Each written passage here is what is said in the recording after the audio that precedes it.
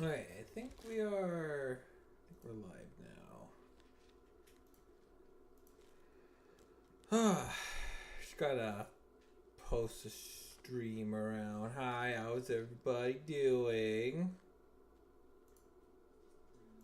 I'm ready for everybody to dir. I just gotta get my weird desktop set up on so I can look at chatters. And then I gotta post the link. Yeah. It's time to continue the madness. It is semi-open VC today, so...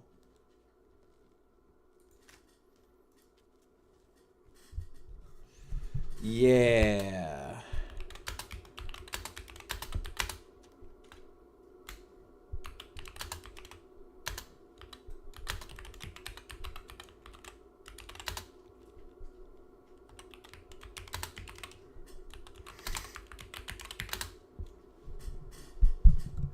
Yeah, I'm happy to be,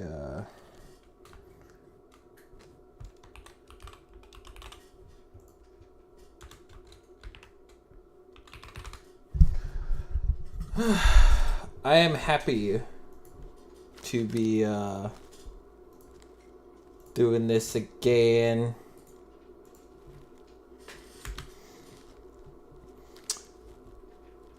Hits the same buttons. I just gotta plaster the...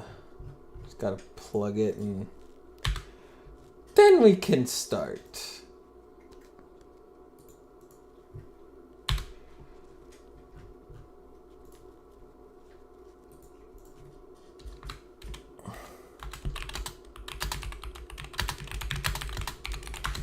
Okay. I should get some sort of chill Nintendo background music on with the technology I have.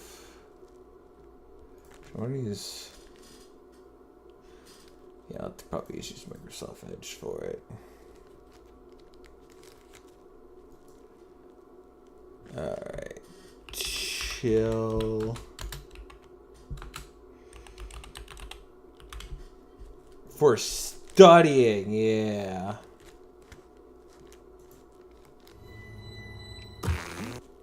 Oh, right. I don't have YouTube Premium. Oh, fun. Right, because my own YouTube has YouTube Premium. I might switch up this what I use. Anyways, so ladies and gentlemen, today we are back from the Mad Labs, and I have finished documenting data entry for all the teams for NHL, and oh right, Twitter. Well, Twitter, right? I have to tweet it to Twitter.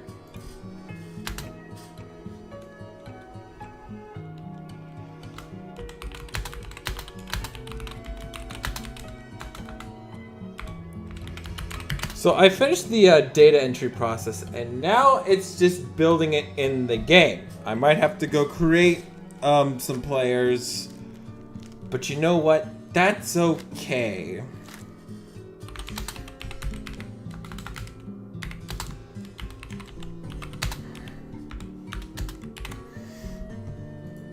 But that's okay. So this is inside the Chaos League. So I have done...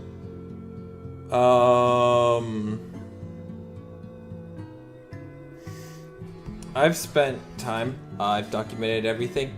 Now we are just entering data for it all. And then we'll be watching some hockey on the other monitor whilst I build this conglomerate. I'm looking to do this probably for about 5-6 hours. we'll see how long it takes. But we're gonna be doing lots of player movement, and then I have a wheel. For we'll decide to know what team I'm gonna do next. There's a couple custom teams. And there's like 1 or 2 I have to make. So, anyways, time to spin the wheel to see. Oh fuck! It's a custom one already. All right, we have a custom one. So, let's see. Let's see. What are we thinking? What are we thinking? I think we might just jump straight into do the Thrashers. I mean, from looking at that, I think we'll do the Thrashers. I think that's what we're gonna do. I think we're gonna do the Thrashers. Okay. Building the Thrashers official roster. The custom team they'll be assigned to is... Okay, so they are on custom team J.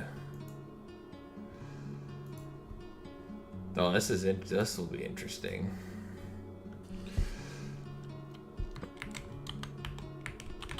So the Atlanta Thrashers are custom team J, so that should be...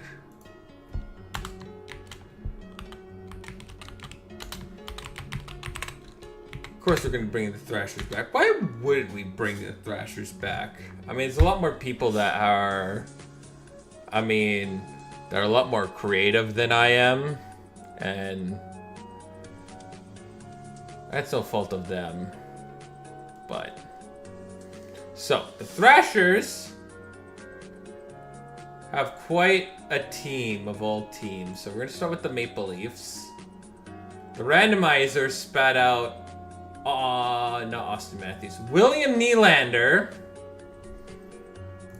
So it spats out William Nylander. Tim Stützle from the Ottawa Senators.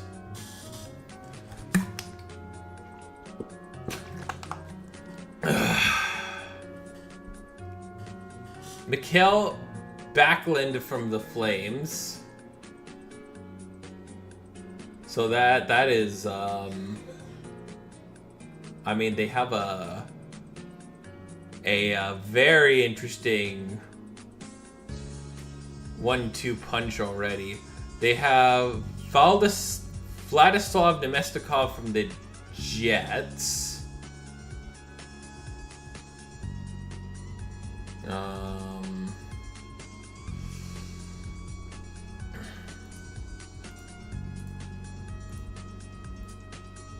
Doesn't look like I have to create anybody. Hooray. And then I got Nick Foligno from the Blackhawks. Nice, man.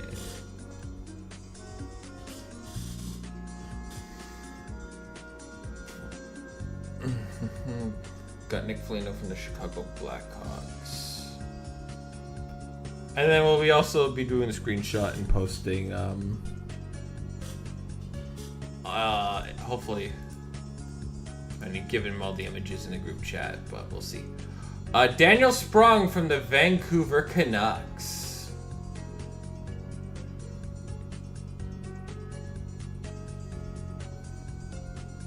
Luke Kim from... Luke... I cannot pronounce some things I just can't pronounce. But Luke Kunin from the Sharks. Terribly sorry if I butchered names. That's what I'm known for. Bobby Brink from the Philadelphia Flyers.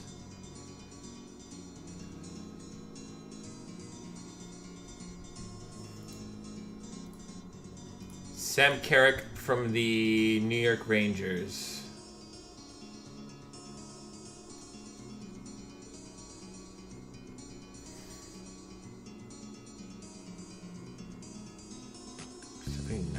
Sam Carrick, okay.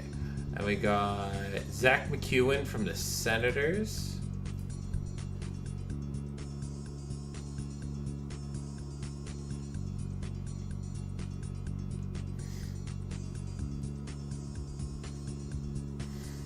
And then we have Zach Ashton Reese from the Blue Jackets.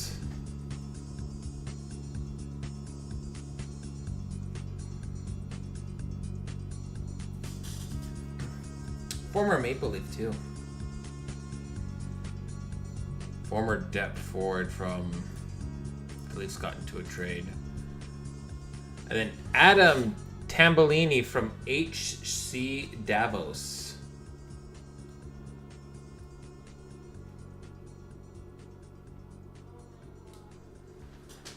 And then Nicholas Camano from the Grizzlies in the Dell Hockey League. And that is the forward core. We're in the Grizzlies Wolfsburg. So that is quite a forward. Their defensive core looks better, but seeing a lot of middle six. They have two for like the top 10, but like nothing much after that. So next we go to the Devils, New Jersey Devils, and they got Dougie Hamilton, and then Thomas Chabot from the Senators. And then we got Issa Lindell from the Stars. I did the Stars already, so it makes it easy.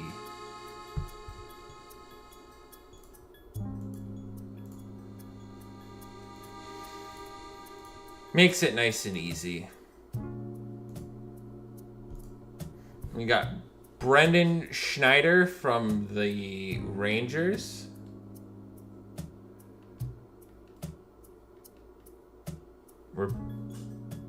Yeah, Braden Schneider, yeah. That's how you would say it.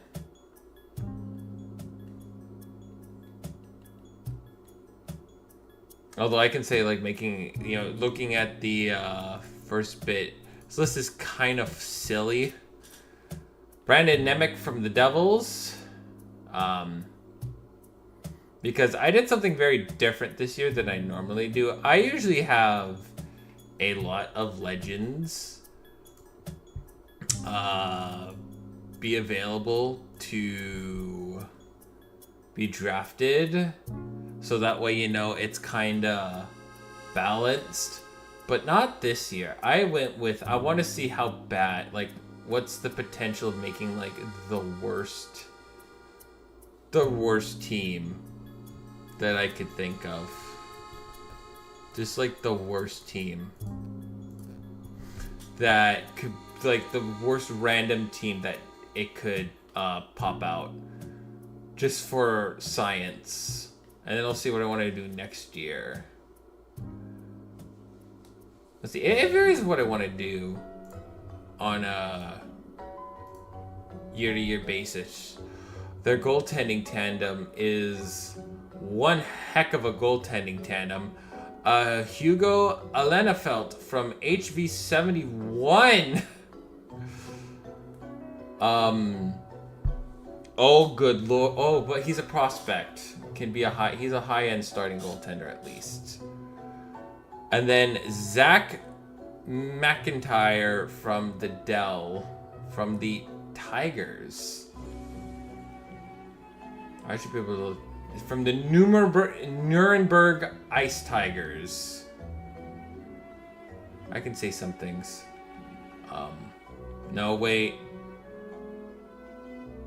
Not the Nuremberg Ice Tigers. The Stanberg Tigers. That is the Thrashers. That is the team of the Thrashers.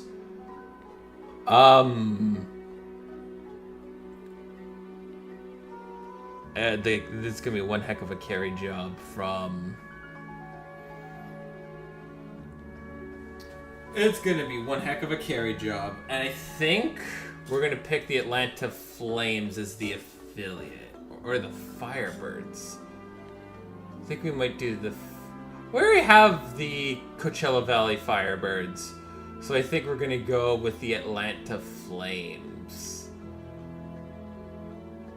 So we're gonna go with the affiliate. The Atlanta Flames will be the affiliate. So the affiliate team will be the Atlanta Flames. Probably not, because we might want to do that for... I'll think of something else for the whack. For the Jacksonville... But yeah, we already have... You know, we already have the Firebirds already, so the Atlanta Flames are the affiliate for the Atlanta Thrashers. The old Atlanta Flames, all before they became the Calgary Flames. So, yeah.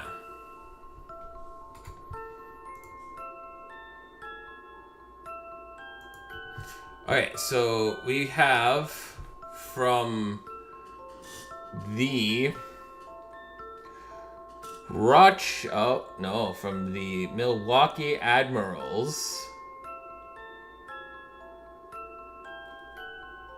Joachim Kimbrell, I believe, yes. This guy's got high upside. Yeah, Joachim Kimbrell, so really good prospect to start.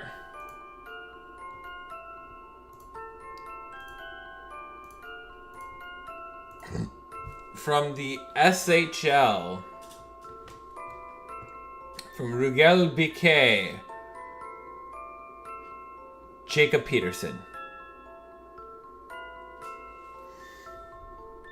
So that is interesting. From the AHLs, the Manitoba Moose, they're getting Chaz Lucas.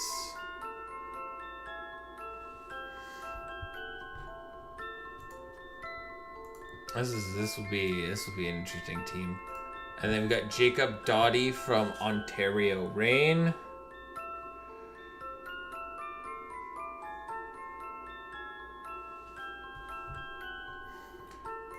From the Dell, from Alder Melheim,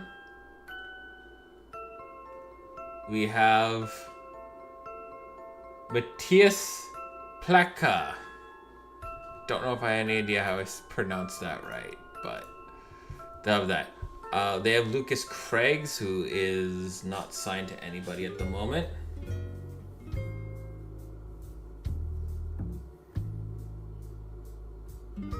$72. That's a far away. It's a far way. Norlander, Quenville, Duggan. I don't see Craigs yet. Shulman. There we go. Looks to be from the National League, from Louisiane Hockey Club.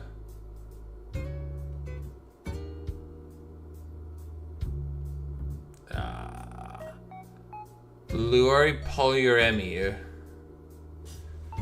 That is from the Crunch, from the in the AHL, from the Syracuse Crunch, Gabriel Dumont.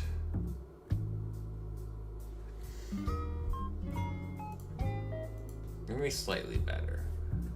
Cameron Butler from the Cleveland Monsters.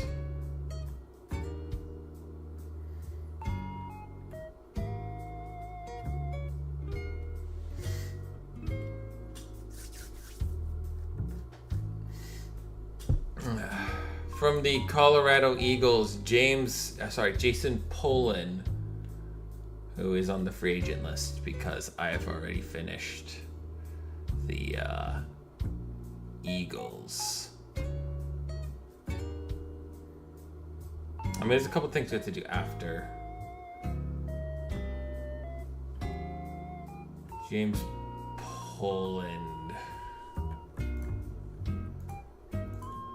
And then we have from the ECHL. From the Stingrays. We have Trevor Magnola. Getting some senioricity there. From the WHL Hockey League. From the Tri-City Americans. I'm so bad at this, holy smokes. There we go, sorry, I'm dumb. Jake Sloan.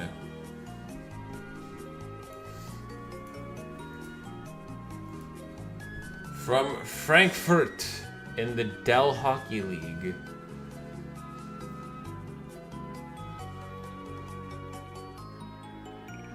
From Lowen Frankfurt, we have Julian Froberg. Sorry, Julian. Alright. Wrong. Julian Navarnik. Not bad for Prospect Core. Not bad. Goaltending is a little bit on the yikes. Team as a whole is a little bit on the yikes side. But I don't think... I think the defense core will be like pretty unchanging for some of these.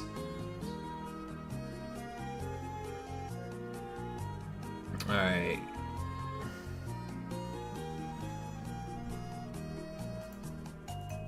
And then from the SHL, from Luleå Hockey.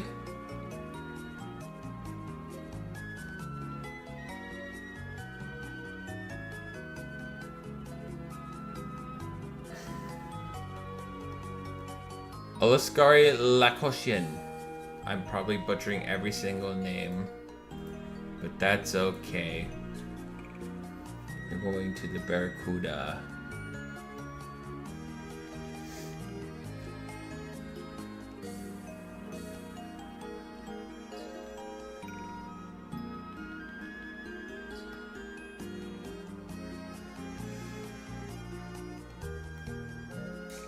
Leoshin Wilneris. Yeah. Then you got Ryan Ellis, who's a free agent.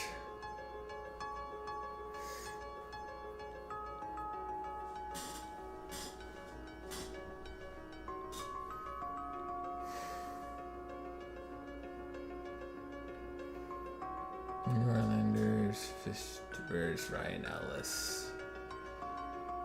There we are. And then we're going to the National League. Back to Louisane. Got two people from Louisane. HC. It is David Stelneka.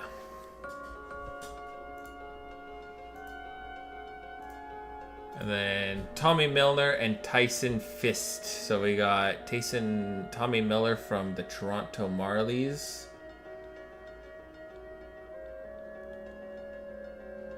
And then we have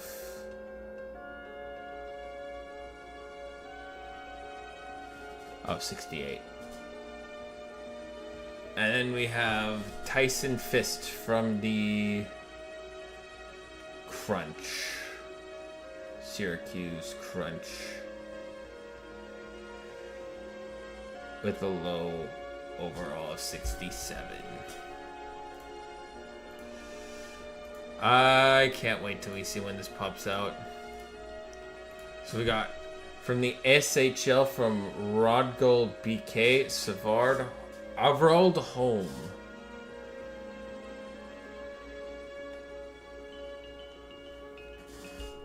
This is their affiliate. Their affiliate's funny. And then from... Oh, good lord, I'm not even gonna... From this league... Cannot pronounce it, will not even bother. From the Dynamo... They have Roman Will.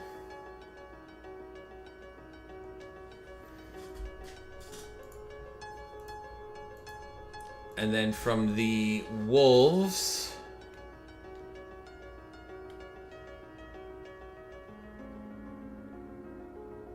They got Yermani Peters. Yeah, Yanev Peters. And that is the Flames. That is the Flames. Unfortunately, I cannot use Heat again, but that's okay.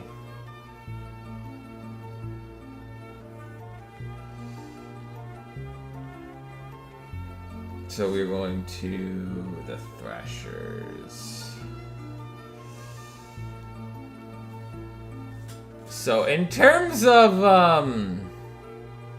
we're gonna get our not bad of a team, in all honesty. Not bad. I mean, I think this is... I mean, in terms of defensive, you're going to need a good defensive core for that. So we're going to just do a little... Oh, but your affiliate. Oh, no. Oh, no. That, really? Your affiliate is that bad? Dang. That is a shame. That is without a doubt a shame. I gotta find the file folder on my desktop that has all of this in. That's where the fuck is the fucking file folder? I don't need this. That's bad.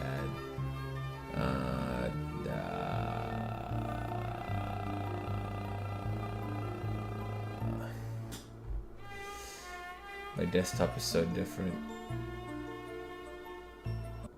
Get a credit card annual fee waiver and earn Scene Plus points faster with the Scotiabank Ultimate Package and bank more entertainment. Learn more at scotiabank.com/banking. Shoot.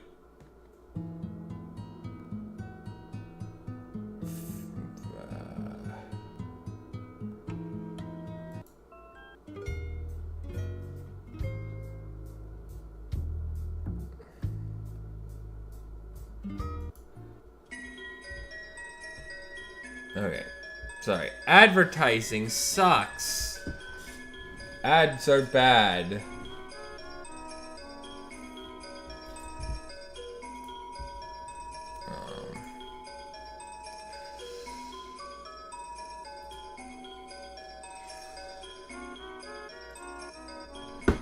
Alright, so I'm gonna put this like here, or at least be able to. Anyways, I'm gonna open up Discord.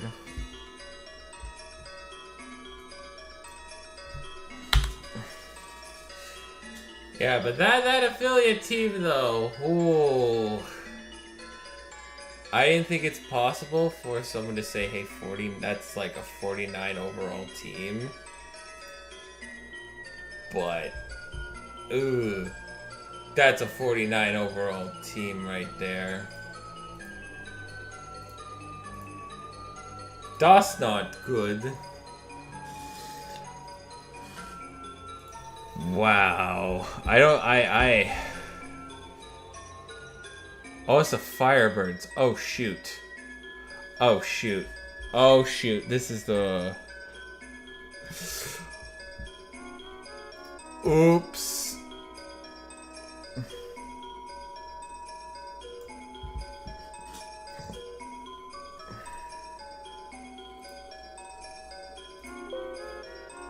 I'm gonna replace that. Whoops, that was the wrong one. Still kind of funny. I did the wrong one. It's this one.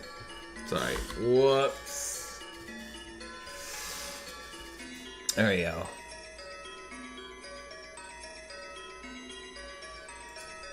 But yeah, still kind of yikes. But anyways, the Thrashers.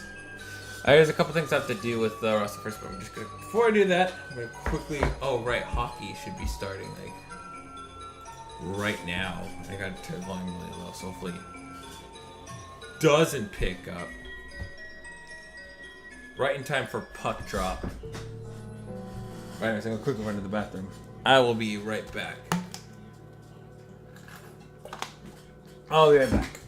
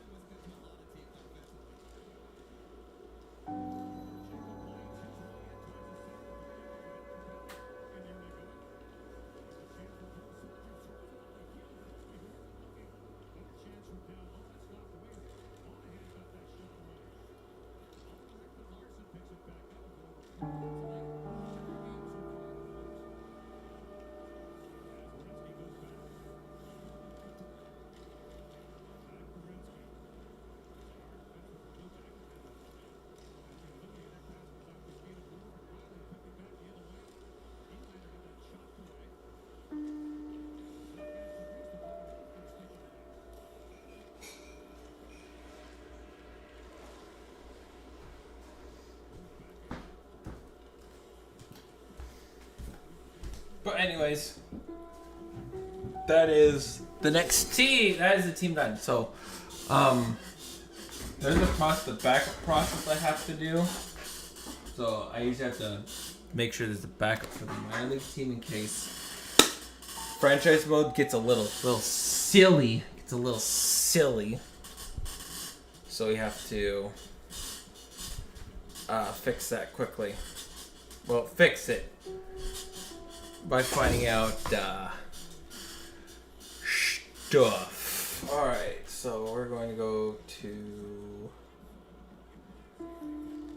franchise mode and we're going to go to 34. Oh, it's custom. By the way, best edition that has ever happened.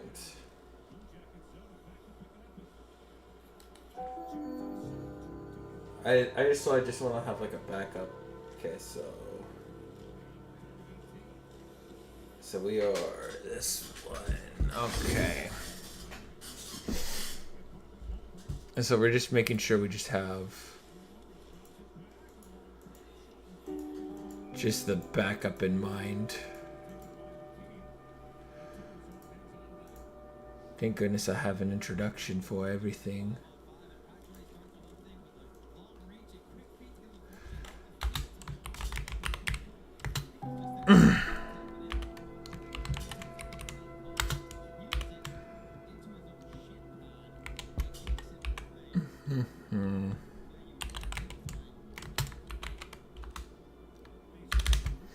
Alright. Just so that I know. Okay, so there's a couple things I have to do. Just a couple things I have to do. Because I think it's important, especially for custom leagues. Sometimes it kind of messes it up. So it's more of an unnecessary thing to do. But just to have the backup, just use it just for like a backup. So, hooray, the backup. So we got And then we're going to go back to the Thrashers here, and then we're going to maneuver around. I think the most first important thing to do is with the goalies, because they are a little bit of a pain in the butt to move around. Just a little bit. Just a little bit. But that's okay. It's the Chicago Wolves. And this is the what I like to call the great maneuver around. Where we move people around. Just to make sure that there's no overlap. So I usually move the affiliate players to the affiliate, and then just so that way I don't overload the other, because the others, it's kind of hard to explain, but it just makes my life slightly easier. Okay, 2 less goalies. Where's a G? Here's a goalie. There we go.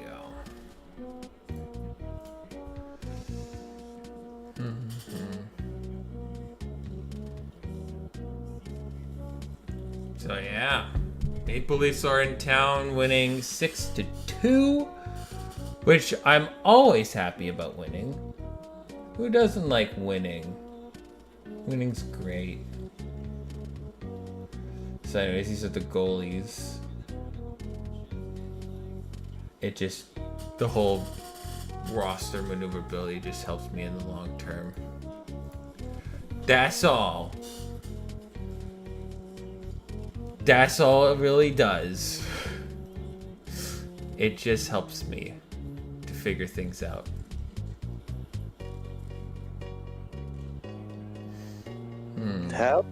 Hello. How's it going? It is going. I just made the relaunch of the Thrashers, and now I just got since it's a custom team, I kind of have to clean up get the backup spot, because NHL likes to be dumb. That's reasonable. Oh fuck, the Blue Jackets just scored. Damn it! So yeah, that's what I've been doing. Fair. I got the data entry done on the weekend. I spent too long on it. But that's how it is every year. I did like 65% of it in like the last 65% in like a 14-hour span. Jeez. Yeah. The thing is with the thing I'm doing for Madden, it's gonna be really hard, because I'm gonna have to find some way to make it so that teams don't sign like Patrick Mahomes or anyone like that. That's why you just put the top, because you're gonna give each team 3 quarterbacks, right? I'm doing 2. I'm doing 2 because that's the minimum. No, I do 3. Because you're just gonna... Because there's no way in heck you can, especially for Madden, to not get them signed, because they're gonna sign all the top players, and you're gonna have to... I mean, I'm pretty sure there's a feature that allows me to turn off free agent signings during the thing. During the season, but what about like the off season? Oh, the off season. That's probably why I highly recommend you just go to 3. You do the top, just based on overall, right? The top X amount of quarterbacks are in the position. Randomize it, spit it out, and do it for each position. It's a pain in the ass. I know. Believe me. This is from experience. I have. Oh bloody fucking hell! The Blue Jackets just scored again. Oh, you've got to be kidding me! They just scored. It's 2-0. What the fuck is going on? Ruh-roh. Oh no. Oh no! The thing is, though, a part of me is like, maybe I adjust the roster and make it so like all the high tier quarterbacks are like below level backups. Because my entire thing for Chaos League is that I want, if there's power creeps, there's power creeps. If there's just a ton of good people at one position, there's just that. I know. I don't know. Well, I mean, I try it this year, but I don't think. I think just to make it easier on yourself, just do the top 64. It's just you're just gonna make it easier on yourself. Because even with like NHL, right? I'm not doing the whole damn thing. I've done like the top. What it end up being like 1,248 forwards. It's like 678 defensemen and then 240 goaltenders. I put them in the randomizer. It spits out the results, and then I have him here. Because that's what I've done. Because I used to do it. It used to be like a lot harder to do. But Tristan and I have spent hours building this document to making sure that all I have to do is just enter the shit. Well, that's the thing. I'm not even close to entering. I still am in the drafting process.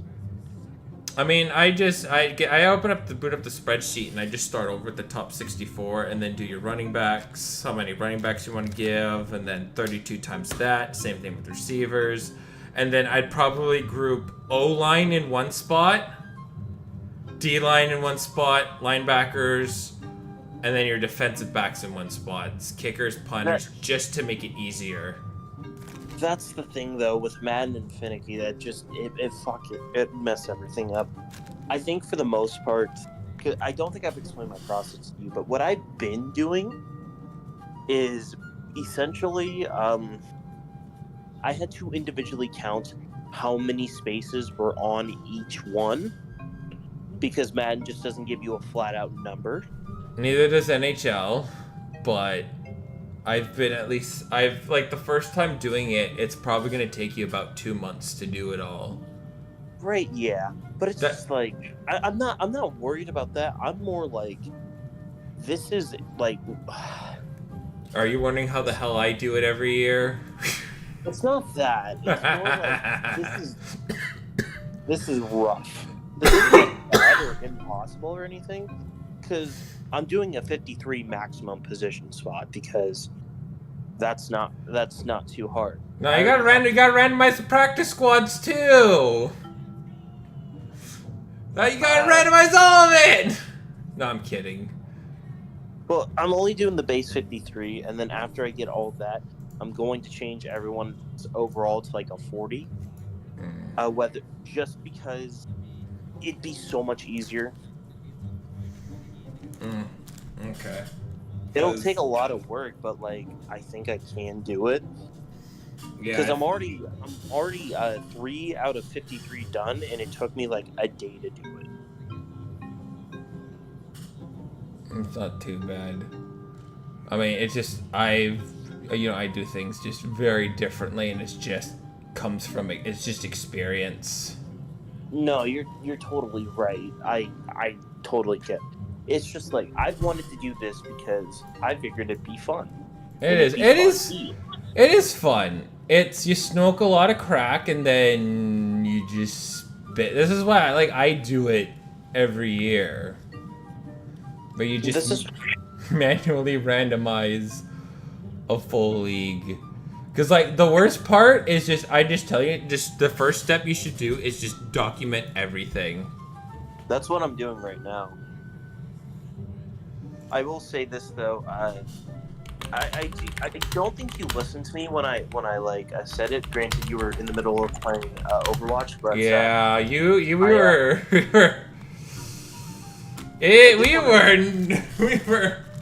full in on the Overwatch. And I did want to say this real quick though about some funny things that happened. Seattle's starting quarterback is Jacoby Brissett. Yeah. It happens. Nothing surprises me. Like, I'm still, hopefully, when I get on the wheel decide. It's just, I see there's a team that's just fucking god-awful. Because I did something very different this year, because normally what I do is I had a good amount of, like, NHL Legends. Like, a pretty significant handful. I think I did, like, a very small handful. So the overalls are going to be a lot lower than what they normally are. Oh, no. Oh, I finally remember what I was going to say. Guess what your backup is? Matt Hasselbeck. Sam Howell. Yeah, that happens too. Yeah, I've done 1 year where I did the Canucks. I think back-to-back years, JT Miller just never moved anywhere. Yeah, that happens. That happens a lot. Nah, funny thing too.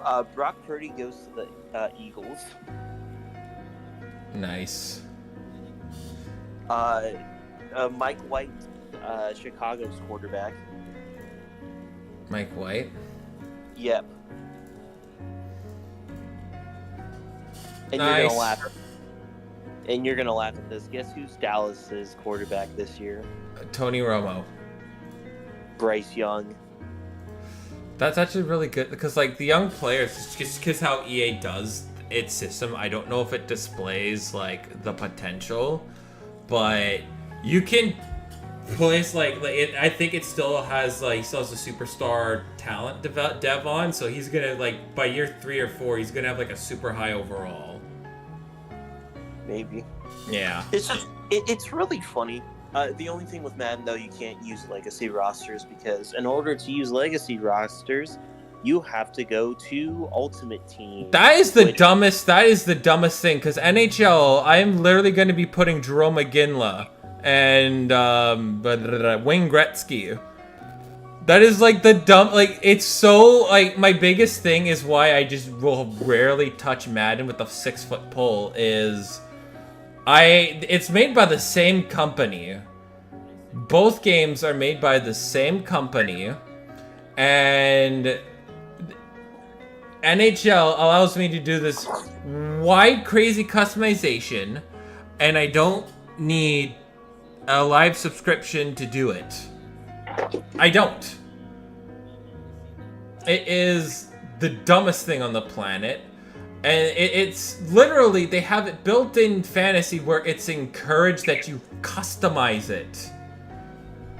And because 1 year, when I found it with the year, I was at NHL 23, when I found out I could customize it, I was like, I wonder if I could add NHL alumni players. And if I could add NHL alumni players, I'm going to manually randomize the entire thing. And I did. Except this year, I'm being kind of lazy, and I downloaded someone's roster update, which already has custom teams already built into it. So because it has teams already built into it, I'm only going to be creating like the mainstays. I think there's about 4 mainstays: the Heat, Bulls, Aliens. I think there's something else. The Alaskan Alien. The aliens will be those are just the mainstays, right? Like those are teams that are like I'm not gonna go without, right? So it's just 3 teams I really have. That. Yeah, the aliens will be back. Always will be back. They're a mainstay. The team that I made out of discomfort because I hate hockey. And I decided, hey, let's have a team in Alaska and completely ruin the NHL landscape. We all voted. When we did 2.0, we all voted for the aliens to stay. So I wasn't a part of that. You weren't a part of you weren't in the podcast then, but we all did say, hey, let's have the aliens back. So it's a favorite of it's a podcast. Oh right, the mainstay, the Chicago North Stars, because that's just to piss Spencer off. Right. Well, my thing is too. I'm just why did you guys keep the aliens around? I don't know. I mean,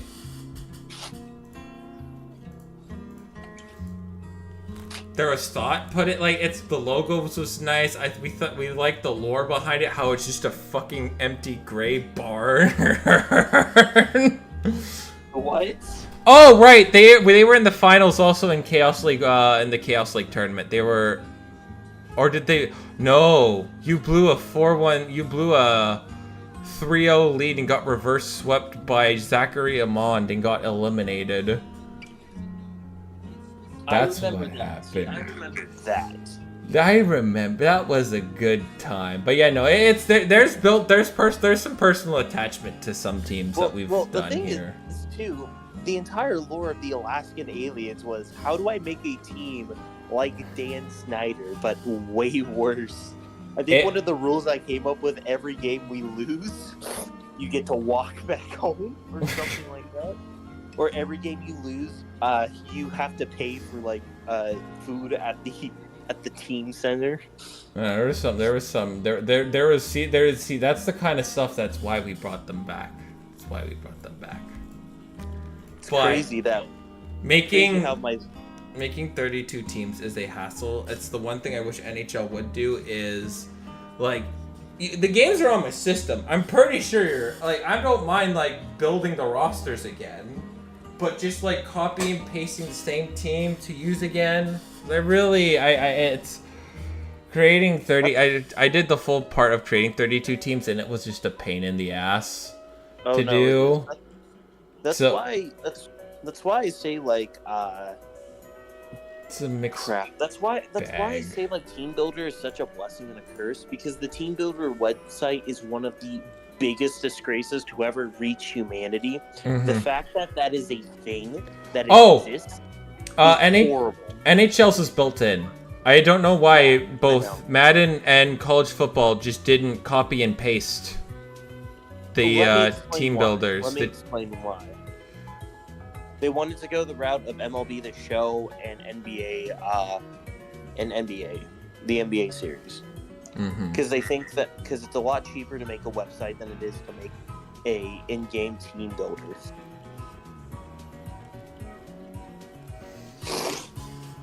Yeah. Plus, you're limited to a select variety of images in a team builder, rather than just uploading a picture from like a You can upload a picture. I've made the B drills. Oh. All on pictures. You can. You can upload photos, but they can't be copyright, which everybody does it anyways. And it's 3-0 Blue Jackets. What the fucking hell is going on? Well, everyone get your clips ready. We might see Untitled Breakdown Project. We're losing to the Blue Jackets, 3-0.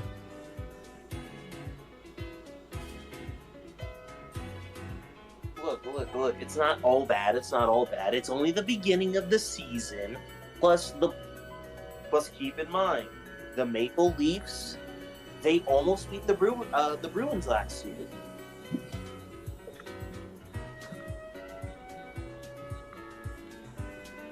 You have no, don't even know. You can't even say almost, man. Look. It's the beginning of the season. They showed progress from last year. Taegan. Things like that are gonna happen. Taegan, I've seen this script so many times. I'm not even mad about it. I'm not even mad about it. That's the stupid part. It's like, I've seen this script. This team's losing in the first round of the playoffs in Game 7 like they do every year.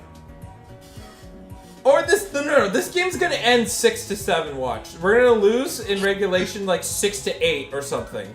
Or something so stupid like that. No, Luke, you don't get it. You're just being a doomer right now.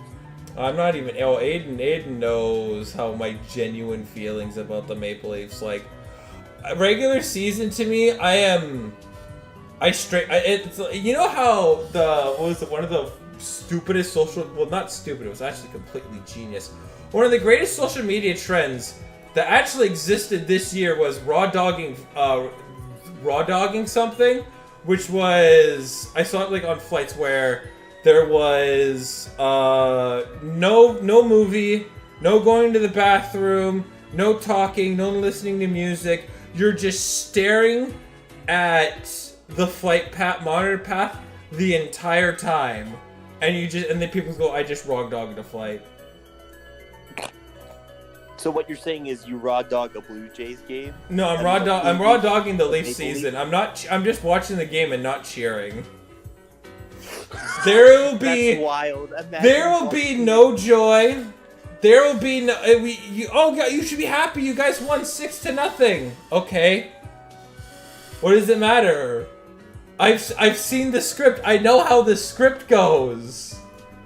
This is going to be one of their embarrassing games where they lose to a team that they should easily be beating. Everybody on Twitter has a meltdown. Then they go play the Florida Panthers and beat the crap out of them. It happens every single time I have watched this team.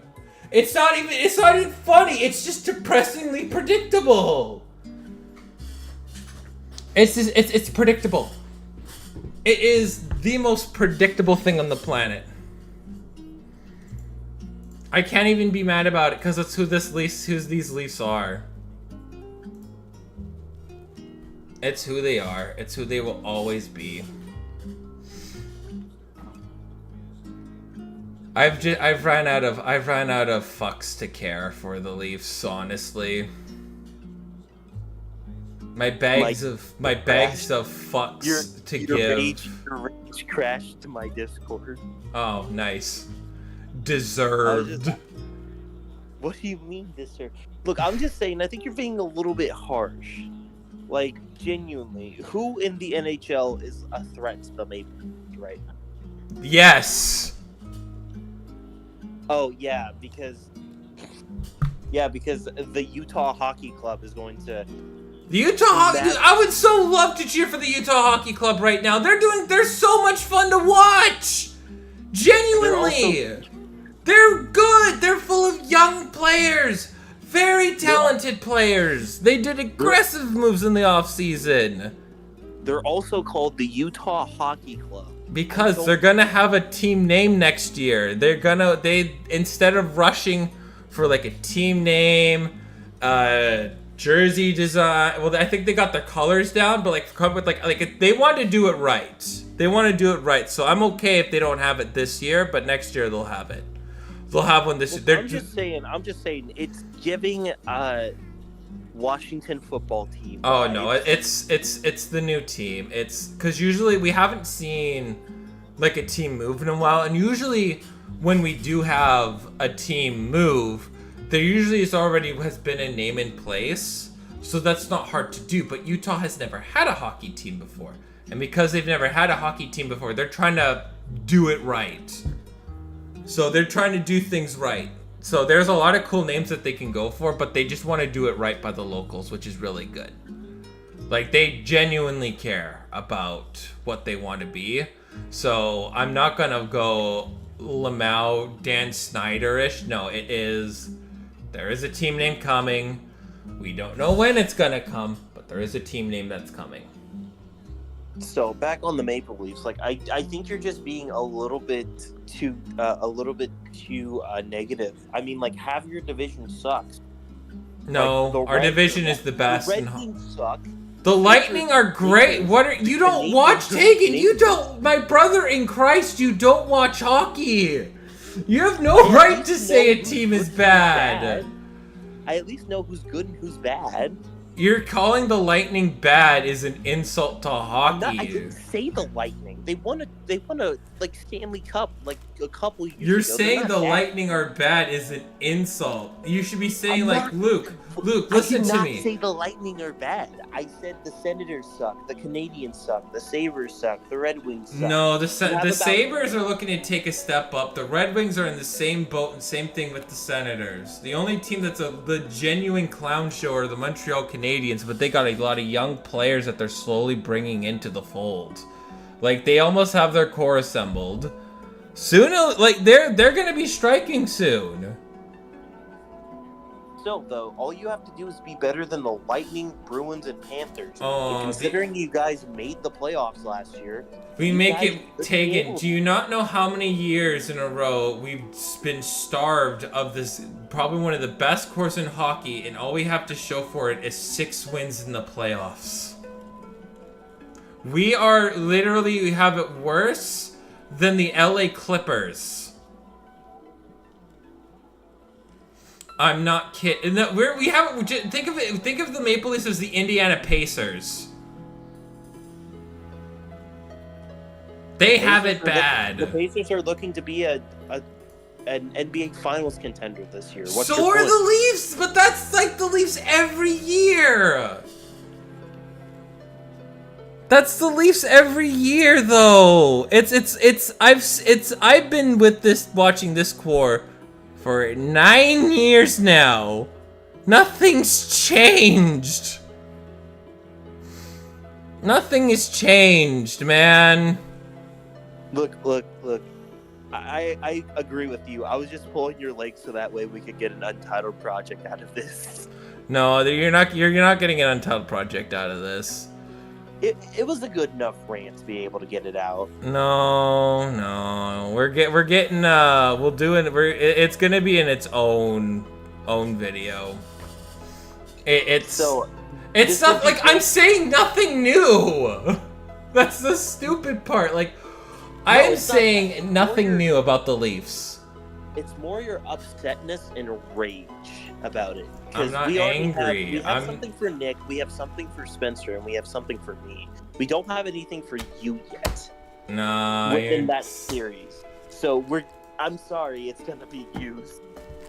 Whatever. It's not even good. It's not even good. You want to get something? Just wait till like game 1 or 2 of the playoffs. Then you'll get like a genuine anger out of me. Because we'll see. But yeah, I was just you'll get a better reaction when it's playoff time. This is just honestly, it's too early to be mad, but like why were you just being mad then? New coach, nothing's changed. An amazing win against the Lightning, falling apart versus the Blue Jackets early in the season. Same shit, different season. That's still... And then they're gonna soar for like a 10-game winning streak and then have another embarrassing loss and blah, blah, blah, blah, blah, blah, blah. I'm just... This is where Craig Berube proves me wrong. I'd rather we just lose 3-0. Because then there's changes, but losing to this frickin' team like the way they are is just frickin' stupid. Like like the Blue Jackets. I mean, rest in peace. Rest in peace, Johnny Gaudreau. Guy was taken way too early. Guy did not deserve. Like, drunk drivers can go to Heffel. People, like, drunk drivers are just the worst people on the planet. But, like, to understand, like, the Blue Jackets have, just one talented really good young player who's there. Now the franchise is now banking on him to save them. And... no hopping in. I just freaking hate the Leafs at times. A burden. But I can't even draw like a really good comparison for you for basketball because, I mean, you basically do cheer for the Montreal Canadiens of basketball. Except the the Blue Jackets of basketball. No, maybe. Because even in hockey, bad ownership you can make the playoffs. Except the Blue Jackets. No, you're the Sabres. There you go. You're the Sabres. There we go. There we go. You're the Sabres. I think that's a better comparison. Because your owner needs to really sell the team. He might be looking at selling the White Sox so they can get moved to Nashville. Which I find equal parts funny.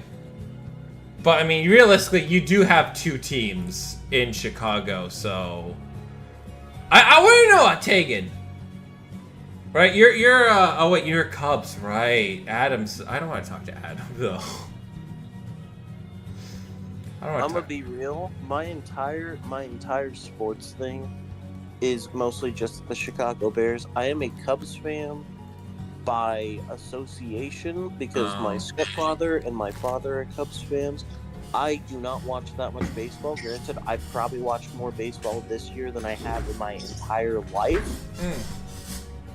But if you ask me anything about baseball, I will give you the most casualist answer imaginable. And it's the same thing for basketball.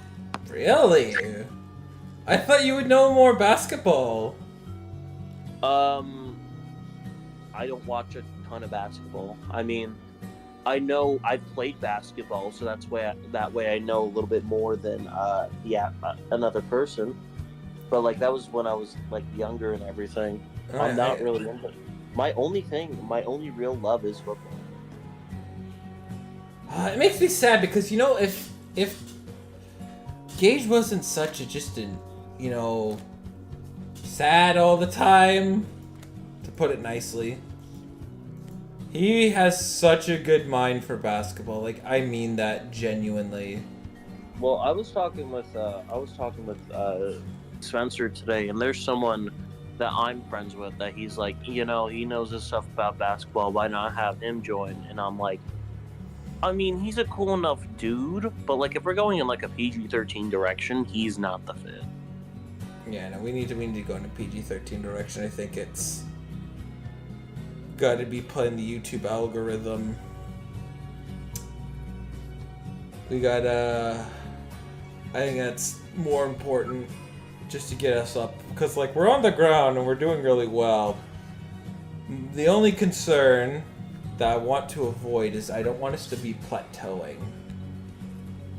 I mean, right now we're doing fine. We're good. We're doing good. We're doing good. We're nowhere near plateauing. We're nowhere near plateauing, but I think we're doing. I think it's a good job. Like we got an Untitled project coming out later today. I mean, Nick said he would probably get Titans done today, but I haven't seen or heard anything from him. I was gonna ask him if he wanted to watch Tip Off, but he was like, "I'm gonna give my boys a rest today," so I think he's editing on that. And then afterwards, he has Untitled Niners project to work on, which I did not say anything that is relating to Brock Purdy about his contract or anything like that. But is it quarterback play of Brock Purdy? It's what I worry about the most. I keep on saying this right now. If people want to claim here and say Brock Purdy is a franchise quarterback, I am fine with that. I am more than willing to accept that. But with that comes franchise quarterback expectations. There are expectations. And one of those expectations is when you're down your guys, you have to perform without them. That's one of my expectations. Joe Burrow did it. Aaron Rodgers did it. Okay, so you're looking at him as a franchise guy. I'm just looking at him as an average Joe who I hope the Niners give the vault key to. No, I get that. I'm just saying, if people are going to view him as a franchise guy, then he needs to perform when he doesn't have the talent around him. Granted, I also understand that the Niners are injured to hell and back, and I can accept that. But let's be legitimate here. You blew two leads against the Cardinals and the Rams, both teams who are incredibly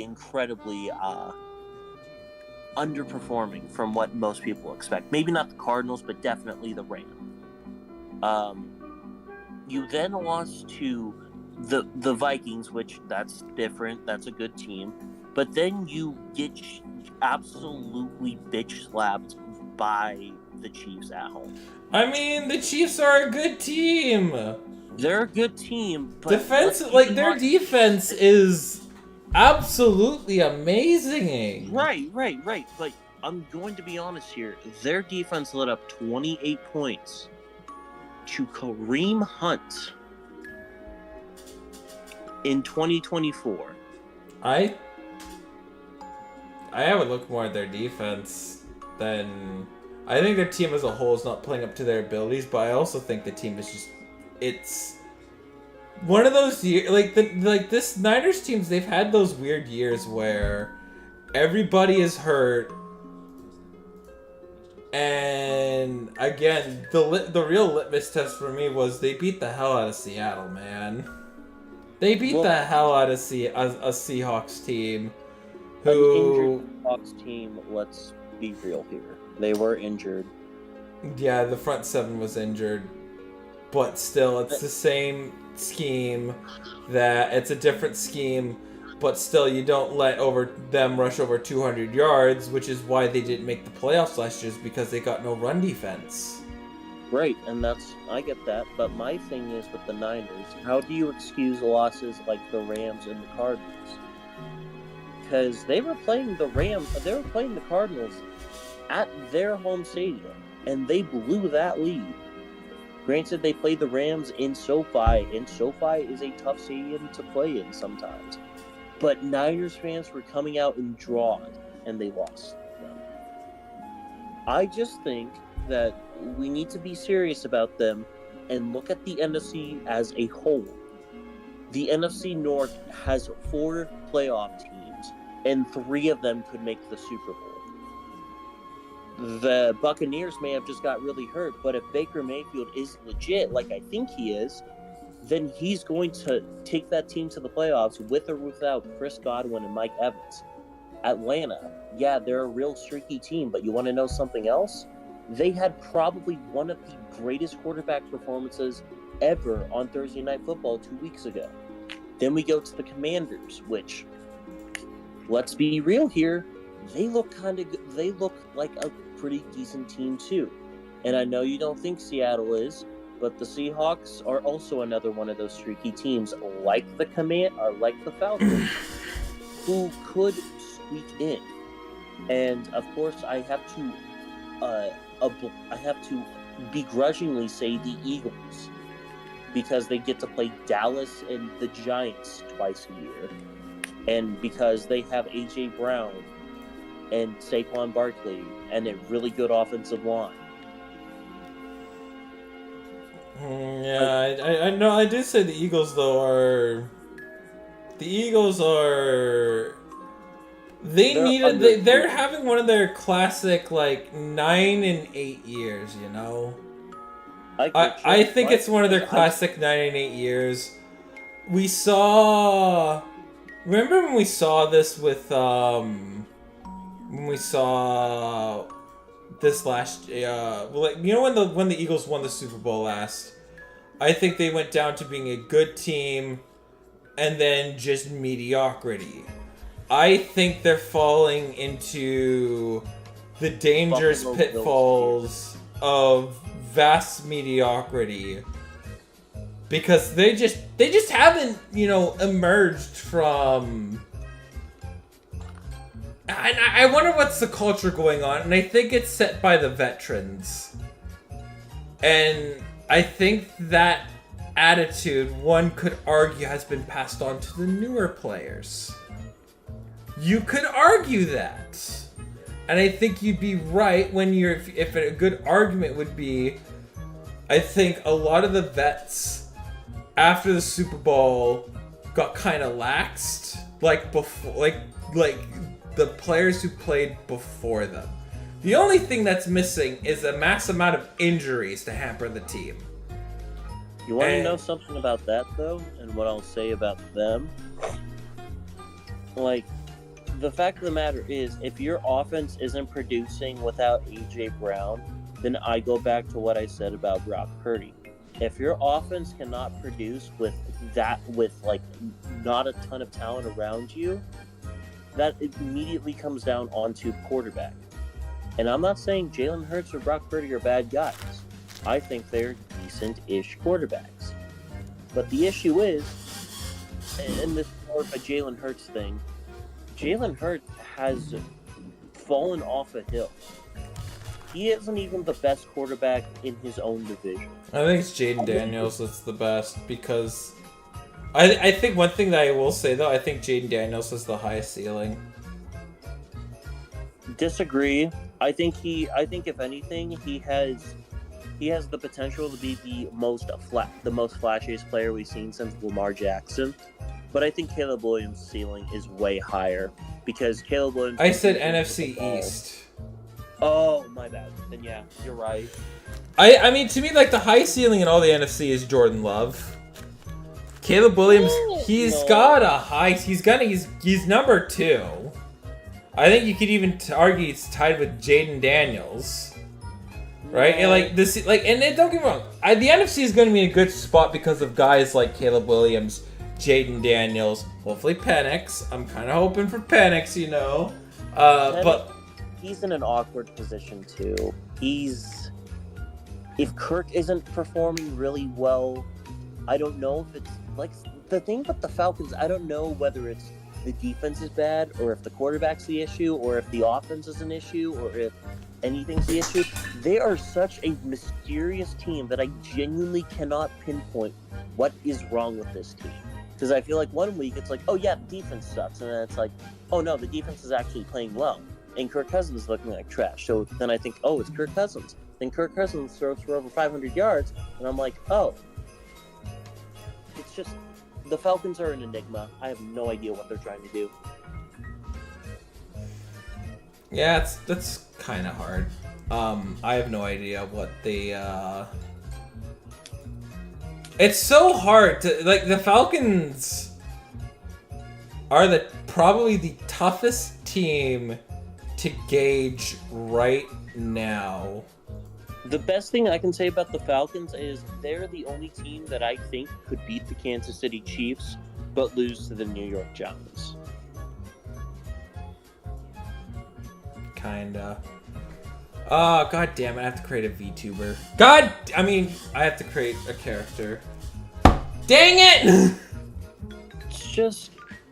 My thing is with, the thing is with the Falcons, it's like, what can you say on that team is, like, good besides Drake London? Which, like, I can't even tell if Drake London's good because he's just getting force-fed the ball 30 million times because Kirk Cousins still thinks he's had Justin Jefferson on his team.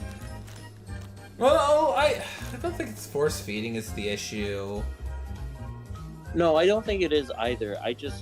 I don't know what this team wants to be. Why is Bijan Robinson sharing snaps with Tyler Algier? I don't care if Tyler Algier is pretty good. Bijan Robinson, it's Bijan Robinson. He's basically another Saquon Barkley. But Tyler Algier ran for 1,000 yards and he's very productive. So you go with a two-system quarterback. Oh, sorry, running back tandem that I think works out very well.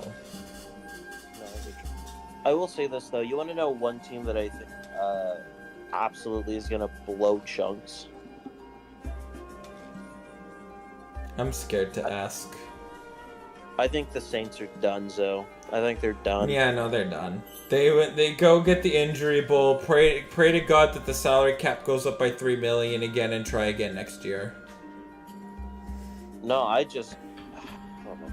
I will say this though. I think I've narrowed down my playoff picture going forward. I think it'll be for division winners. I think it'll be Houston, Kansas City, Baltimore, and then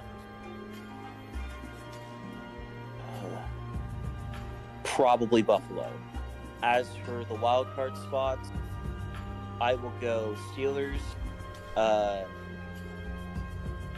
Miami, because I think they'll bounce back just because Tua is infinitely better than Tyler Huntley and Tim Boyle. And you're going to call me crazy about the Denver Broncos. Probably. Here's the thing. I think the Broncos have a top 5 defense in the NFL. They do. And in a horrible AFC where every single quarterback is playing like swamp piss, besides Lamar Jackson and Josh Allen, I think Denver gets in just because the Raiders suck, and I guarantee you they can beat the Chargers like at least once, even though they did just lose to them. God, I think will be the difference maker, but there's a good other really good point where it's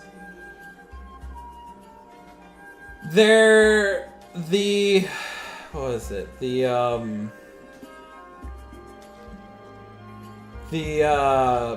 kind of the Broncos' biggest issue is as much it is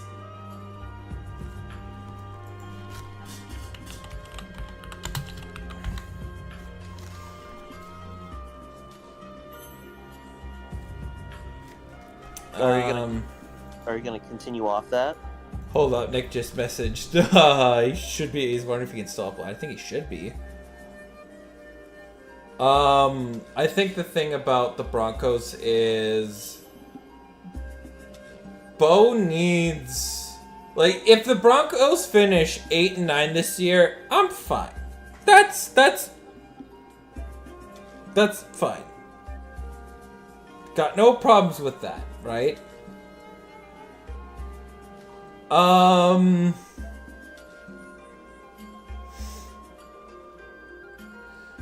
The thing that I need to see from Bo Nix is I need to see a good win against a gritty team. Like, I need to see Bo Nix go to Arrowhead and make it a game. Then I'll be like, you know what? I think he will. Sold. Like, I'm talking like 2 to 1 touchdown ratio. Sorry, 3 to 1 touchdown to interception ratio. 250 yards and a quarterback pass rating of like 95. Then I'll be like, you know what? There's a chance. There's a chance right here. There's a good chance. Good chance that he'll be able to do just that. But now there is a but in all of this. I mean, here's the thing. Bo Nix is doing what he needs to do. Being a game manager. Game managers are, without a doubt, they get the stat lines, they get the wins. Mm-hmm. And that's what now people are really going to look at him going forward. Can he get the gritty wins? Here's the thing, though. I don't think Bo Nix is a game manager. With how he's played in the NFL right now, he's almost like a scrambler.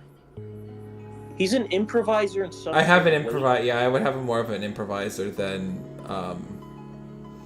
which is fine. There's nothing wrong with being an improviser. No, something crazy. Bo Nix has over 200 rushing yards this year. That was all in 1 week. Most of it was all in 1 week. No, he's had like 2 or 3 games with 50+ rushing yards.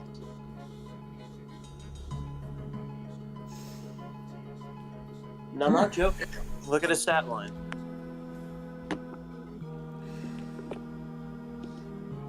Yeah, he's good. And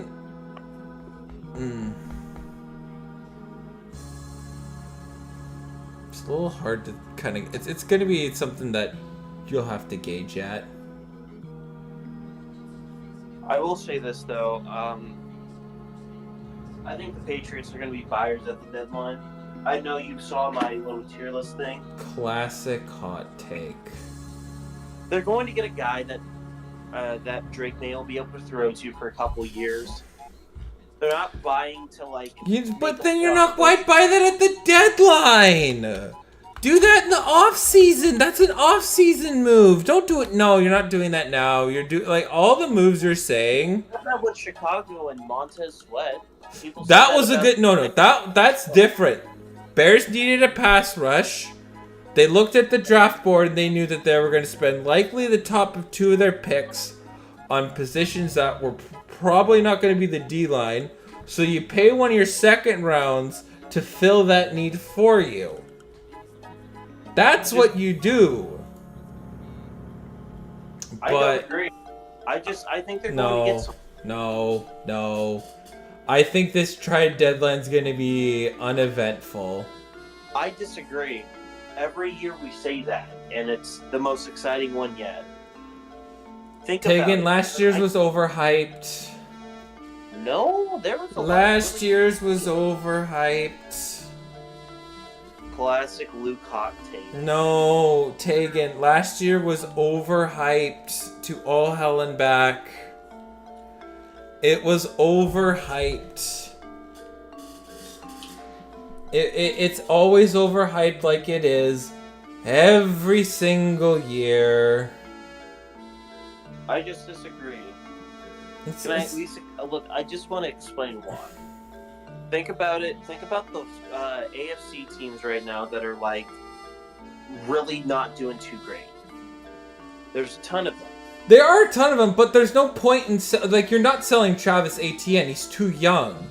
No. If it's 3 years down the line, then yes, you would sell a Travis Etienne. But you're not going to sell Travis Etienne unless you're getting a first-round pick back. There's too much cheap contract, man. It's not going to happen. He may be on his rookie contract, but also he hasn't produced at all this season. Brandon Perna said it best when like Travis Etienne has been getting outperformed by Tank Biggs. And, like, Travis Etienne is on, like, the last year of his deal. Because he was drafted in 2020. 1 second. I'm going to have to wait and see in all honesty. I don't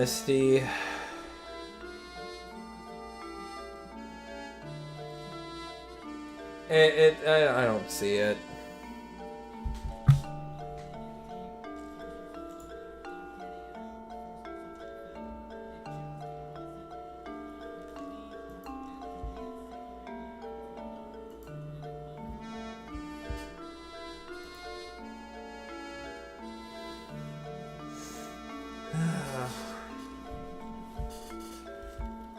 That's just not happening.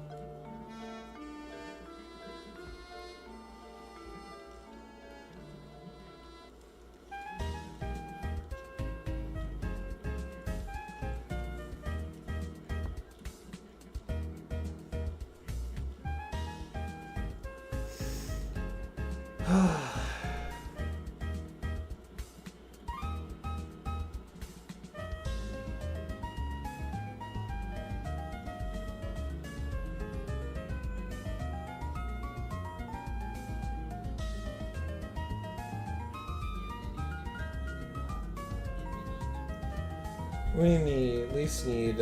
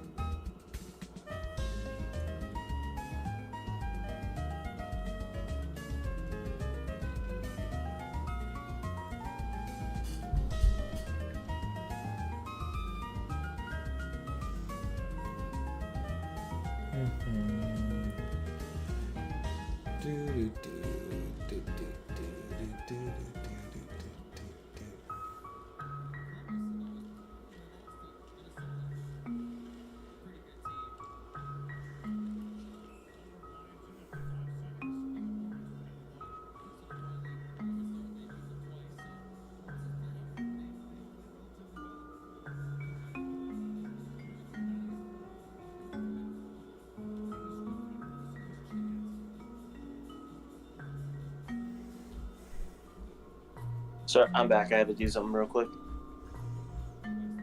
I'm just me not sold.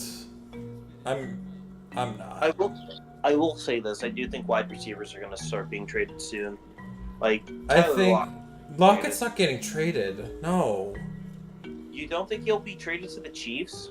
It's why the Seahawks are currently having a winning record.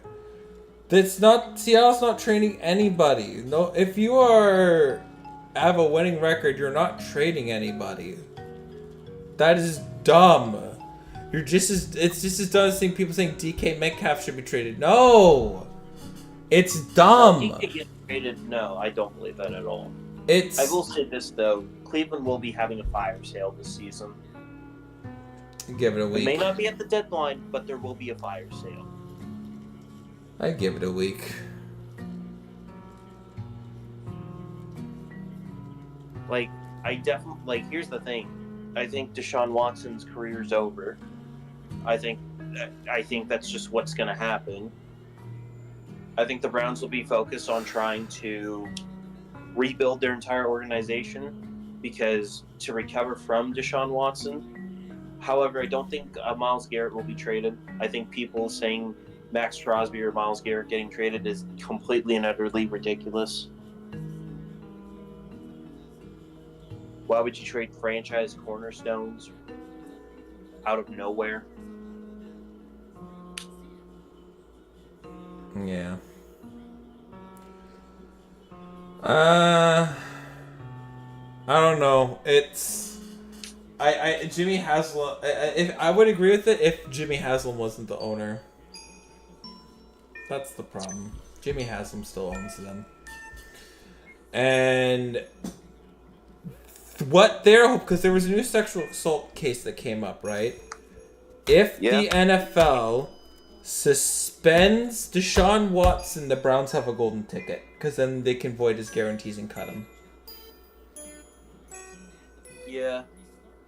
Because it's simple. You void his guarantees, you cut him. Then you can start over.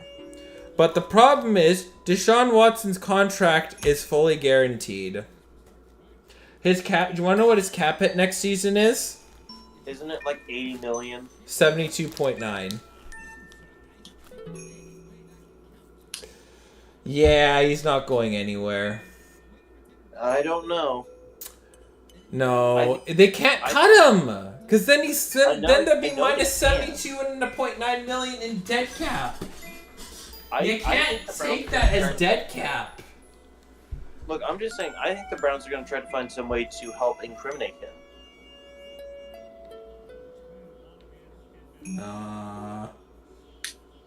No. I see it because it's fucking Cleveland. I think they'll at least try.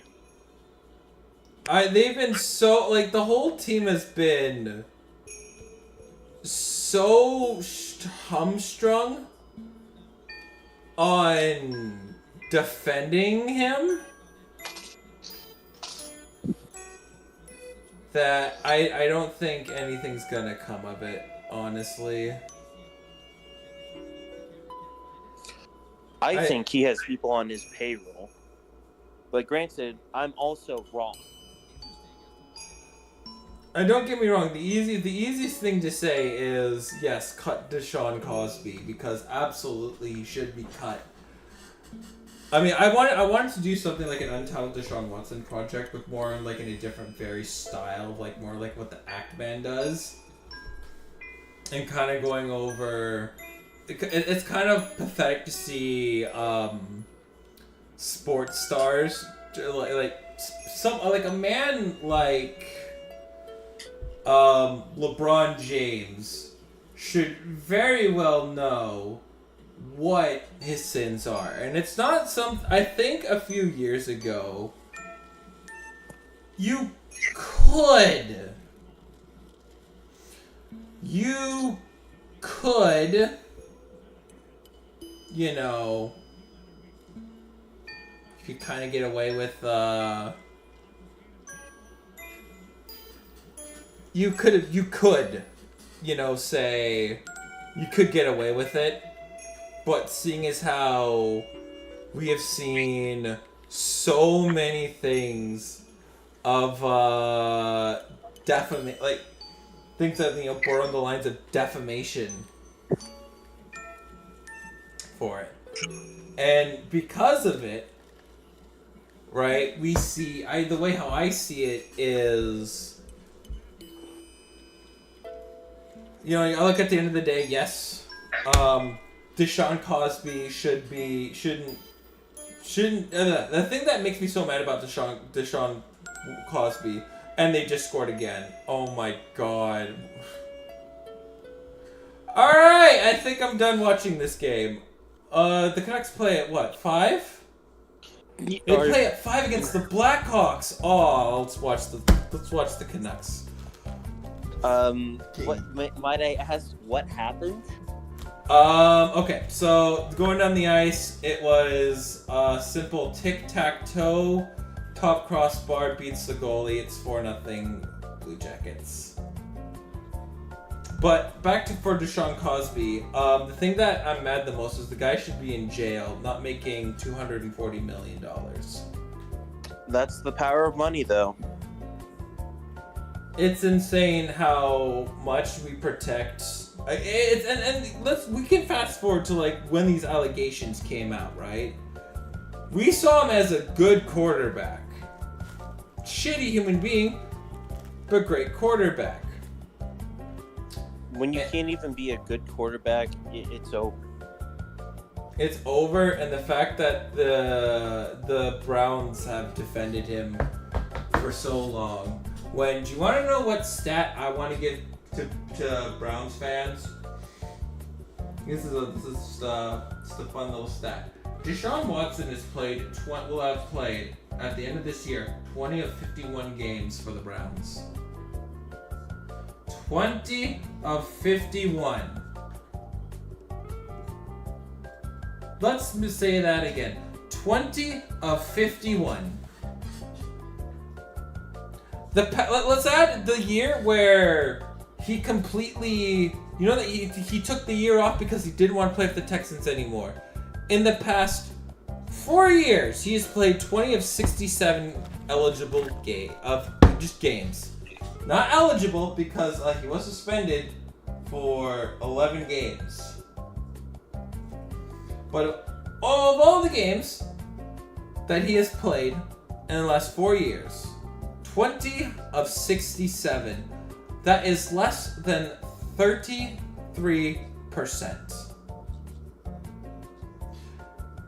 And the thing that I've been kind of mulling over is, do I consider this to be the worst trade in NFL history? Who's ready for this ultimate plot twist? No. Because as long I go with under the context that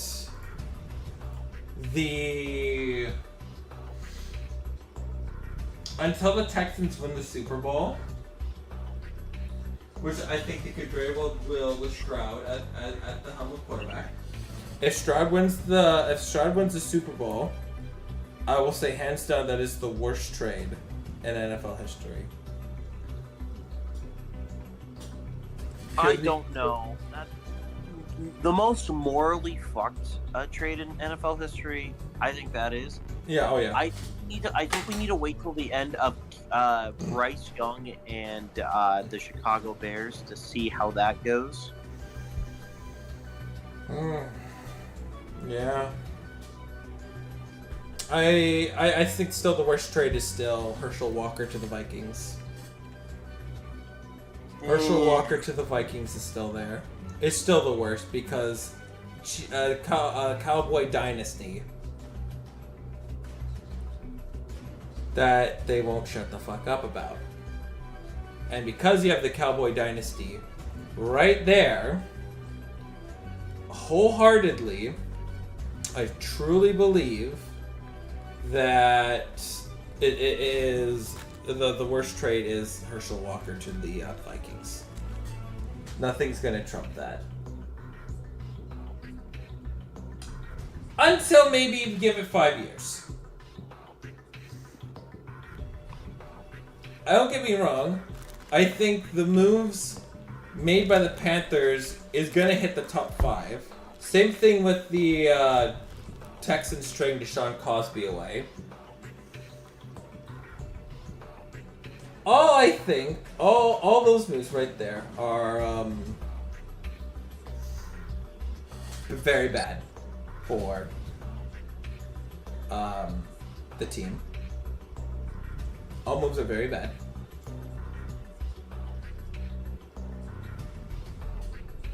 But I think what gets me off is I'm trying to find words. I mean, both trades are very bad, no matter what you look at, how you look at it. They're all moves that have set the Browns are going to be set back, and for all we know, the Panthers are about to enter the phase of lovable. I think the Panthers are about to take the lovable, are about to crown them. I think we can crown them as lovable losers. I really do. Yeah. Because it's there. It's like the, you know how we all felt about the Browns when they went 3-15, 1-15, 0-16. You know how we were just cheering for them to win a game, right? We knew their ownership was bad. We knew their owner was a piece of shit. But for the players and the fans, we wanted them to win a game because you experience happiness and joy. Cleveland has lost that lovable loser status because of Deshaun Watson. I mean, let's be real. Not all Browns fans have completely defended Deshaun Watson. They all think that also too Deshaun Watson is an garbage human being. Wholeheartedly. But they've lost it the minute that they were willing. And here's the thing: if any other team would have traded for him, and that would have if he would have gone somewhere else, I would have felt the same feelings. I would have had the same feelings, honestly.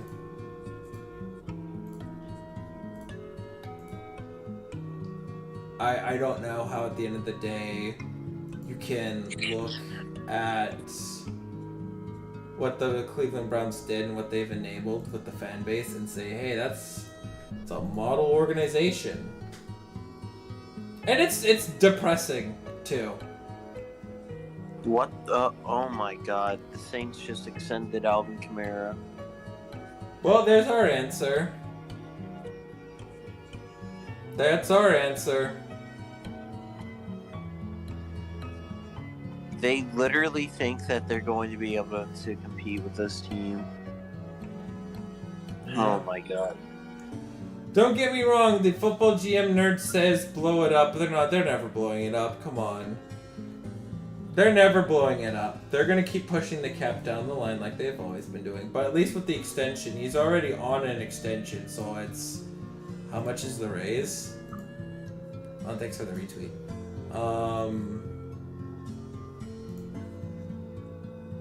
Who is it breaking by? Let's go to recent. Oh, Celtics are draining. Good to hear.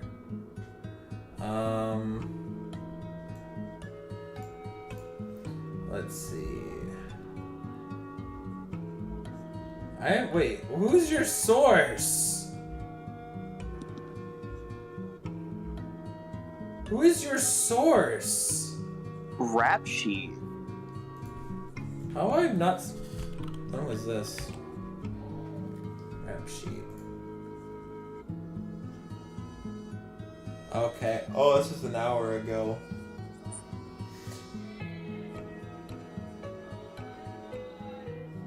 She gets basically 2 more years tacked on. Okay. Yeah, he gets another 2. It's a 2 years tacked on. Yeah. So he gets 2 years tacked on at 12.25 million. Okay. Yeah, that's not much of a cap raise. That's not much of a cap raise, really. I think he may. It's not much. It's not that big. It's not that big of a move. It is. It's not that big. It is probably like a minor annoyance than anything. Okay, and then you have Pontus Holmberg from Taranta. Right, Pontus Holmberg. Huh? How have I not added Pontus? What the duck? Okay, I gotta start cutting some.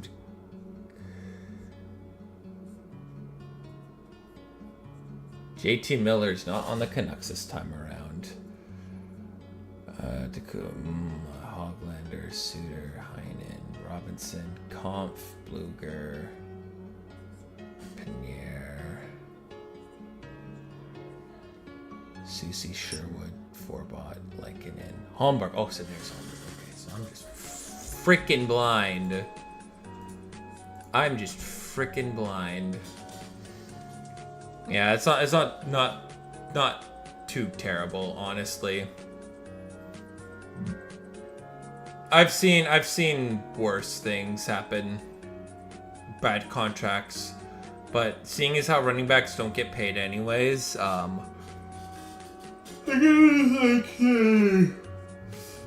no matter what, how they look at it, I just want to know what the how much guaranteed it is, but it sounds like they just tacked on 2 more years, which is fine.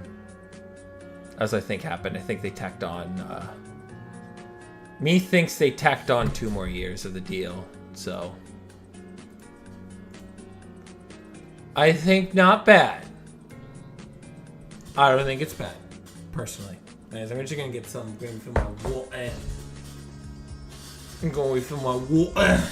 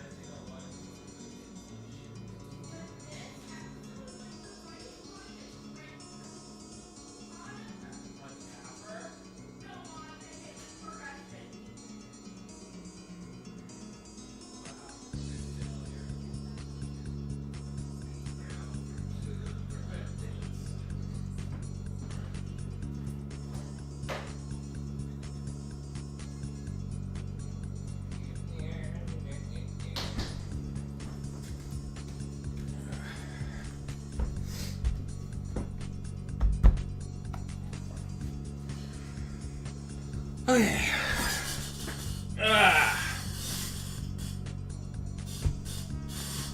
Okay. I'm back. Honestly, I'm getting used to having wireless headphones. It's kind of silly. I've never had wireless headphones before.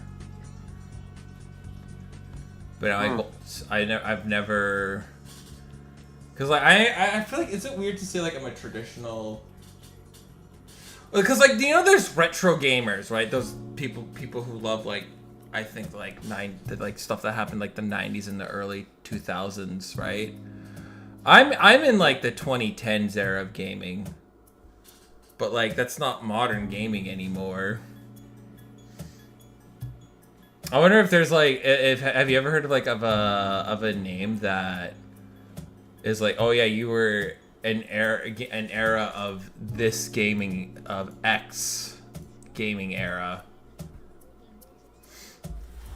I mean, because I'm still used to like things like hooking, like having like things like hooked up. I don't know. Because like I just never have had it, because I know my fiance's gotten like AirPods before, and not gonna lie, I really wish I'd gotten wireless stuff later on, because of how convenient it is. Because we went to Metro Town yesterday,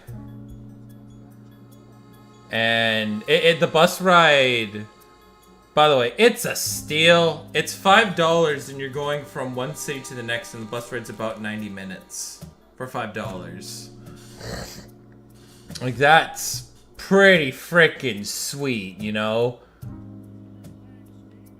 That deal is sweet as all heck. That's a sweet deal. And then we rode the SkyTrain to the mall. Which the SkyTrain was cool. I liked the SkyTrain. I'm just not used to I'm not used to things coming every 5 minutes. Sorry, 10 minutes. Which was, again, you're not waiting long. And just seeing the amount of people that rely on it is, I mean, you will fuel Spencer saying, we need more options for public transit. But, oh fuck, Connor Bedard scored. Wait, did I miss Connor Bedard scoring? I'm a fake hockey fan. Oh wait, no, they're just doing the puck drop next. Okay, so I was like, holy smokes, no. Although Connor Bedard is, oh, he's so good. Hockey, like the next generation of hockey is it's going to be in a good spot. 1000% it's going to be in a good spot. I think no matter which way you shake it, it's going to be in a great spot. Baseball too. I've yet to see basketball because I don't watch basketball. But I think it's in a good spot. Yeah. But I like to think it's in a good spot, you know?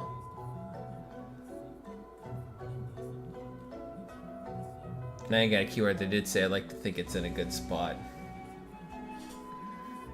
But yet, I'm not right all the time, so... I'm not right all the time, so... Man, Golden Knights are so fucking selfish. How do you guys have 4 alum players? What the hell? They have 4 alum players. I call hacks. But Luke, aren't you the one that randomized it? Yeah, I am.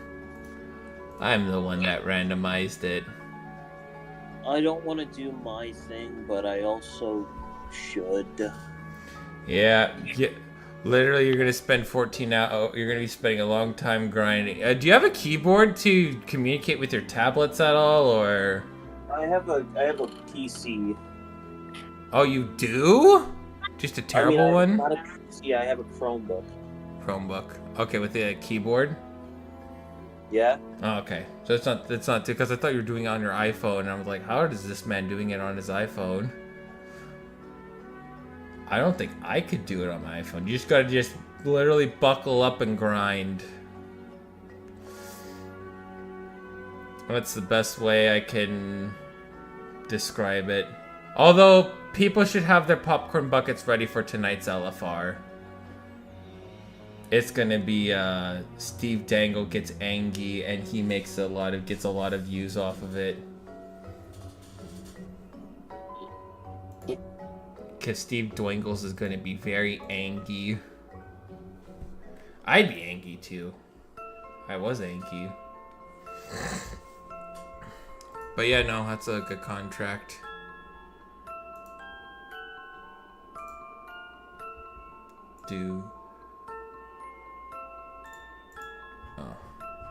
Oh, there you go. Nick was able to upload Untitled Titans Project. That's good. He was able to upload it. That's good. That's good. He was able to upload it. Because I think he should be fine. I mean, I might not be too because my antivirus deletes my cookies on my browser every 2 weeks. It's a good auto cleaner to have because it's cleaned like terabytes of like pointless files from my computer for whenever anything updates. So that's kind of nice. SHL Lakers, Joanna Lakers. Oh, Vajo Lakers. So that's where. So does my quality sound okay? Yeah, that should be fine. Oh, you switched to your PS5? Yeah. Oh, are you streaming? No, I'm not streaming. Oh, okay. Oh, you're just switching to... Oh, yeah, because it's less I'm battery using my power phone. on your phone because just to probably type or whatever device you're using to type it out. Syracuse stole my quarterback. Oh, CFP. Oh, yeah. I mean, I'm happy I at least got a 5-star recruit. Recruiting is hard. It's me because I try so much to like swing for the fences, and I also think it's also bugged because I use all my recruiting hours and I don't get any more recruiting hours the next week. So I find that a little weird. I don't know if that's like you're gonna get the like amount of recruiting hours for like the month, or you need to be careful that you don't use all your recruiting hours, or it's just bugged, which, you know, what game doesn't EA have that's completely bugged, you know? Which is just classic frickin' EA right there.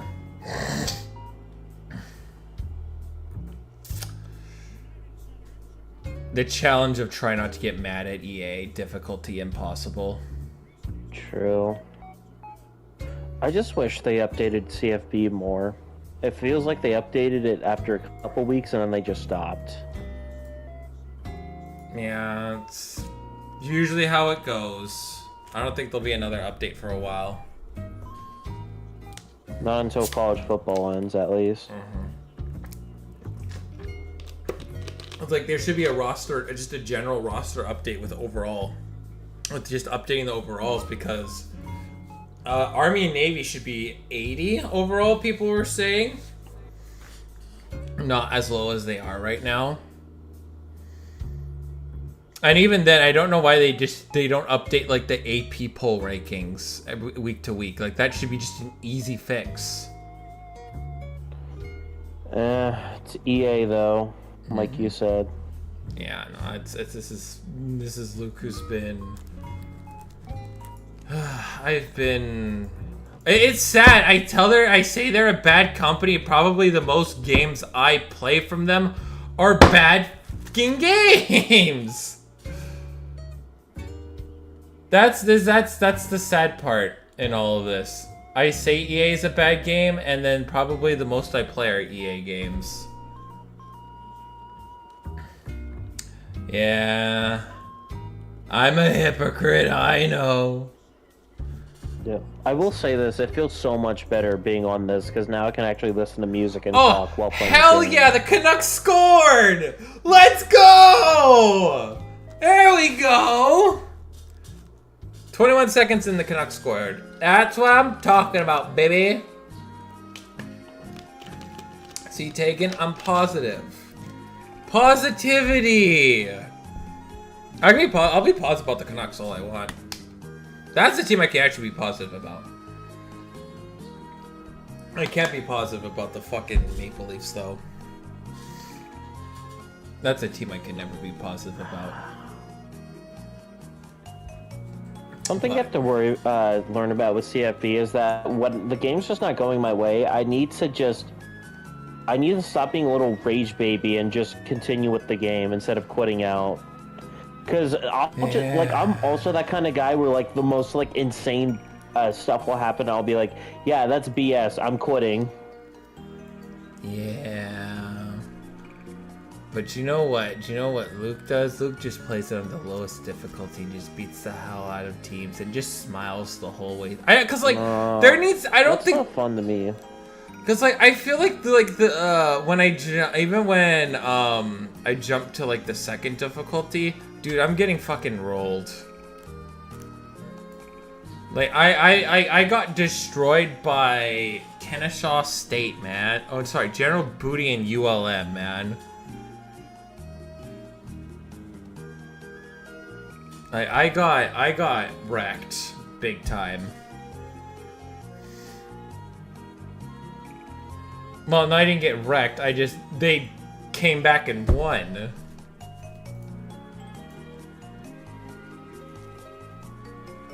I just to because my team's probably like low overall. Like we're listed as a cupcake, so we're playing as a cupcake. But I'm struggling.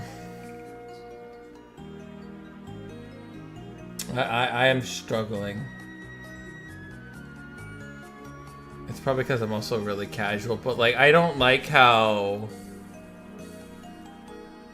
I don't know. I'm just not a big fan of how like they had like I was playing at difficulty 2, right? And I was enjoying myself because the games were staying close and competitive and I wasn't throwing a shitload of interceptions. Then there was like an update that came along and it was like, ha, psych, bitch, you're throwing interceptions now. And I don't know what the hell happened. I don't know why the heck I was throwing so many interceptions. Like, some of them are really dumb, but a lot of them were... I don't know. I don't like it. But at least I'm happy I finished my Road to Glory character. I haven't even done Road to Glory. Road to Glory is pretty good. I did a 2-star recruit and I went all the way. I was a starter for 4 years. On difficulty 2. That's right. I was a 2-star recruit and I started a full 4 years. Were you quarterback? Mm-hmm. I started at North Texas. And then I played like the last quarter of the bowl game in my freshman year. And then I started in my redshirt freshman year for a full season. And then I transferred to Washington and played the last 3 years. Like it's possible. Honestly, you don't need practice. You're only getting practice just to pad your stats. But it's tough to try to get it's understandably tough to get to the backup spot. But it is very possible to go a 2-star and play. It's still very possible. But I mean, if you just straight up want playing time, just be a 4 or 5 star. If you don't want to do the whole grind, because like even I've watched was it Not the Expert, and he didn't start till year 3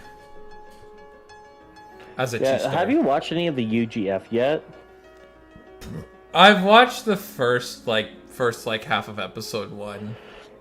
Dude, he's getting incredibly lucky with his prospects, like genuinely. I think because he's going the recruiter trail.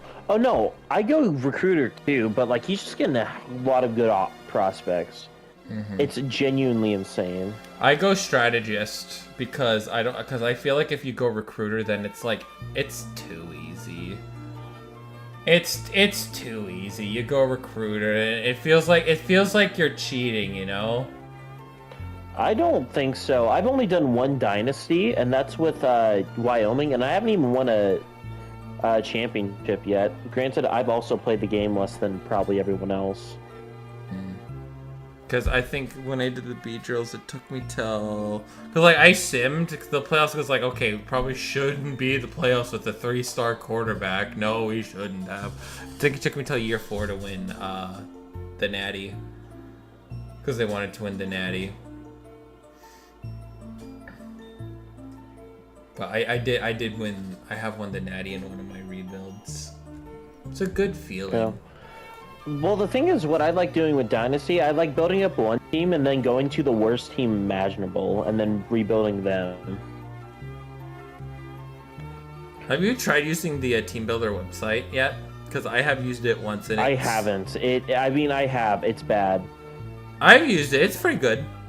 But I just wish, I just had NHL's Team Builder, and then it's just nice and all there because they're creators. Well, the thing is, I can't access it on my Chromebook.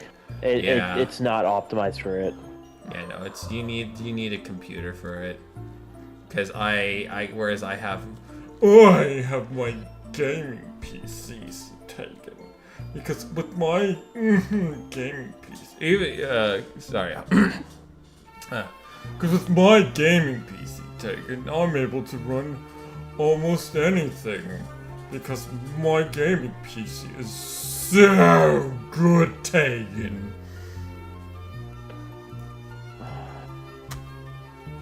The Team Builder web. Oh my God, we scored again! JT Miller, let's go! Oh my 2-0, baby! Let's go! See, I'm happy. Merritt, I'm gonna need you to get wide open here to cure my depression. Never mind. No one blocked. Yeah, that's one of my pet peeves. Blocking. The AI, no matter what you adjust with it, your blocking is pretty bad. You could have like perfect blocking, but like on 3rd down, herpa-derpa-derp, the AI goes, nah, you're just gonna rush or come on in. It's open season. I can't stand the pass rushing in CFP because the AI is just the AI is just straight up not. They're too bouncy. The AI is just too bouncy. I stick hit everyone in this game, and I never get a single fumble. I've gotten 1 or 2 just with normal tackles. Strip is RB. You don't hit stick to strip the ball. It's RB to strip. No, I'm trying to hit stick. No, don't try hit stick strip. You just have to hit the button with it. As stupid as it is, hit stick's not gonna do anything. That's so dumb, because when you get hit hard, that's when you fumble. You are absolutely right, but this is EA we're talking about.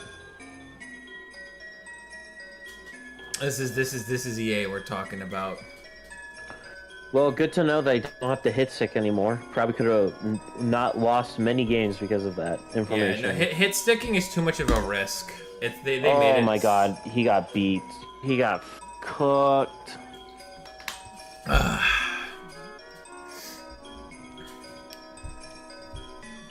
But yeah, as much as I love CFP, I think first playing it, I was like, oh, this game's absolutely amazing. But, you know, the longer I've had on my hands on it, it's like, you notice the bugs. It went from like a 9 out of 10 to like a 7 out of 10. I think I gave it like a 8.5. It's like at a 6 right now. I don't think it's a 6. I think there's still a good game behind it. Yeah, a 6 is still a good game, but it's... Oh, it's the bugs. I feel like Dynasty mode is not tuned properly. Like, Alabama's like 4-4. Why are they still at a 91 overall? I don't think they've programmed themselves to update the ratings. Like, it's not... Like, mine's gonna change. And I also added a second team from the because I downloaded a team from online, and they were the Edmonton Elks. They're still at a 71. They shouldn't be at a 71. And I put them in the SEC for 2 years, still at a 71. So I don't think they've fine-tuned it at all. And I think the AI. I think the AI is very illogical. Why are they still using the Frostbite engine? Is what I'm asking. Everybody's been asking that. You know, it was built for Battlefield. Yeah. It was built for Battlefield, and they love it so much that they're like, oh, we can't. Oh, Ducky, we can't get rid of the Battlefield engine. People love it. When it's, bro, really just needs to let it go. Also, I never get offsides in this game. They didn't? Oh, dear God. Really? Yeah, I never get offsides. That's... I shouldn't even be surprised. This is fucking EA. Like, when I fake snap, I never catch any of the team's offsides.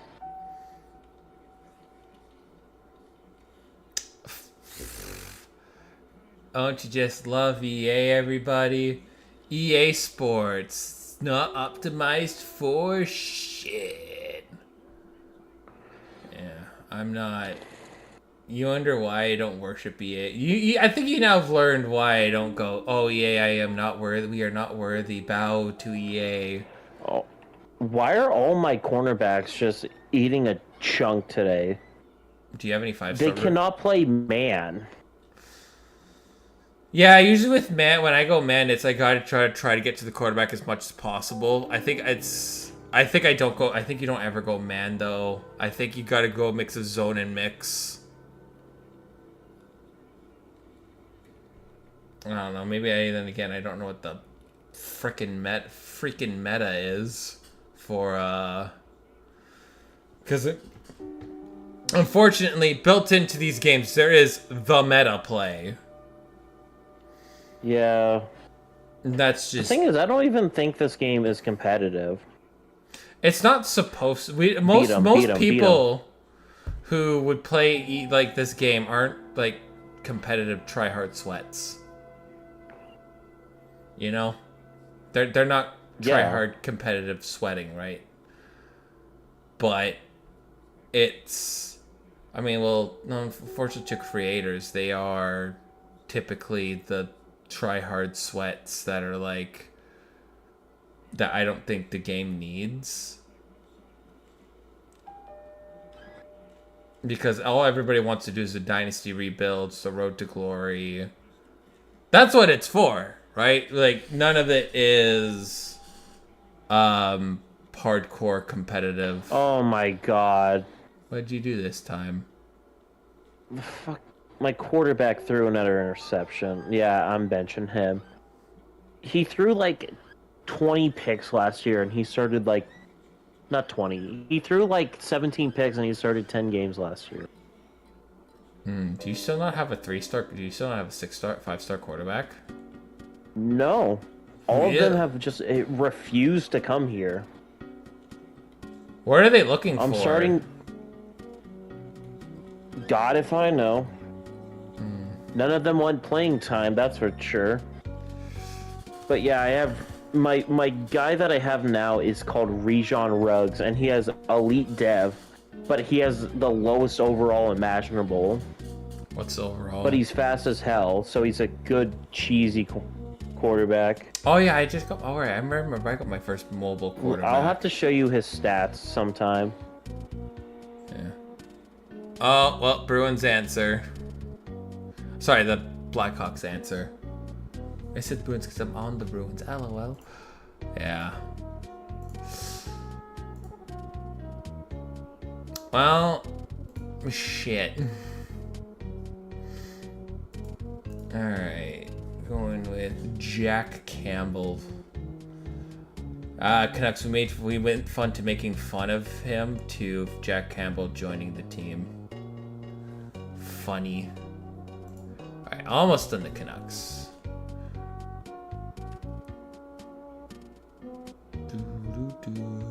Oh my god.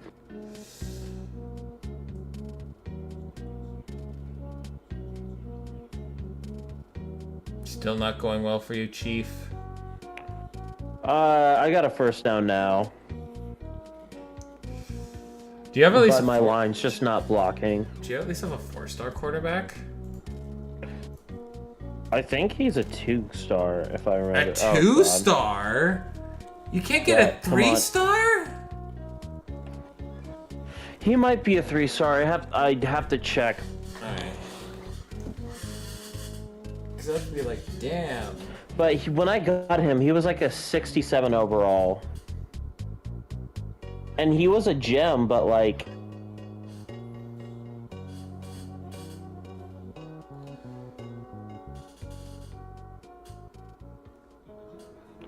I also got like a 95 overall, 6'5" wide receiver named Bob Weeks. I was happy when one of the five-star comments decommitted from Georgia and recommitted to my school. I was happy that one of those happened. I'm so happy because I think in total with which, well, it's, to be fair, I am in the SEC. That's why. I am in the SEC, so maybe that helps. I also did nerf the Mountain West a little bit, but that's just because I wanted to make the Pac-12 an actual viable division. Oh. Then why didn't you just join the Pac-12? Because I don't know, I wanted a champion. I wanted to win something. Just jump straight to the SEC, bro. Nah, I'm not that crazy. SEC just means different. Dude, the SEC just means different. That's all I gotta say. Okay, so Pew Suter, Dakota Joshua stays. Hoglander doesn't. Heineman doesn't. Teddy Luger doesn't. Lankinen doesn't. Chudwheel Does, I think. Yeah, Chudwheel does. Blake does. Witherspoon does. Lindstrom does. Kirata does. Ronberg. Nico. Damn. Alright, on to the Abbotsford Canucks. Let's just make sure I have everything. Just make sure I have my I's dotted and my T's crossed.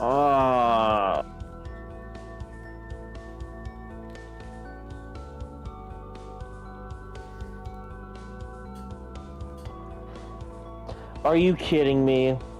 He caught that.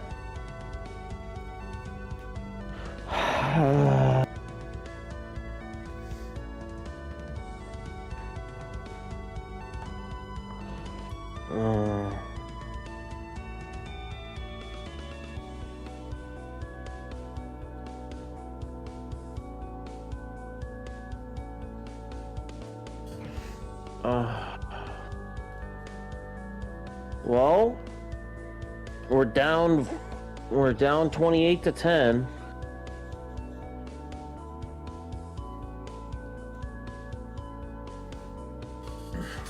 That's not that bad.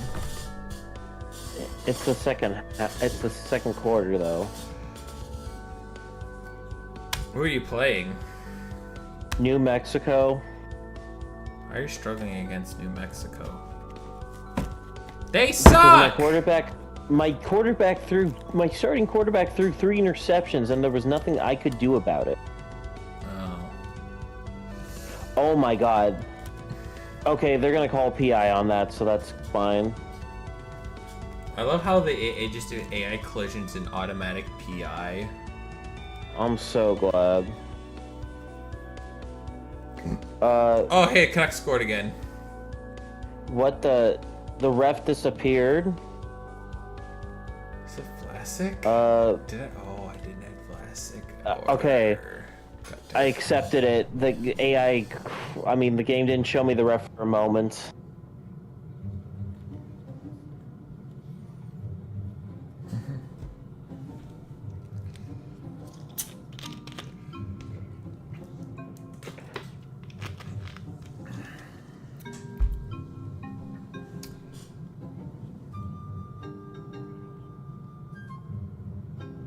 Oh my god, pick that up. My quarterback's on the football. Why isn't he going to recover for it?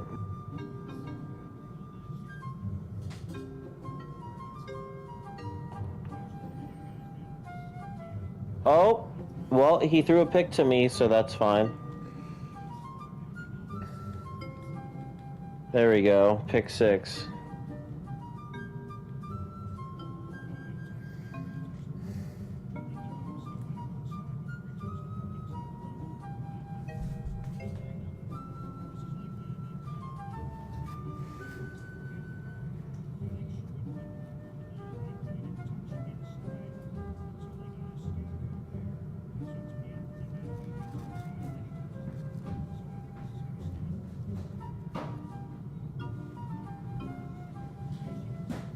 Oh. I think EA might have done an update and it might have fucked up the overalls. Damn it, EA! For what? Players.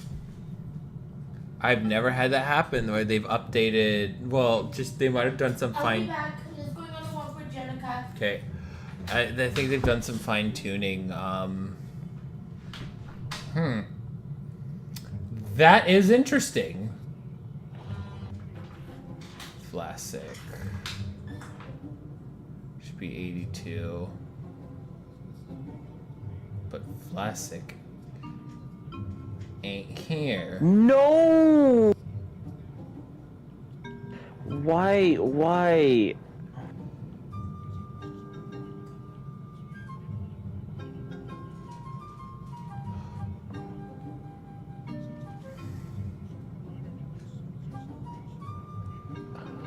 Oh my god.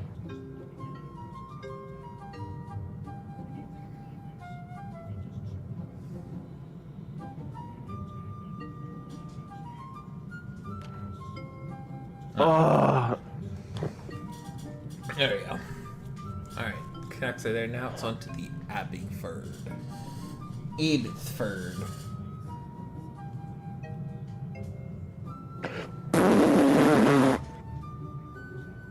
Fart noise. They hosed me. That was an interception. Classic God, EA. no! You... Oh, that's so bullshit. They did the animation.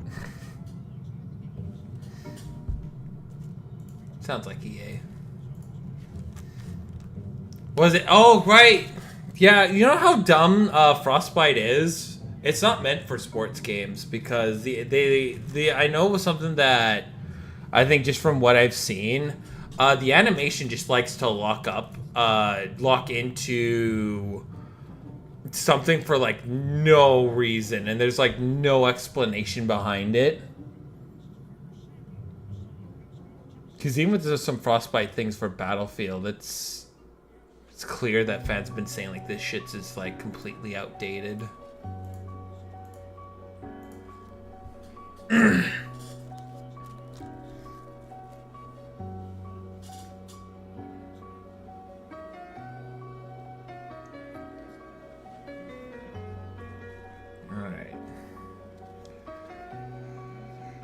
It should be all the free agent players, I believe. Okay.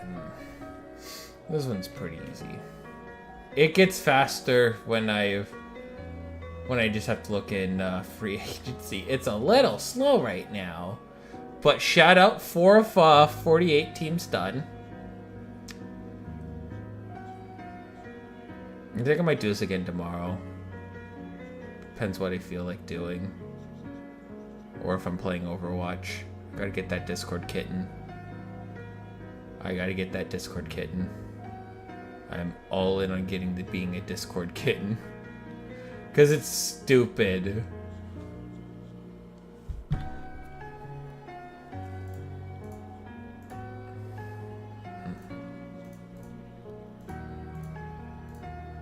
Alright, and then we're going to Europeland.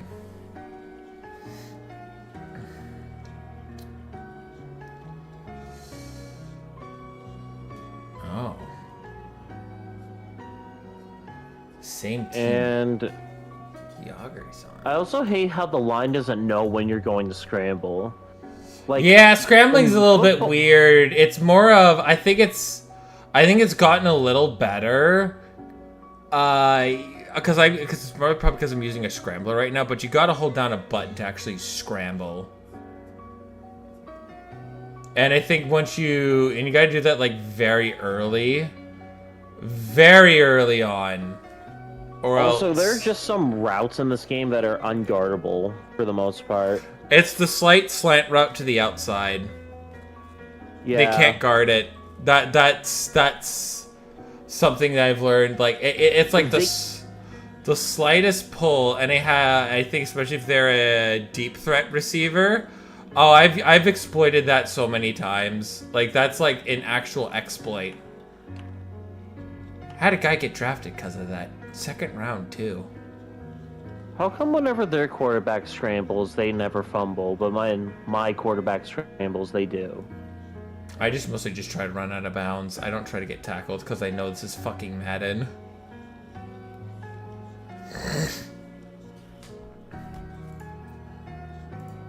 It's purely because it's freaking Madden.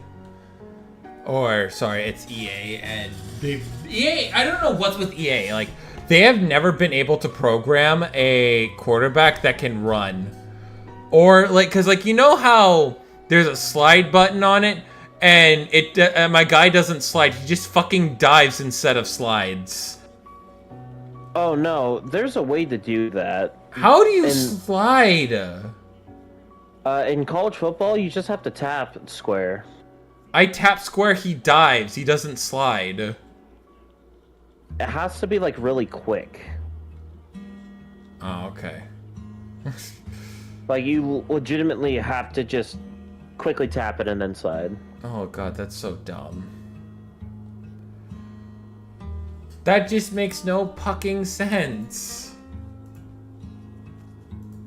That just makes no sense. Why would they do it like that? Oh well. I just hope they do things more right with college football next year. I don't think there's anything drastic that they're gonna do, but if it's like the same game again, I don't think I'm gonna pre-order the bundle. But like, it's such a good deal. You're basically buying the extended, like the really good version for like the regular price, and you get both games. It's a great deal. It's actually a great... Oh, hey Spencer. Hey Spencer. Are you still live? Yeah. Yeah. All right. Just wanted to say hi to all the people, and let them know the thumbnail is not clickbait. I was here. Okay. Yeah, I like that thought. I was like, yeah, I'm gonna use that Tuesday. I might use it again on tomorrow if I feel like it. Hey, it's a good thumbnail. It's a good thumbnail. I like it. This is now inspired in a dream. This is now the madman that's building the roster, and I think the Canucks might have the worst one. I think it still might be the North Stars. But yeah, Taegan and I are definitely Shaq and Chuck. What? That's the thumbnail. Oh, I'm sorry. I thought I heard my brain registered that as something completely different. Oh. Oh. Sorry. My brain no work. You don't even have the excuse of pulling long hours of that pizza place because you finally had enough. I've had enough Oops, nonsense. Yeah. That's a lord. Should I have dropped that little lord dump? I mean, he's been active about his hatred for the pizza place. People, Right, well, I haven't said it publicly on stream how much I have fucking hated that restaurant for so long. Except now you've just have. Except now. It's sort of like telling somebody you're pregnant. You gotta wait for the right time to say, oh, by the way, I quit that piece of shit job. Ah, shit. I have... By the way, I'm pregnant. I mean, I'm finally happy that I have left that. Oh, I'm back to now doing what I did beforehand while I was waiting for work. I'm watching like clips of Bar Rescue, and I'm like, the stuff that we did are very similar to like the stuff that the restaurant did, and that's probably why it's never gonna succeed. It's never gonna succeed with the guy with the clowns that are there. Something about John Taffer's like insane New Jersey rage. Oh yeah, so cathartic. Luke, it's 31-31 now. Yeah, John Taffer is a fucking real one though. He's a real one, but he's also like completely fucking unhinged. Right? Like, yeah, he brings up good points about contamination, but you know, he's also just like, oh, fuck this bar! It's a dirty piece of shit, while throwing like glasses at the wall. Yeah. Oh, I appreciate what Mr. Taffer does for Bar Rescue. I like the work that he does because it's like I look at it as like very like Gordon Ramsay-esque. For the record, I think I'm pretty sure Taffer would kick Ramsay's ass. Oh yeah, absolutely. Because like he's looking at it from an organizational perspective, which is. I like that. I like, the perspective. No, I mean just like straight up in the ring, mano a mano. Like, Taffer would just like harness his inner gabagool from his soul and just like, you're like, the fuck you just say to me, you British little fuck. He's here in the business of helping bars and actually getting them going. It's like, that is like something that I do have a lot of respect for. Like it takes a lot for, especially when you're going into somebody's bar and telling them, hey, your bar is not gonna lie, it's really bad. And just like the mindset of some of these people like that they have too, and it's just like, oh my god, I felt the same.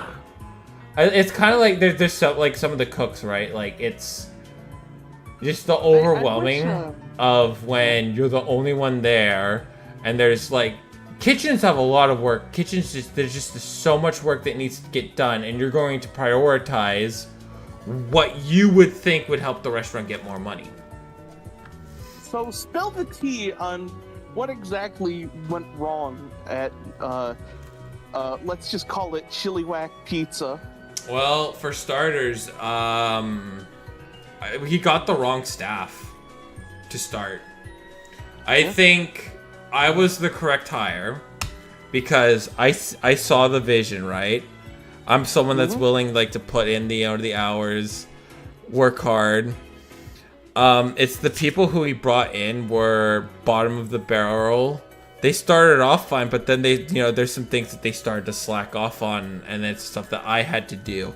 They slack, like, there's four of us to be able to keep a restaurant clean. There's four of us that should be able to do the fucking dishes, right? But they like the three guys that were there couldn't do dishes. damn. They couldn't do the fucking dishes. Or hey, can I it's score not it again? that hard, right? You just whip your thing out and then you just like start like rubbing it Like against. we had hard chemicals. We've had we've had bar towels. Like I'm pretty sure I can get approved to get like some get some scrubbies if they you ask me to get some frickin' scrubbies. But no. Right? Those first 3 ones, I mean, they're all one race. I won't say what that race is. Leave it up to the imagination. Right? But we needed to them to be like studs, and they ended up being duds that never listened to me. I asked for stuff to get done. It didn't get done. I've had meetings that, hey, look, we got to do this, and never worked. We've had to fire them. We've had to move off from many of those people. And the good ones, they're only there for 2 months and then they find something better because it's minimum wage and you're not going to stay in minimum wage hell, which was the frustrating thing. And the other frustrating thing was, he's telling me how bad the business is going. Whereas, in the back of their mind, you're thinking, well, what are you going to do to help for sales, right? You can only do so much by limiting your mistakes. You can only do that just so much before it's impossible, right? You can only be perfect for so many times, right? But like when we're solely dependent upon skip the dishes, right? Which they don't help small businesses. They really don't. They take 30% of all sales that you do on that app. And the thing that I don't like that Skip did was because we did on DoorDash and Uber Eats. Uber Eats is basically a joke in Chilliwack. Literal joke. Nobody orders Uber Eats. And DoorDash, DoorDash is their foot in their door. I prefer, there's certainly a market for both competition. But since we were so dependent on Skip the Dishes to do any sort of business whatsoever, right? Like we're talking like weekend, we get like $2,000 of sales, and when that goes away, you're trying to go, well, what the heck happened? Well, they've limited our range to 1 kilometer and they won't let us go back to 17. Whereas DoorDash, they'll do 17, but like more people use Skip than DoorDash. So you're stuck in this really abusive loop. I'm not gonna lie. Is Skip a purely Canadian thing? I think it's purely Canadian. It's the equivalent, I think, of DoorDash, but Skip is very big in Canada. Very big. Right. Is that the one where like we were watching CFL a while back and there was a Warma Riz commercial? No, that's just straight up Shawarma Riz. It was, I think, like, what's her name? Katy Perry. She did Skip commercials. Right. I just am remembering like this weird fucking Canadian commercial where like somebody orders shawarma and that's when we're watching DAZN. That is they paid for ad space for DAZN for that. Because out of market games, they don't get the TV commercials, they get commercials that people would pay them to advertise on. Right. So yeah, no, the shawarma, you get Shawarma Riz because of that. So many things to learn about Canada. There's not that much. There's not that much to learn about Canada. It is very much a lolcow city country. No one can afford to live here. Period. Like in major cities, nobody can. Which is an indictment on the government. The government solution is just have more kids so you can get tax breaks. Yucca yucca. And it seems like a lot of like weird NIMBYism and also like I hate to be xenophobic like this, but like in foreign investment buying, where they Yes. Oh, Canada's been rifled by foreign investors. It's been basically to the point where they've had to ban foreign investors from buying property in Canada. They used to. There's things that they're clamping down. Like they're hardcore clamping down on immigration too. Like they are clamping down on it to where it's the lowest. They're like the amount of people that they're willing to accept are the lowest in years. It's because it's very hard to get a job unless you have an in, and I'm trying to get some ins on somewhere, but I'm hoping that like my desperation is to work at Walmart until I find something. Like that's probably what I'll be ending up doing, is just working at Walmart for like 1 or 2 months, then doing something else. Well, damn, I better hope that Kamala wins, because otherwise it'll just be shit out of luck. Because like the problem with the Canadian government is I think most Canadians tend to lean left, right? They tend to lean a little bit more left, which is understanding, and I think just because we haven't, there's someone that needs like to be like, we need a Stephen Harper again. Right, and there's some things that are happening, like more like bank rates are dropping a lot. They've dropped since inflation. Like inflation hit Canada hard, but so now since you're a George W. Bush fan. No, I'm a Stephen Harper fan. I like Stephen Harper a lot. Sorry. I just American conservative is. The American conservative is just like completely batshit, and I'm sure like it's completely batshit in a way that's different from how Canadian conservatives are. This is a yes and no kind of thing. There's not anybody as insane as Trump. I hear Kevin O'Leary is getting up there though. He is getting. I feel like that's just more to placate with people who want Donald Trump as Prime Minister of Canada. That's kind of a better way to put it. He's more placating to the extreme side, just to get the voters who want Trump as president, who thinks like Donald Trump should be Prime Minister, which he legally could. Just please no. Yeah, he's basically there to like jingle keys at like racist Canadians. Yeah. Like there are like those Canadians that would genuinely wish Donald Trump was the president or prime minister. Not one of them, thankfully. Honestly, he couldn't do anything. He really couldn't, because everything's just really bogged. Everything, like all procedures just get really bogged down, you know? Everything, because the thing about it is, being a prime minister doesn't mean shit. You sign bills into laws. And the problem with the Canadian government is we haven't had a strong, they haven't had a major majority in a while. It's always been deadlock in Parliament.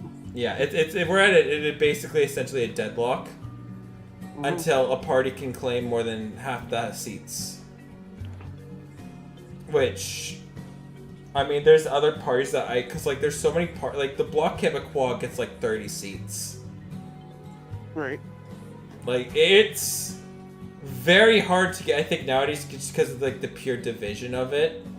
And I think there's a lot of things that right-wingers tried to do. Like the biggest joke was the Save Our Kids movement, which made me laugh my ass off, because just of how just incredibly stupid it all was. Where they have is that the one where they were like, we need to save our kids by banning trans people from Canada? It's more of protecting from materials regarding LGBTQ+. Yeah, see, that's the thing, you know. whenever a politician is like, we need to save the kids, it's always against gay people. Every single time. But like the funny thing is, And like, then what happens? They go to the Republican National Convention, and then all of a sudden a bunch of anonymous Grindr accounts open up in Milwaukee, Wisconsin. Like, what's that all about? I mean, it's kind of a thing too, because it's more of, since, you know, with Are you kidding me? no, I'm not kidding you, Taegan. My game just soft locked me. Oh. Thanks, EA. It's 45-45 overtime.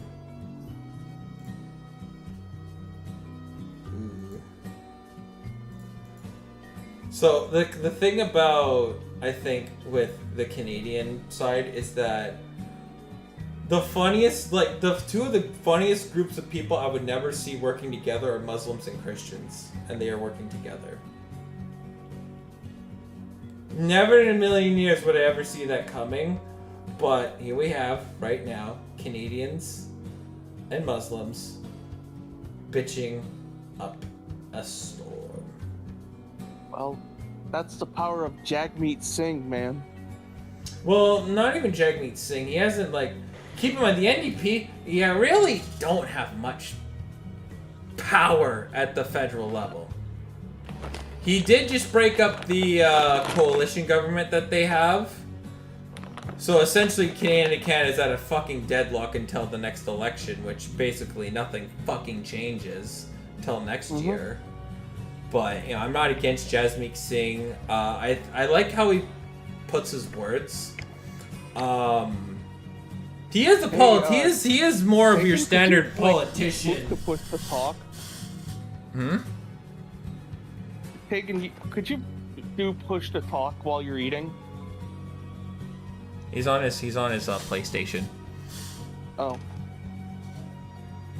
So I think the thing that I think with Jagmeet Singh is he knows how to put words and talk like a politician.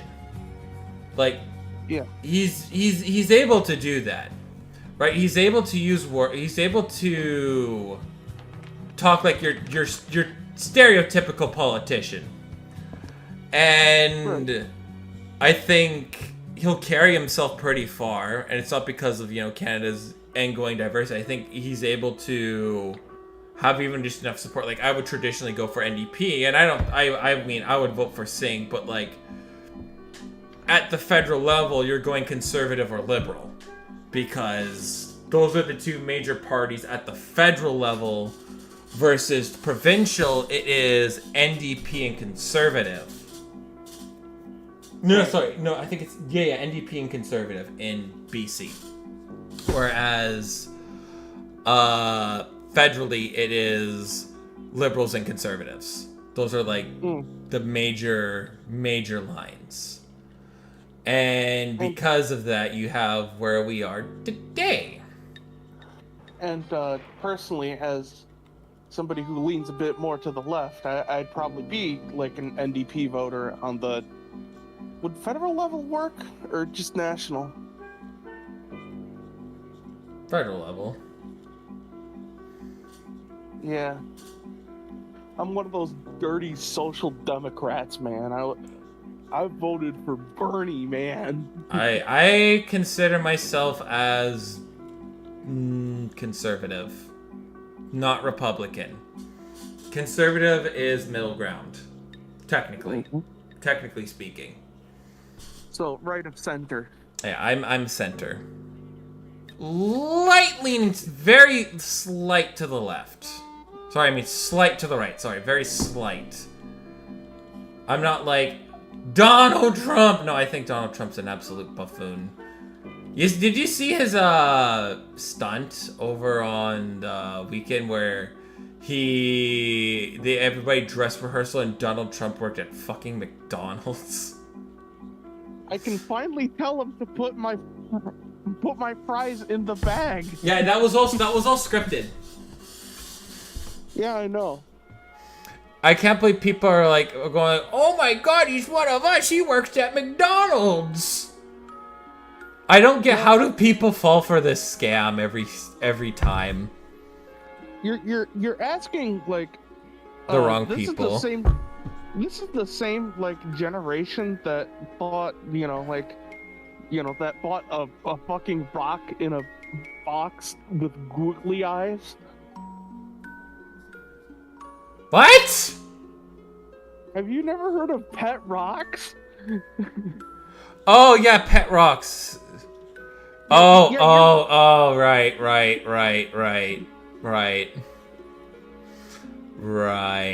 I'm just like, wait, pet rocks? What the frick do you mean by pet rocks? Yeah, you're asking a generation that's so fucking poisoned by lead to make the right choice. It's sad how true that it's so sad how true that is though. It's so sad, man. You don't get it, bro. Like the lead in the water pipes made me more smarter.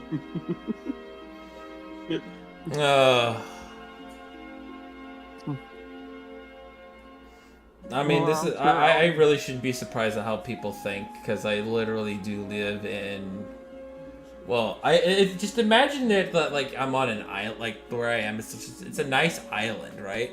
But surrounding it is the ocean. The ocean's where the homeless people are, and I don't like being surrounded by homeless people. Like there's still to this day just some things that are just I'm just stunned at, you know. Yeah, from what I hear about Chilliwack, it's basically like Canadian West Virginia. California. It's California. British Columbia is California. No, I mean specifically the eastern part of the Fraser Valley. Like, that's West Virginia. I mean, it's weird to say that, because even then, like yesterday, I went to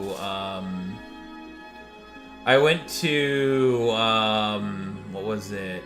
Metrotown, and just driving on the highway. And you know, I rarely do go out. Like I used to do it a whole lot. But, you know, not anymore since, you know, car. But that could be changing soon. I could be getting back on the road again. Yeah, you could go to your local Hampton Inn and get, like, fucking... hopefully have a better Hampton experience than I do. I don't think I'm gonna use I think I'm gonna use the Holiday Inn. I don't think I'm gonna use the Hampton Inn. I think I'm gonna be very careful where I book my hotels too, because. Did that video like seriously like influence you that hard? No, it's I just find like personally I just have better experiences from the Holiday Inn than any other hotel. That's just based on experience. Yeah, my parents, you know, were like, "Oh yeah, Hamptons are way more consistent in quality than Holiday Inn." You know, like, definitely get yourself a Hilton Honors card. Yeah, no, I to me it's mostly at the time how it's that fucking turned out. Most of the 7 years later. I think most of the time my family, if like we were to go out somewhere, it's mostly to KOAs with camping. I think that's what we've mostly used. Is the KOA. Also, I just realized that you have a lake near you called Cultus Lake. Yep. Very Like, popular. Very busy that during the sounds summertime. That sounds so fucking menacing, dude. Like, what the fuck? Cultist, like, how is that sounds menacing? The name Sounds like literally coitus. has cult in it. Oh, well, it's just because maybe I've lived in it for so long, it's just, Well, Cultist Lake's alright. Like I'm expecting if I go to the beach there, you know, there will be like people in like those like hooded uniforms, Oh, you god know, damn it, another custom team. chanting, just fucking chanting in Latin and like. Oh flipping no, torches. it's Chillax Lake's not like that. No. Oh, be dead. Oh. As funny as it is to think that it's not like that. Anyways, I'm just gonna quickly run to the bathroom. Yeah, I'm probably gonna dip out, take a shower, and then go to sleep. All right, night, Spencer. Pleasure hanging out. Same here.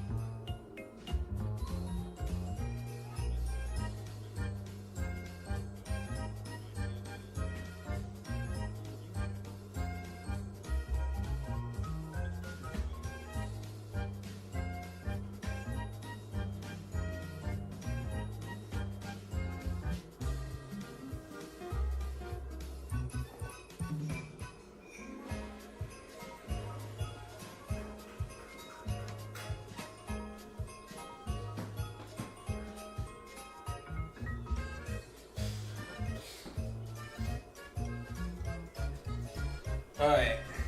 Next custom team, ladies and gentlemen. God damn it, I have to do another custom team.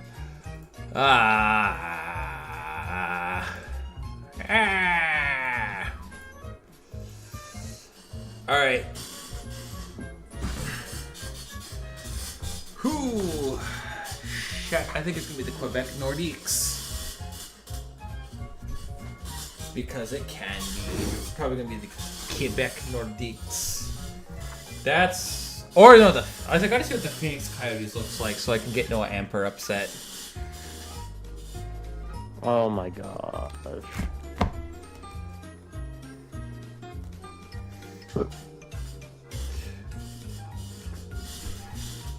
Alright.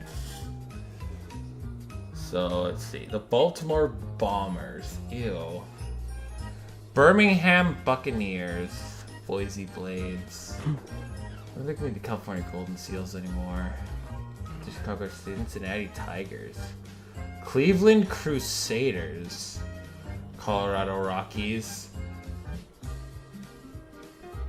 Oh yeah, they used to be Halifax, Hamilton Hitmen. Hartford! I like Hartford. Let's do Hartford. Welcome back to the Hartford Whalers. And the other wheel. What letter are the Hartford Whalers gonna be? Let's see. Custom team B! Oh, shit, Spencer just left. Spencer just left. Womp womp. He just left. God damn it. Cause he's team B. He's team B. Okay, I'm gonna have to spin again, just cause he is. Okay, C. Oh god, their team is good. Alright, team C.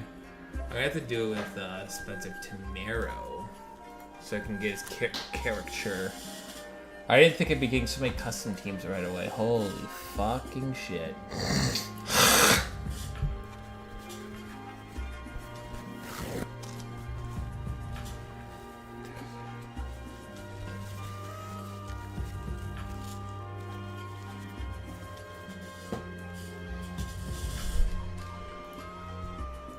Okay, and there's no, don't have to hit the good old character creator. How bad is it in Toronto? Oh, hey, it's 6-2. Dude, why did you push him into me? That's not how linemen work.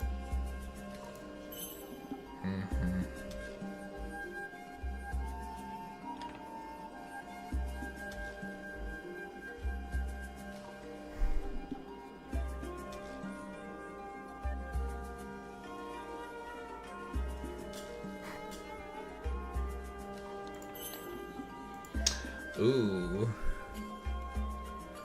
That's bad.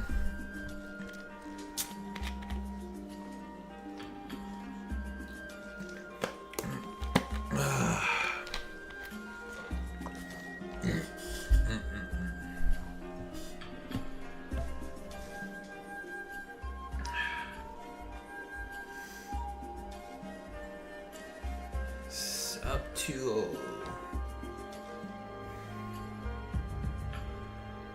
What has Steve Dangle said about the Leafs? All I always know is this LFR is gonna be gold.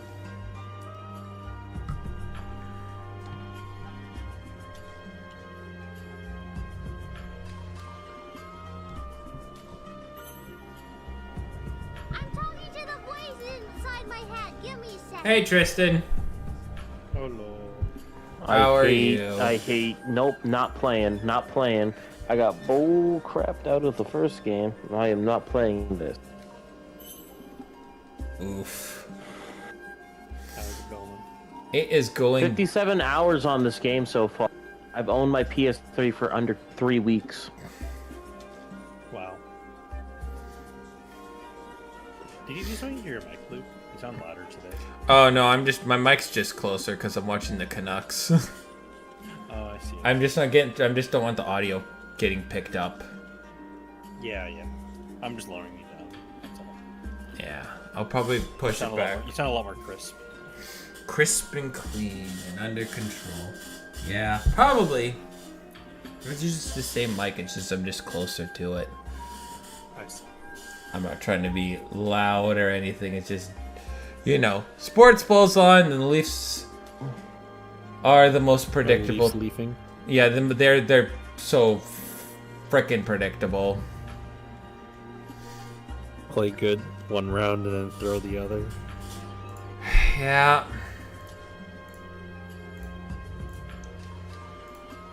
I just look forward to the LFR today, and maybe Steve Dangle's like, hey guys, calm down, everything's fine. Everybody calm. Calm down. Or we're gonna get like a good LFR, or we're gonna get like one of the LFRs of just like, you know, Steve Dangle's just going absolutely insane. I mean, those tend to get like a lot of views anyway, so I hope we get that from Steve Dangle.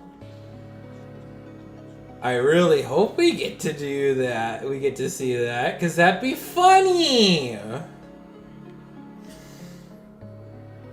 But no, we're probably gonna get much toned down version going, hey guys, it's okay.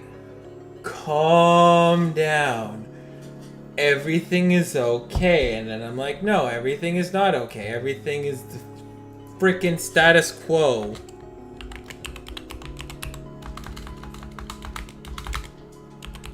Everything's annoying and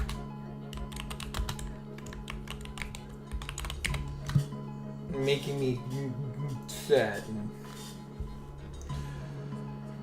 But you know, when do the Leafs make it easy? You know. Yeah. Yeah, I have an hour of a movie I have to watch what today. movie Kinda is don't- it? It's for my Chinese literature class, so nothing you would know. The name is funny though. I don't know if I can say it on YouTube though. Is it the N-word? No. Oh. Is it Bundle of Sticks? No. It's nothing. It's not a slur. Then why would you be able to see it on YouTube? I'm gonna just send you the name of the movie in a second. Because the way you pronounce it sounds like another word.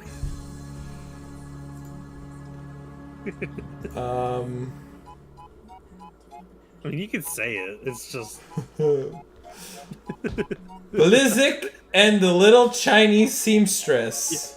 yeah, you butchered it. It sounds. Ballsack and the Little Chinese Seamstress. Balzac. Not balls. You can say ballsack on YouTube. You'd say. I'm trying to get you into YouTube Kids. That's No, we can be PG-13. But yeah, no, that is one hell of a name. should be one heck of a picture. It's not like people have pictures. It's a pretty decent movie so far. But, oh, do you hear there's been a Nintendo leak today? No. Not as big. Not as big. It's just a leak though. It's a leak, okay. But not a big Mario leak. Luigi, the new Mario and Luigi game has been fully leaked, basically. Oh, right. Yeah, I hear the source code. I actually heard the source code got leaked online. Is it the source code? I think it's just the ROM file. Yeah, that too. Yeah, I don't think it's the source code. I'm gonna head off, Luke. See you later. Yeah, see it did. Oh boy. Boy. So, yeah, what the heck? That got leaked too. Nintendo is catching so many strays right now, it's not even funny. I think it's pretty funny. It is funny. No, it's funny. So we got more details from Legend ZA. And apparently, allegedly, the release date is much closer than we think. For ZA, I think it's April, June. April to June, yeah. That's not what I Which expected, to be honest. I thought it was we're not getting it till December. Yeah, I could see that. It's been a while since we've had a real Pokemon game, though. I mean, even for the DLC. Yeah. It's been a like it's like from like we're. So you are right though. Pokemon usually does wait to release big stuff until like the holiday season. Mm-hmm. So I'm guessing they've had to push it back just because of just how. I mean, surprisingly, I guess they want to have it be a better release. I guess. From what I was reading from the leaks was that it was supposed to come out this year. In fact, probably right around the holiday season, but then they had to delay it. Which I'm stunned. The game has a similar art style to Scarlet and Violet. It has the same performance issues. Yeah. And that is something that I don't think you can have for. The hacker has claimed to beat the main story of CA. Yeah, and I imagine the hacker's not going to reveal. They're terrified to leak anything. I don't think they are. They may do No. it in like small breadcrumbs here and there, but that's. They I can't mean, make it public. I wouldn't. You would go to jail. Exactly. So I don't think anything is going to come out of it. Watching them like a fucking hawk, they know. They Yeah, know. Sword and Shield source code got leaked as well. What the hell? Yep. Nintendo! We likely have like every Pokemon game source code at this point. They're just getting leaked one by one. I mean, the only thing I look at source code is just a W for fan games. Yep, no, it's a massive W for fan games. It's huge. It is. Oh. The W that all these leaks, like the biggest one I think is the fan base, the Pokemon fan base, fan game community, because like there's so many of them. I don't know if you can cease and desist all of them. But probably watches Nintendo does cease and desist all of them, which is kind of dumb. But hey, you know what? At least Pokemon Reborn has its full version out now. Yeah, it's finished. Oh shit. The game's well, it's been done since last year. They're just the only thing they're doing is bug fixing. Oh, I see. Maybe I should go back to Reborn. Yeah, they're bug fixing and then they're just polishing the heck out of it. I know my main playthrough of Reborn, I got to a part that I was really annoyed by, and then I stopped playing. And there was no way for me to really easily grind either. It was just beat the. I think it was the dark type gym leader. Oh yeah, I passed that. I passed the dark type leader. I thought the dark leader's not hard. I was in a bad. My team was in a bad spot, I think, for that team, and I couldn't really prepare for it that well. Yeah. So I stopped playing. I made fast. I stopped that after like the whole. I don't like figuring out puzzles on routes. I don't like that. Yeah. That's the one thing I think was. I don't mind doing puzzles in Reborn. I think they're kind of cool. I hate when they get tedious, and I feel like a lot of Reborn stuff is tedious. So much backtracking, so much grinding. Not really any easy ways to like grind. I mean, I think in the more recent updates they have made it's less grindy. That's good. Because of the password system. Oh right. So it is less grindy. I mean, because like the section I always get stuck on is the normal type leader, because he is the guy is a demon, man. He is the dude is just so good. But I think most of the issues they have fixed. Oh, Noel? Yeah, Noel's I don't like him. He's really I don't remember having issues with Noel. But it's been a long time, so... I don't think now that I'm like just better at Pokemon, I don't have any issues now. Yeah. Because I'm just... Back then, I had issues with Luna's gym. When you like fighting like the cave or whatever. Yeah. It's not as hard as it is now. I think Modern Reborn is kinda... It's been... Easy. It's easier, but it's still... Because like, I feel like it's easier just because I played it through so many times. Like the early story so many times, and then...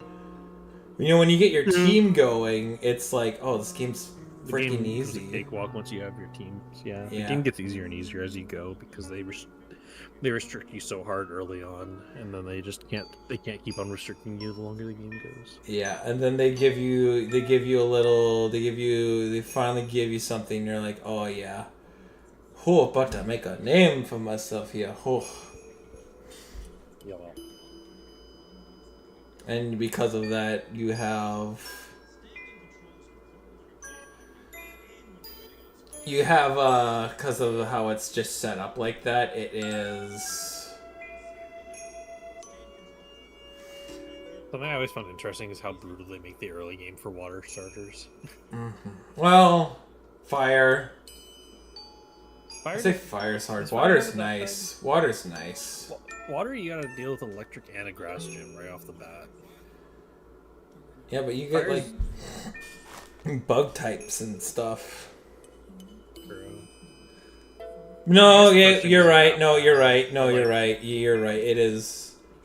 Actually, you're right.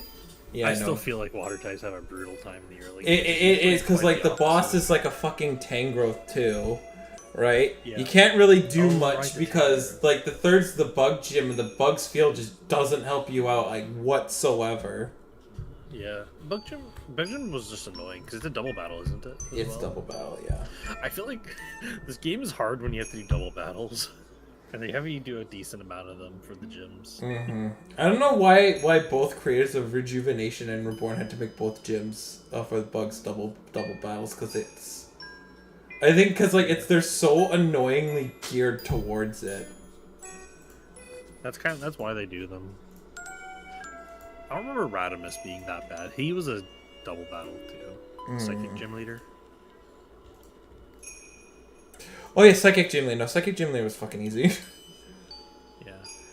Yeah, no. That once we got to the Psychic, once I got to the Psychic Gym, oh, the game became a breeze, because then you already have like a lot of really good stuff. Yeah. Yeah, and I think my issue with the Dark type one was just I couldn't grind. I was below level for my team as a whole, and there was just no easy way to grind, so the fight was annoying. I think I got past it eventually. I don't remember. It's been a way too long. I heard things about the 11th gym, the fire type one. I heard that one can be pretty brutal if you're not prepared. Yeah. But I think by then you should have like all your options caught by then. Wait, the water type gym leader has you do a single battle and a double battle? Shit. Not both. I'm just kind of skimming through all the gyms right now. I don't know if it's like a you get to choose single or double, or if it's a what like you have to do both. The fairy type gym leader is a double battle.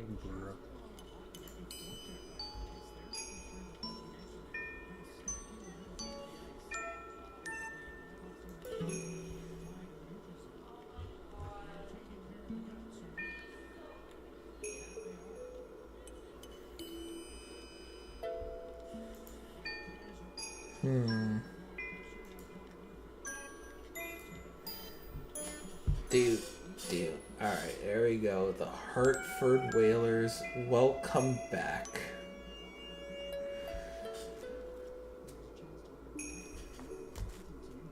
Now, who will be their affiliate?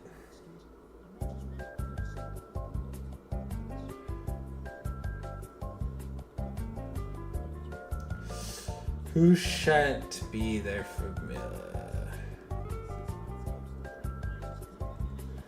Where is Hart? Oceanic.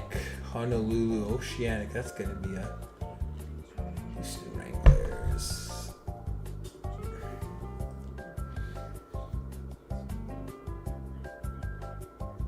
Might be Kentucky. Maybe. Yeah. Might be Kentucky. Might be.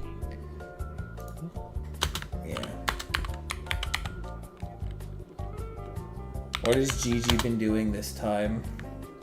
She's doing karaoke. Oh dear God, what is she doing this time? Oh dear Lord, what is she doing? Oh, have mercy, oh heavens. What? It's just generic karaoke. I was terrified though. Oh, okay. Oh. I was too, because 21st night of September, just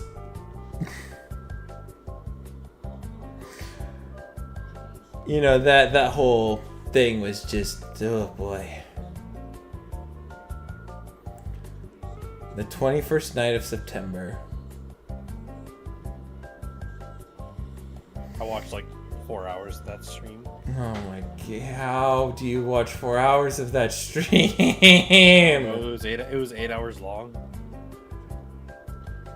Oh, I don't think I could do that. I don't know how someone could literally do that for. There was a whole story going on at some time. Yeah.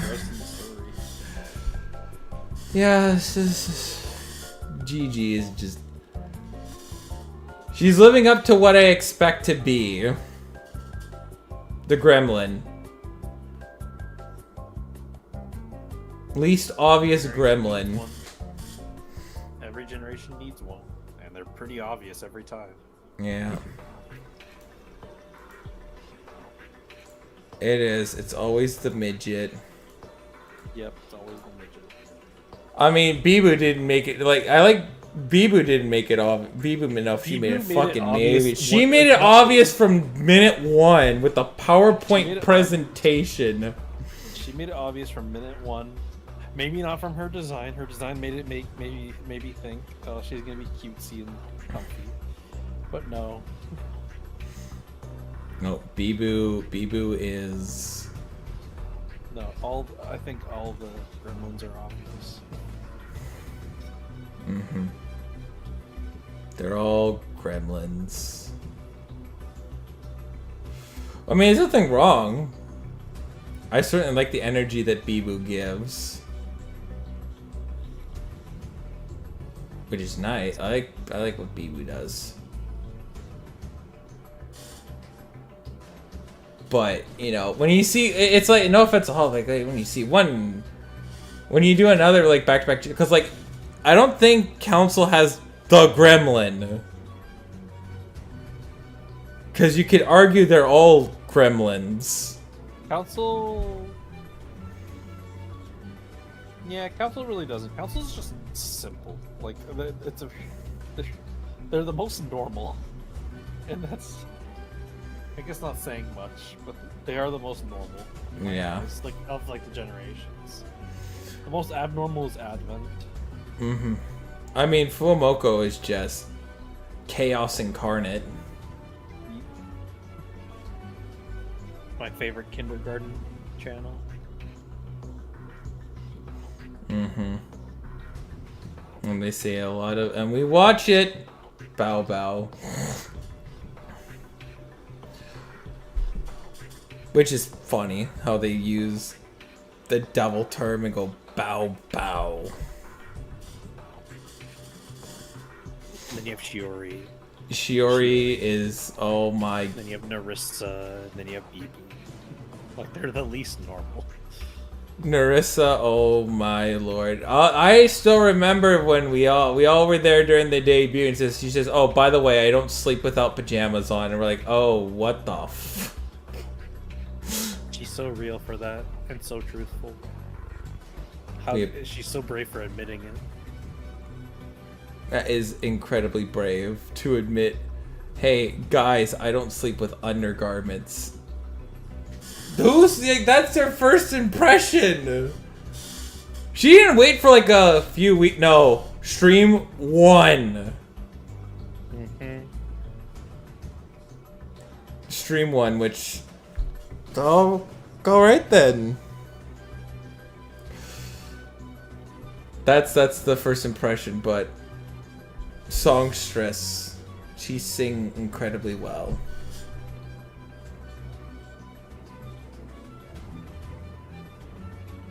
But yeah, no, that doesn't mean I don't like Narissa.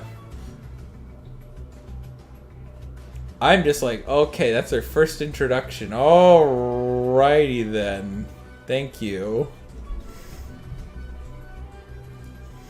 I mean, it leaves an impression.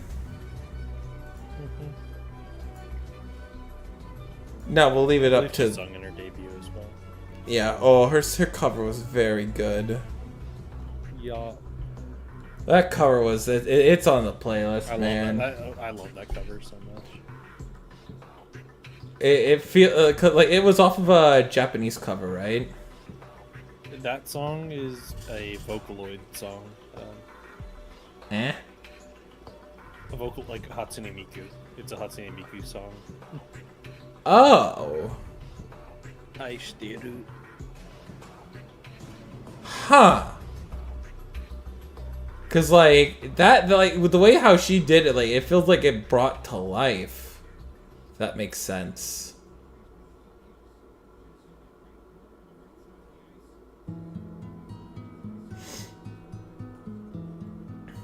You know, that is probably my favorite cover that's been done. I like that and Back for Kiara doing Back for Blood. I think those are two of my favorites. I don't remember that one. Give me a second.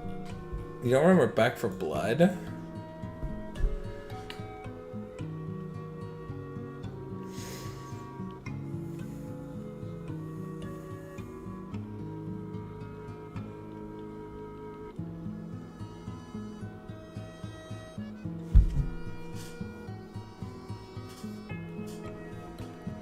I'm linking you the original for the rest of the song. I'll have to look at the original after the stream.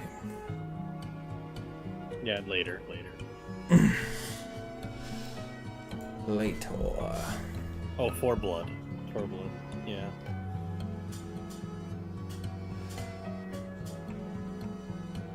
I don't like it, but I just don't like Kiara's songs, just as a whole.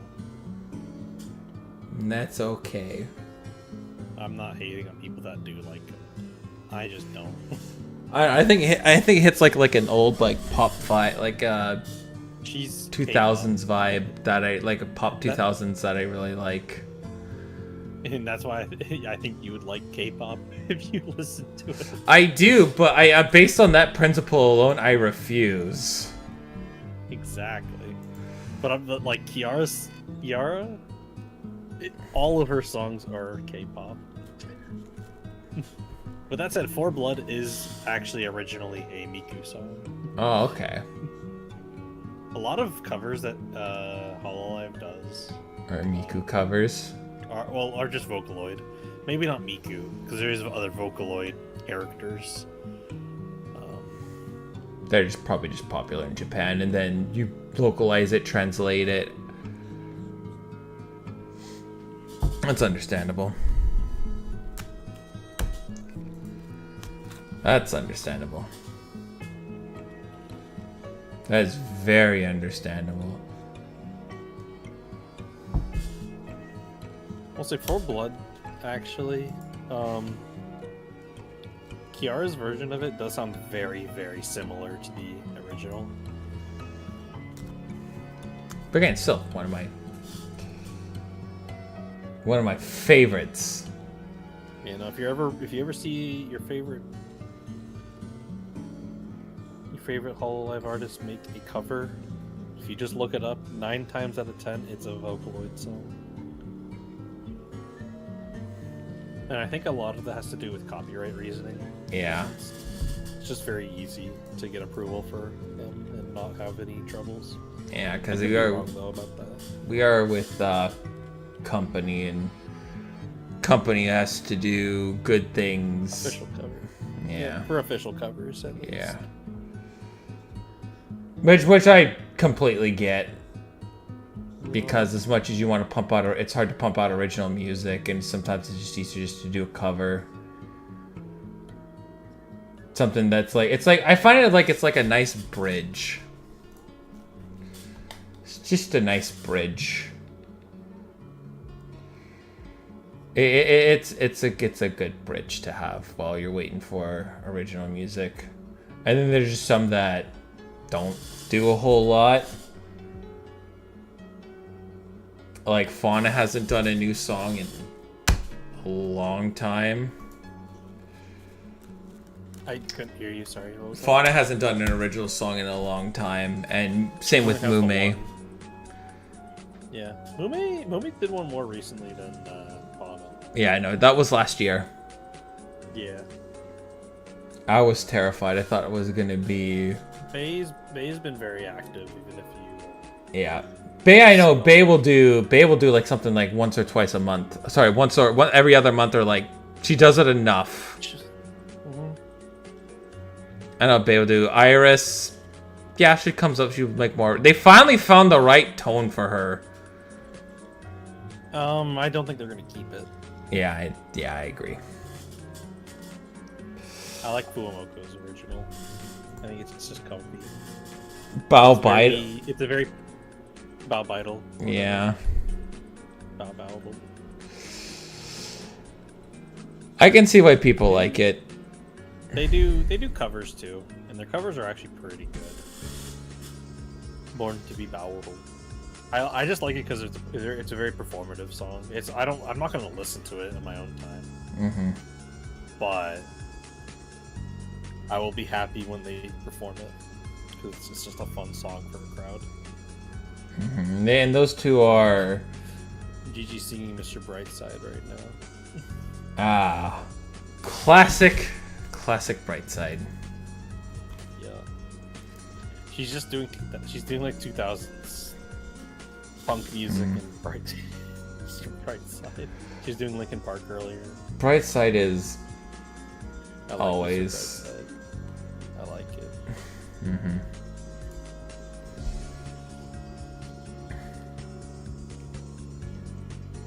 I like all of them sing Mr. Brightside. And it's pretty popular for unarchived karaoke's. Maybe not. I don't think it's that popular, honestly, actually. But depends on the person. Mume will do it quite a bit. Ame will do it a decent amount. Is Ame and Suiza and Sorry, what was that first thing you said? I was gonna say Ame, but it's like, wait, what's Ame's newest thing? Suize. Oh, her new name? Oh, Newbie. Yeah. Newbie and Suize. I think that those a stream with those two would be fucking lit. Just saying. They might. It'll probably be under Shachi, but I don't think Mume's brought out Shachi since she's I meant Gura. Oh, Senzawa. Oh, Senzawa, yeah, Senzawa and Senzawa. Yeah. Yeah, Senzawa. What's fucked is actually Mume and Ame's past live names are so similar. One's Shachi and the other one's Sachi. Oh. It's so fucked. See, you can't even tell the difference about their other brands outside of Hololive. Yeah. Can't even tell the difference on Hololive and then outside of Hololive. Oh, sorry, I'm not allowed to say that on live. My bad. Yeah, you can't tell the difference when they. This out of the VOD. No, it's fine. I'm joking. Sorry, I ruined your sports ball stream with. Yeah, that's fine. It's fine. Honestly, we were talking a lot about sports ball talk earlier, anyways. This is more just a chill thing. It's just I was gonna come in here and just chill while you guys talked about sports ball while I do my own thing. Yeah, no one. There was some talking. No, we did talk a lot. Spencer dropped in earlier, and yeah, you were talking about Canada. I was lurking a little bit in the stream. Yeah, talking politics. I am so sorry. It's your brand. Yeah, I don't want to be known for as like the freaking politic guy. Yeah. It's not what I want to be.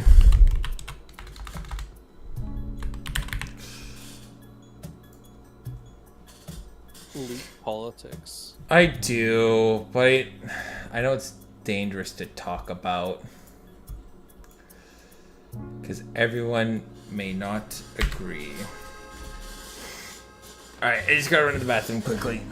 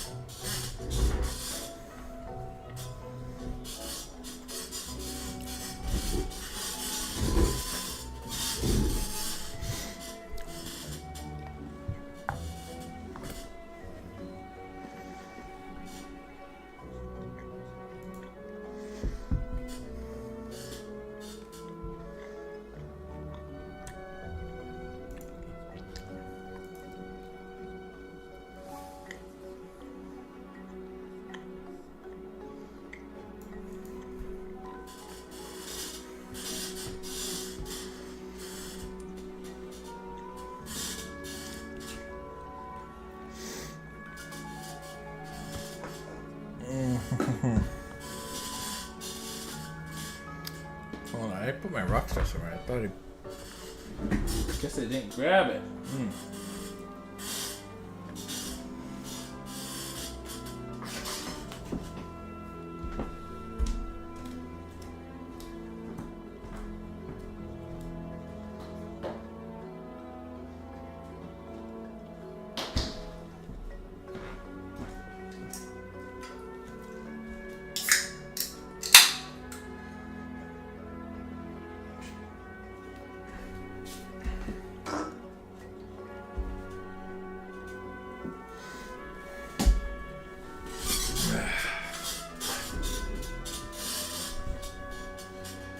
Okay.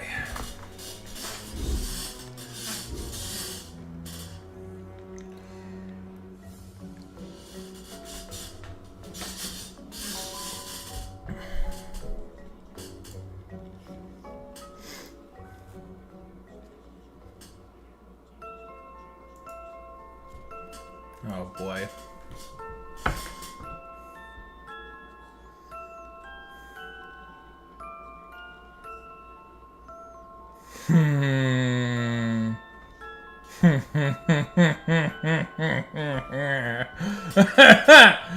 That's funny.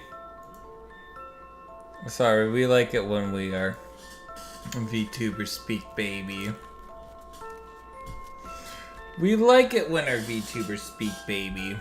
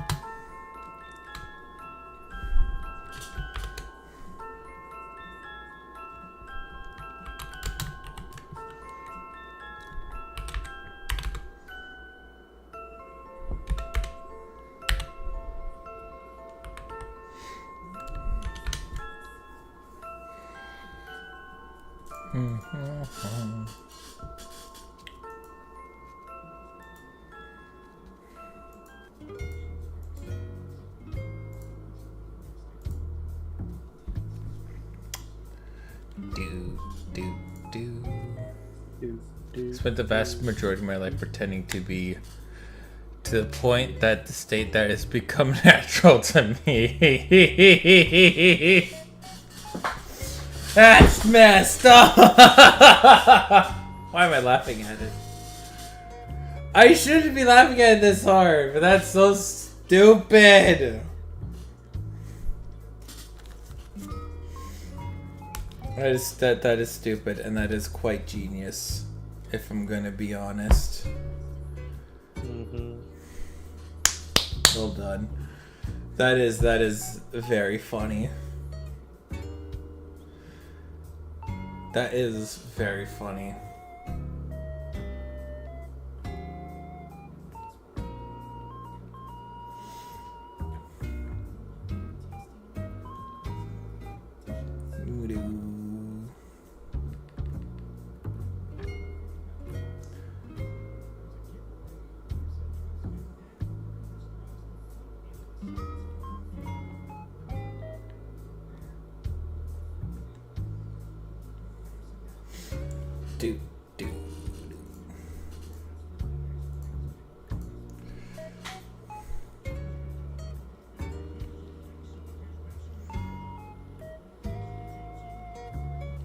I'm listening to chill Nintendo music right now.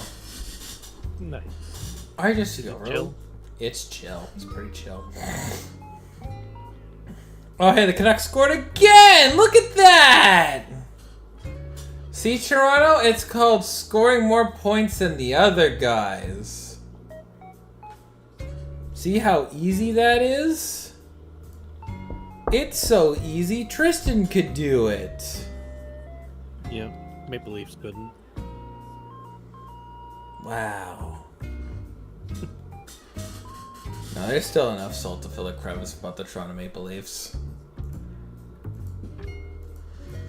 Why go to the salt mines when you can just say... When you can just mine my salty tears? Because, you know... Something about, oh, this happens every fucking year. Yeah.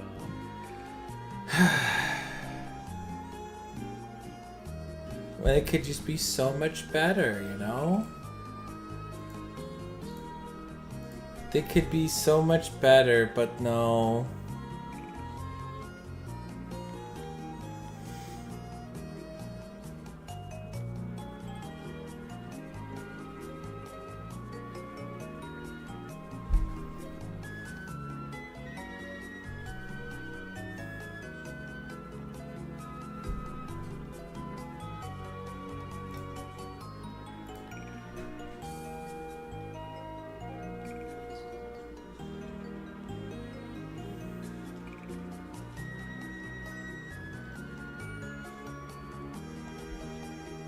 That.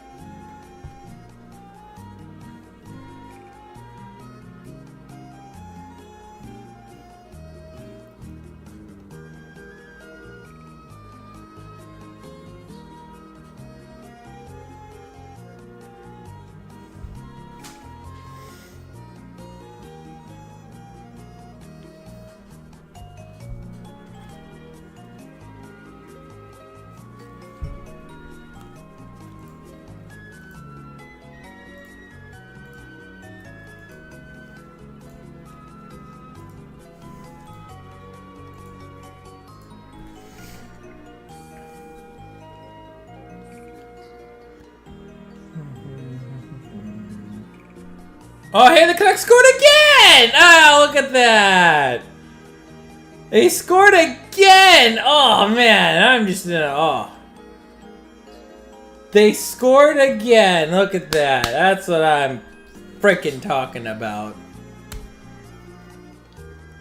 That's what I'm talking about, baby.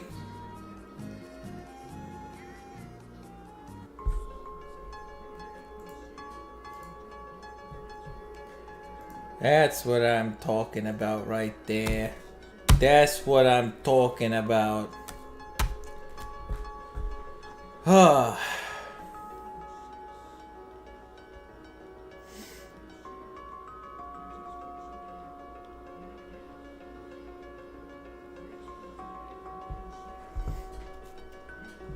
What gotta say, currently quite satisfied with what I got.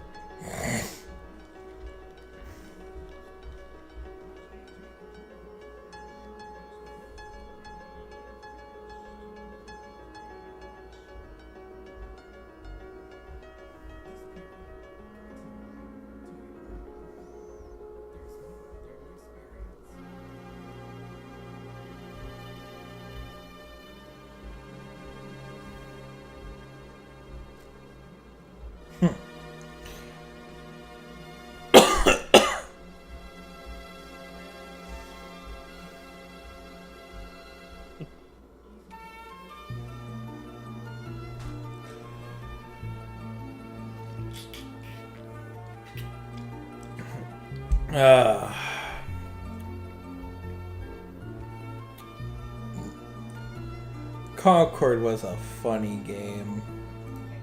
Mm-hmm. That was a funny game. The fact that it died as it did by trying to do live service bullshit.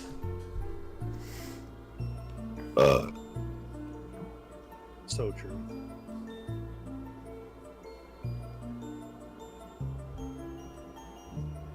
Who knew that people are tired of live service and you have a game that you have to pay for? Mm-hmm. And putting a fucking the general public's fine with live service as long as they don't have to pay for it initially. Yeah. Or if you do, it's cheap. That game was not as cheap as it should have been. Also had way too big of a budget. Do you think it'll cause a gaming crash? No. Maybe for Sony. Then again, I mean, Helldivers wasn't a literal slam dunk. If they want to recruit some losses, just put it on Xbox. No, that game's dead. Helldivers is dead. Oh, not Helldivers. Sorry, Concord. I said put Helldivers on Xbox. Oh, you meant Helldivers. I thought you meant Concord, but I don't know. I thought you meant put Concord on Xbox. No. I think they should put Helldivers on Xbox.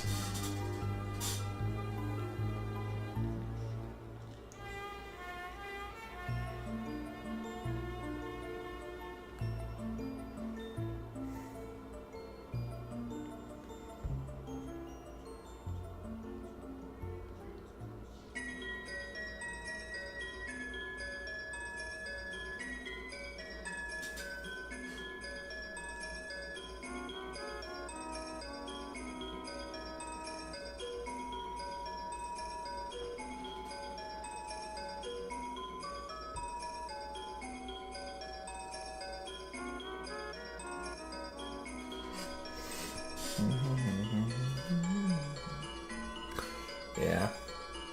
We'll see what Concord does if Concord drops the fucking ball again.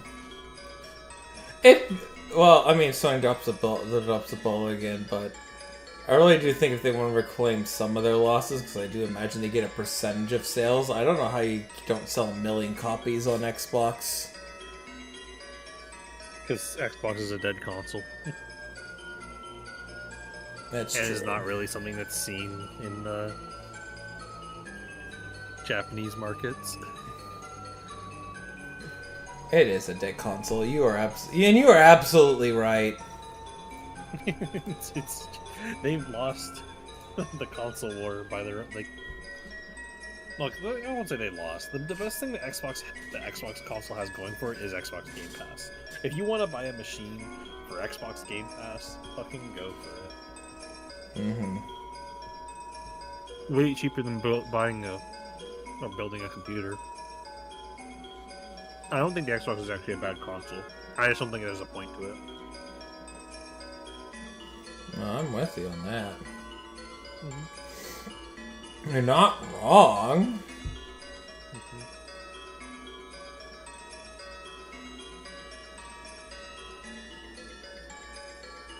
You are absolutely not wrong.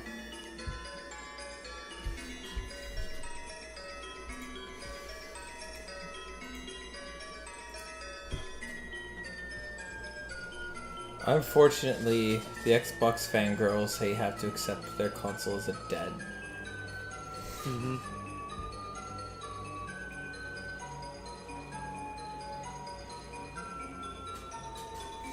It is a I don't know. What is it? A sad day? No. Yeah, you're right. You're absolutely right. Not even close. Not even close. It's not a sad day when Xbox isn't,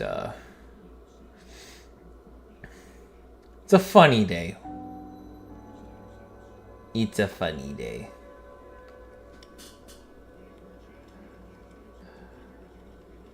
It's a funny day when it happens. It's kind of funny.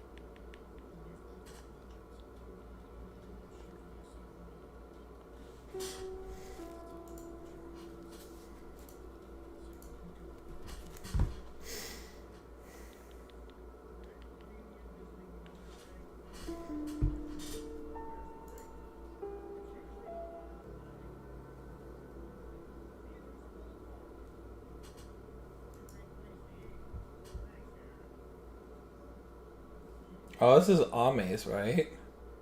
Yeah.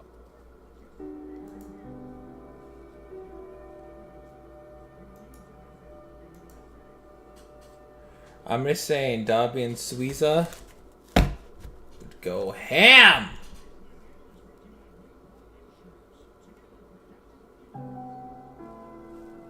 I'm doing a 3D too. Well, she has learned a lot. Mm-hmm. She's learned a lot from HoloLive. So, I mean, she was the one that was trying to tinker with it, at least, I found the most. Yeah, she was the one that did all the stuff back in the COVID days.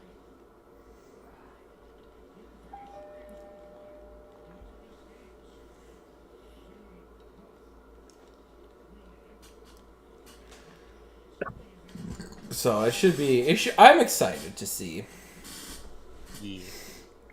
the next chapter in Amelia Watson. Plus, like, I wonder if she's going to do stuff with Doki Bird. She might. She did do stuff with when she was Selene way back when, but I don't think she was. She didn't seem that thrilled during that collab. Oh yeah, they did Overwatch. Because Yeah, I always find like Doki's more Mume's friend. Yeah, I mean she is. They've known each other for a long time, and they're friends IRL too. Like during Selene's whole thing, she actually went down to Mume's place.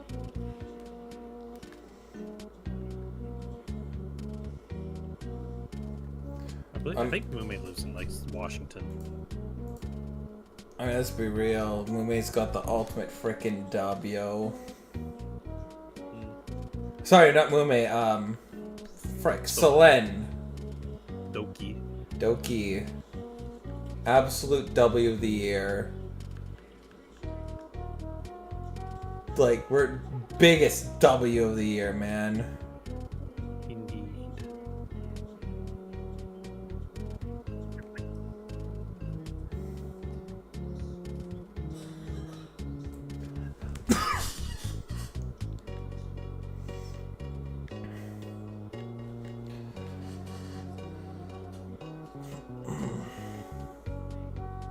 Okay, I wonder what crazy VTubing is gonna bring us in 2025. Everyone leaving.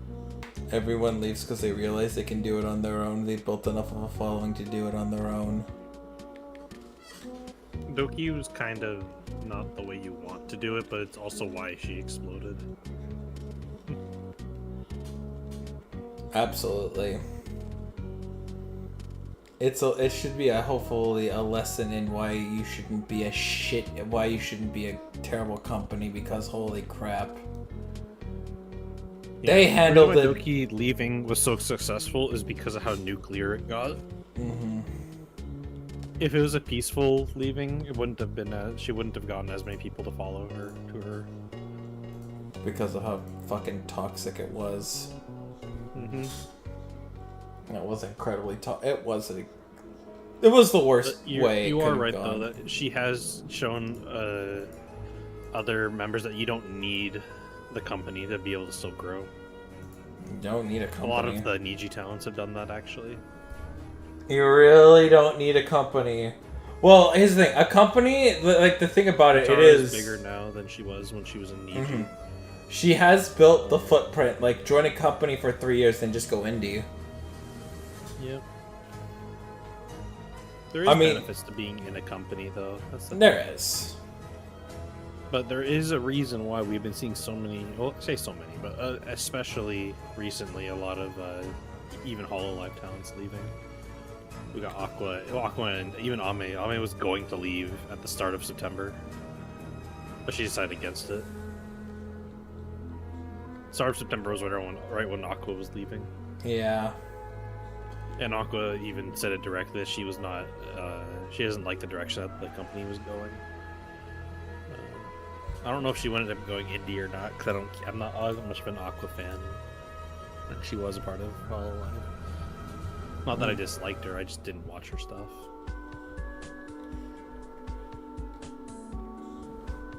Yeah, I mean, either way, how I see Hololive is in an interesting direction, because they haven't had a new JP group or any group debut in a year. Justice.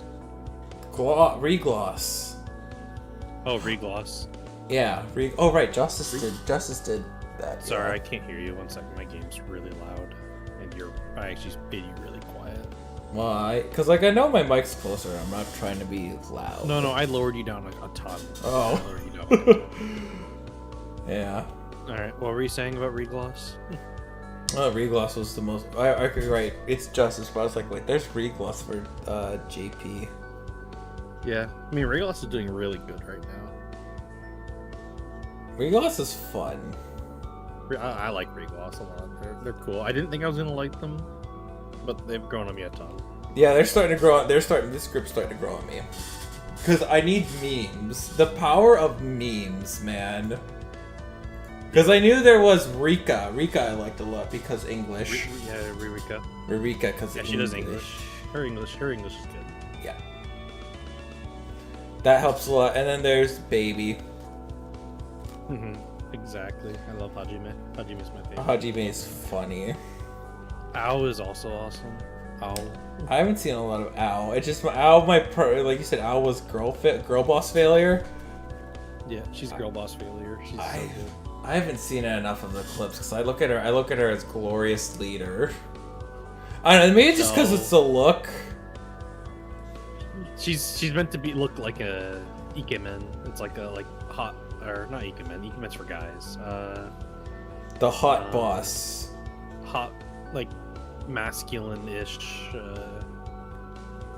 masculine feminine kind of. Not androgynous, but I guess androgynous works. But there's a name for her, like archetype. I can't remember what it is.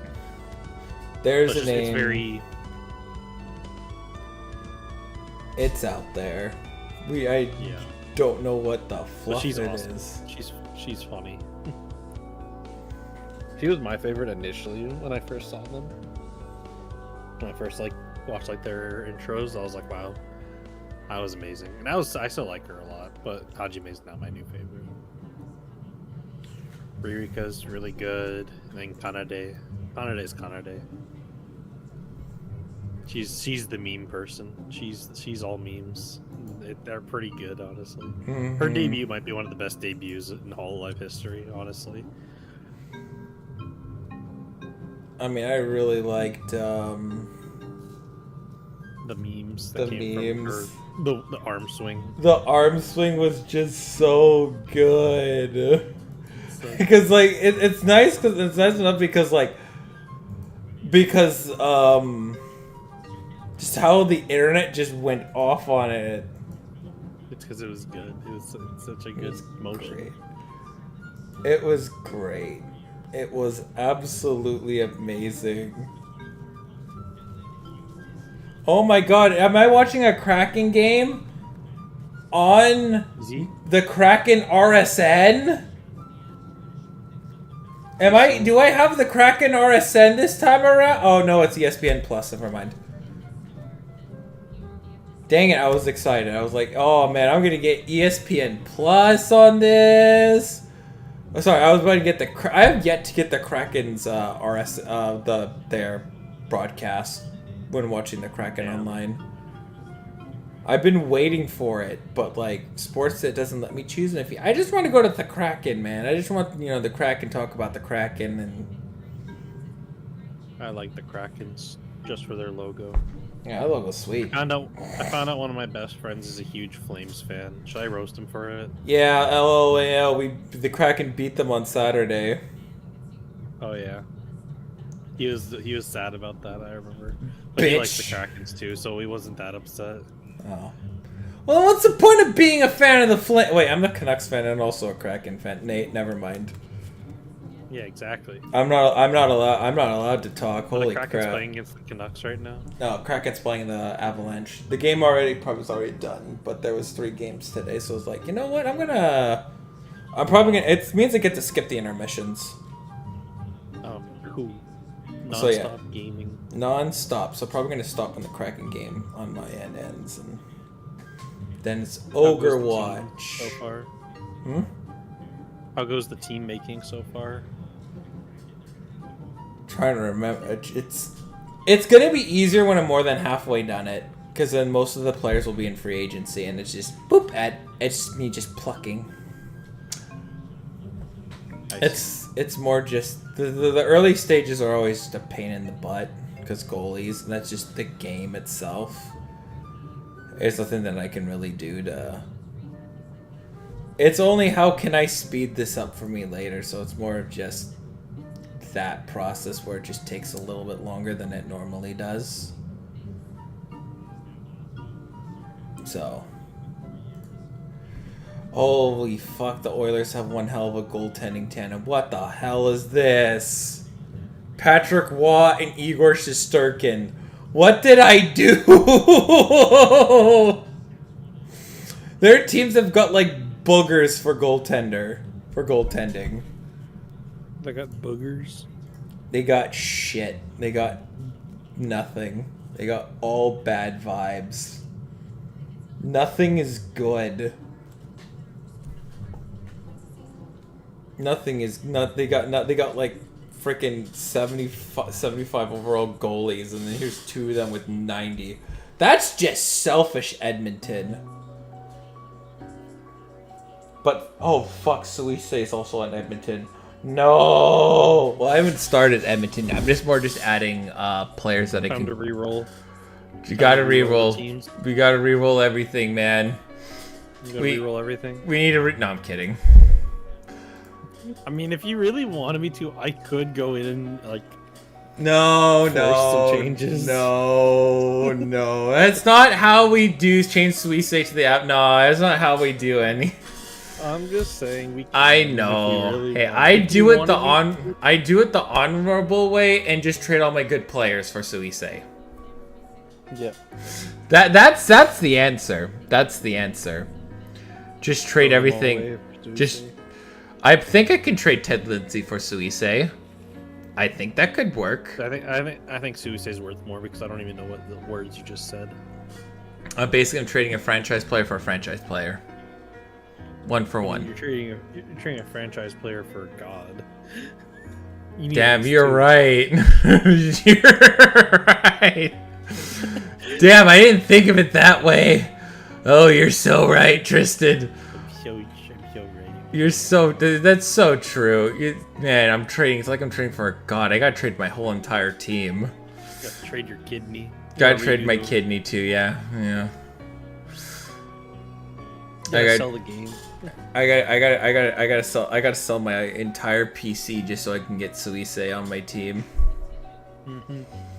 That's what I gotta do. I gotta get Suisse, man. That's priority number 1. That right there, man. That's priority number 1. Because I mean, Suisse, that's queen right there. That's queen. That is yes. She tells me to do something. I would have done it already. You know, I would have done it already. That's how dedicated. If her and Fauna ever told me to go on a diet, I'd go on a diet. Okay, maybe not. Fauna's vegan. Shit, probably I wouldn't go as vegan. My body, I think, wouldn't allow me to go vegan. You're a carnivore. It's true. I mean, I need dairy though. I need dairy. I mean, that's where you go vegetarian, I think. Or fuck, I don't remember what the name of it is. Where you don't eat meat, but you eat like animal products. Vegetarian or pescatarian. No, pescatarian's fish. Oh, fish. I think it's vegetarian. Yeah, it should be. It should be vegetarian. It's. I will lose my mind if it's something else, because then it's like, why the heck does that have to be so frickin' difficult? Oh. I mean, it's not that hard to understand. Vegan is truly nothing to do with animals, and then vegetarian is you're okay with you're okay with animal things, but just not meat. Yeah. I just don't know how vegans can be, how they live their life. I think I could go without dairy, if I'm being honest. I don't think I could probably go with cheese a lot. I love cheese. Cheese is great. Cheese is, oh dude, I can't go without cheese, man. I couldn't. Milk. I have been going without milk. No, I've been drinking milk. I can't. Well, I literally can't drink milk, but oh shoot. I'm like, I want to say I'm lactose intolerant. I'm like, it's like very light. It's like it's a very light lactose intolerance. Like, I can have ice cream relatively okay. I can have cheese relatively okay. Milk though, like straight milk, no go. No go, no bueno. No go. No go. I can have dairy. I can have other dairy things mostly fine. It's like, unless I have like a ton of it, like I have to have a lot of cheese. Like I'd have to have a whole pizza to myself, or like an entire like tub of ice cream or something for it to be a problem. Nah, you're doing it. You're doing the champion's way if you're having a whole tub of ice cream. That is champion stuff right there. I mean, it depends on how big the tub is. That's true. Yeah, like I could easily do a Ben and Jerry's like tub of a Ben and Jerry's in like one sitting. It's not really a tub though. It's like the cup things. But they do. I could easily go through that in one sitting. That's not hard. I think I'd usually be fine with that. I haven't had Ben & Jerry's in so long. It's so expensive. It's really good. I don't know. Ben & Jerry's just doesn't have a flavor that I really like. I love Ben. I have like 3 flavors that I really like from Ben & Jerry's. Yeah, one of them I just don't see anymore though. Milk and cookies is dead, and that one's like my favorite. Plus, they're mostly like half of it's like vegan ice cream, which I'm like, ew, no, and the other half is I like. haven't had their vegan ice cream. Yeah, they have vegan ice cream.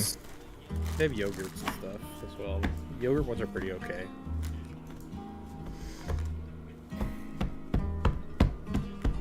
Yeah. I'm just, I like my dairy too much. Way too much. Dairy is just this critical.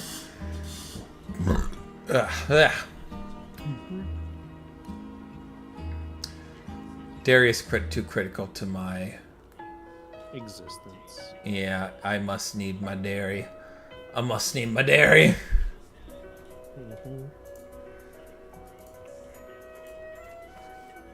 Daddy needs his dairy. He needs to be able to shit out pints. That's a real way. That's a real man's way of living, you know. Real man shits pints of dairy. See, if I was lactose intolerant, I would do whatever it takes to like be on any sort of medication to let me to eat dairy, because I will punish a toilet just to eat dairy. Yeah. Because it is worth. Yeah. It is worth. Dairy is absolutely worth it. I love dairy too much. Dairy is a necessity. Dairy is a necessity to survive.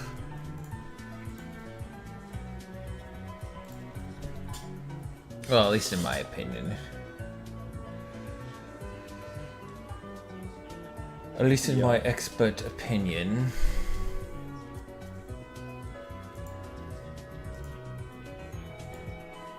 I mean, you can, you know, whatever diet, you know, you feel like it. It just doesn't mean you're right. Nah, that's toxic. Holy shit, that was toxic. Oh my god, where did that come from? Just let people live and do their thing. It doesn't mean it's. No, I'm kidding. I'm kidding. Oh, that take is as bad as the vegans that try to force veganism on you.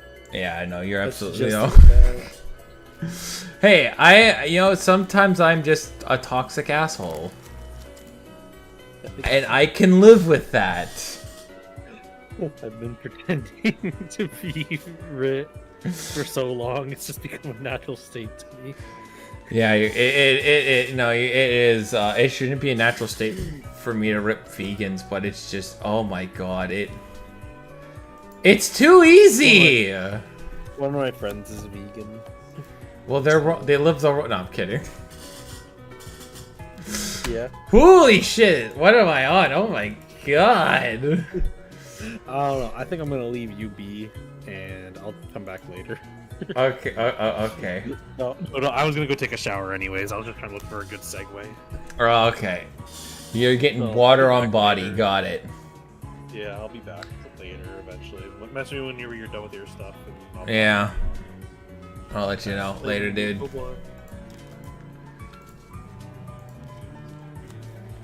Yes, quote unquote, you can quote me for saying that. Let's see.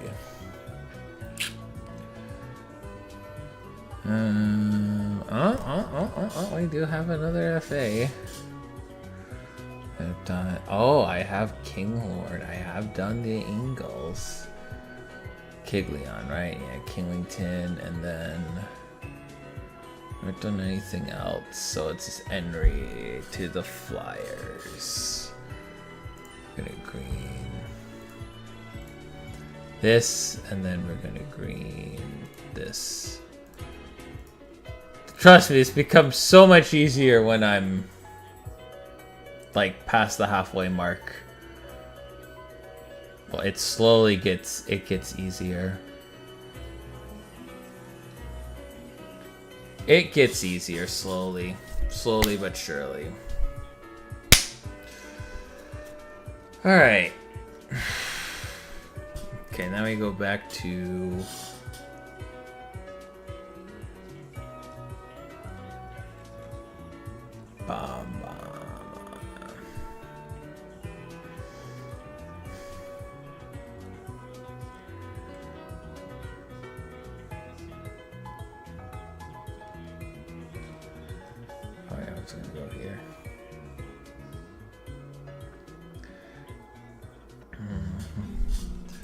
back to Hartford. Back to the Whalers. Do do do do do.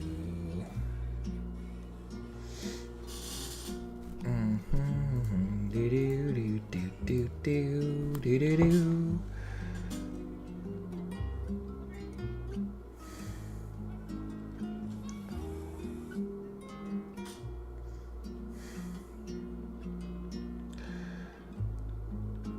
The good old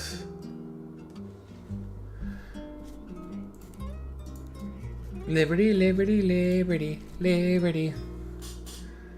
How do I know more American jingles than Canadian jingles? That's what I want to know.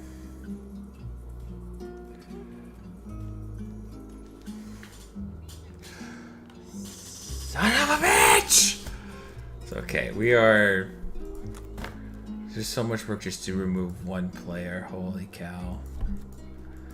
There's so... Alright, Blackhawks. Let's see. Chris Kunitz from the Penguins alum.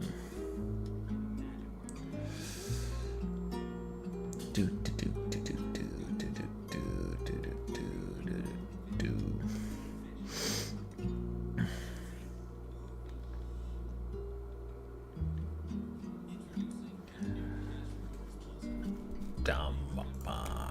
Okay, so we got... Unfortunately... Oh, got lots of Canucks I can do. Oh, and I can do a goalie.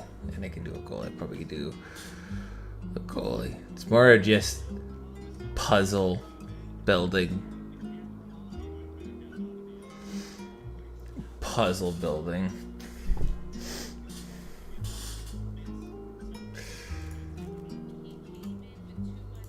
And there's two Canucks, Carson Soucy and Wallander. From the Wolfpack, Sabres on Devils, Panthers. Okay. So we go to free agents. And then Carson Soucy and Wallander. Go Kraken. Beat the other team. Or I will be the sad. And I don't want to be the sad now, do I? No. No, I do not. Oh, hello, Jugger. How you doing? Hello, hello. We're chilling. Just kind of winding down tonight, though. Just kind of... I haven't wanted too many one of those days where it's just like cool, nothing really cool happens. But it's not really a bad day, but you're still kind of upset. There's nothing wrong with an uneventful day. Unless there is something wrong. But it's like one of those days where it's like for some reason you're still just kind of upset. Oh. I feel that way when I'm like just like in a diva mood. Yeah. There are days where I'm just in a complete diva mood. I have those probably way too much. But why? It's not my fault that I'm a little bit of a bitch sometimes. I admit that. Sometimes I'm a little bit of a diva. It happens to the best of this champ. Oh, it does. I mean, it takes a lot for me to get going. But like once I get going, like that switch just it doesn't flip off. I used to have these like terrible neighbors when I lived up Promontory who were just terrible people. I was just in a terrible mood, like in such a ranting and raving mood all day. I let that all out. Didn't realize that the back door was opened, and I guess the entire neighborhood heard, and then all of a sudden, he's like my bestie. He was like, "Oh, I'm so sorry. I didn't mean to do that. Terribly sorry. All this and that." Yeah. But like, that's probably the one time I actually like lost my freaking mind on somebody. But what's the lesson learned? Don't give me ammo because I will turn into a diva.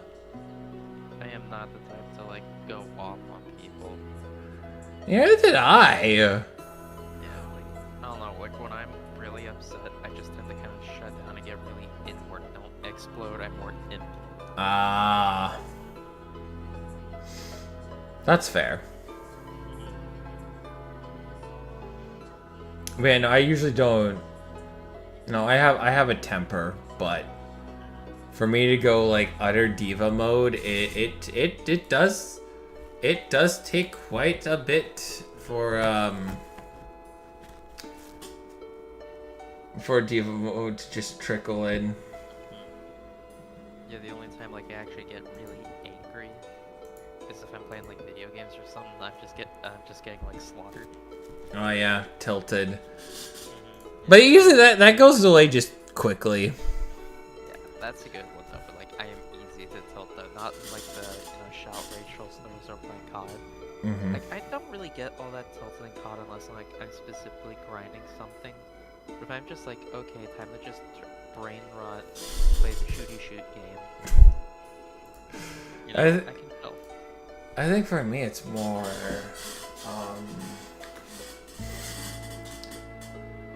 if me getting tilted is just me just turning my brain off and then I'm just pressing buttons.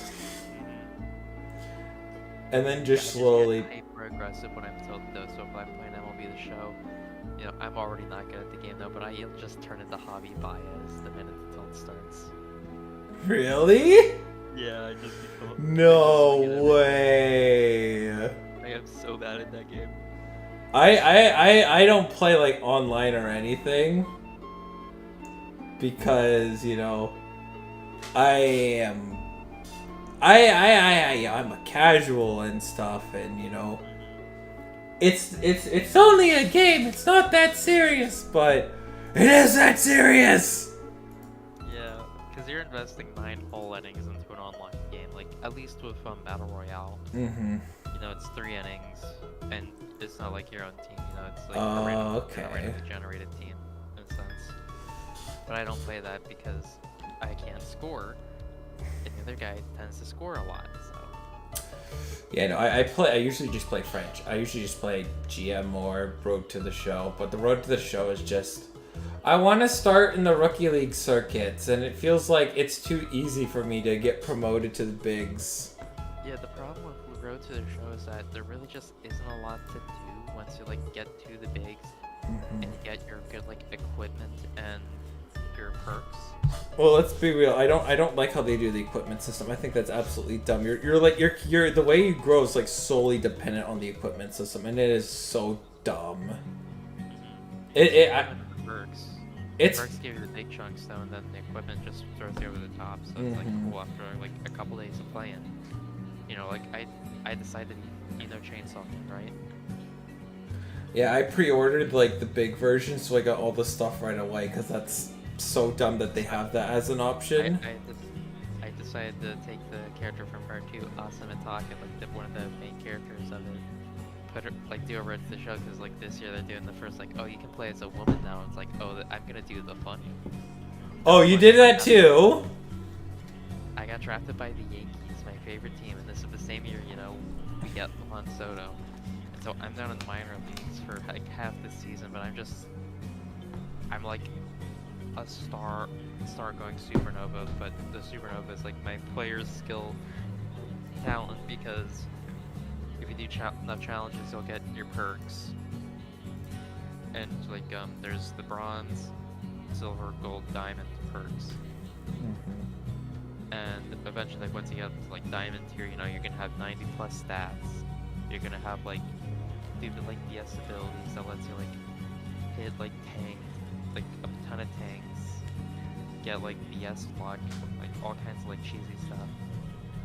The point though where it's not entirely fun anymore because you're gonna hit like 370 if you're not playing on Hall of Fame or a legend.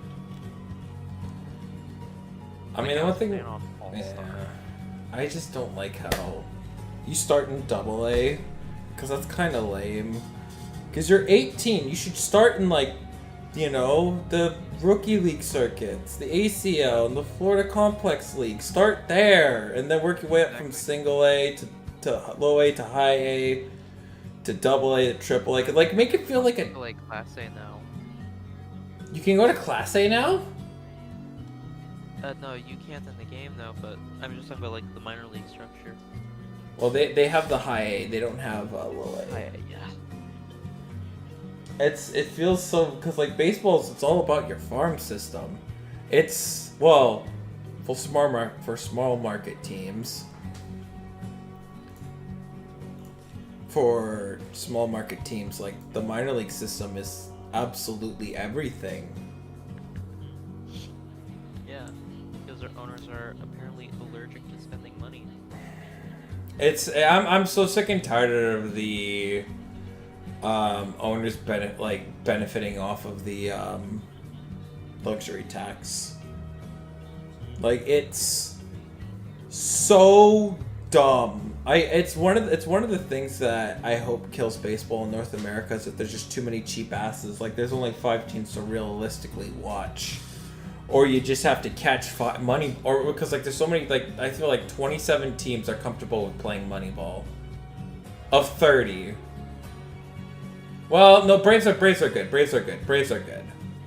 Yeah, like, hang on, let me pull up like the payroll list here, and I'll tell you, because I'm forgetting like the Mets.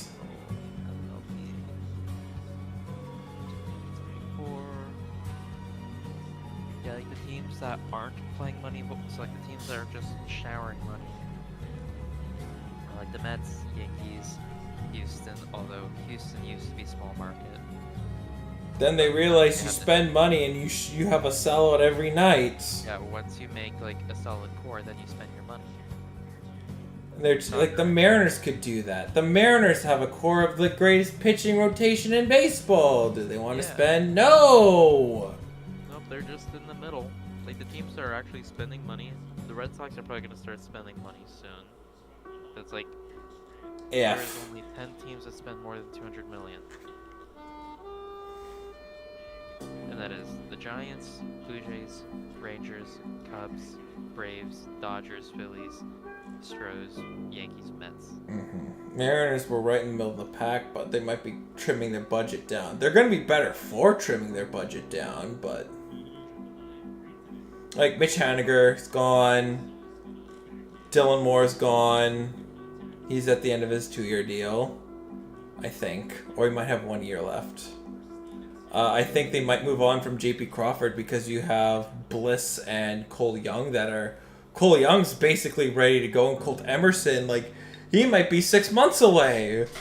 He's shredding it. Well, that could be because Arizona Fall League is kind of a joke, but it's more of a tune-up for players to get kind of a more plate appearances.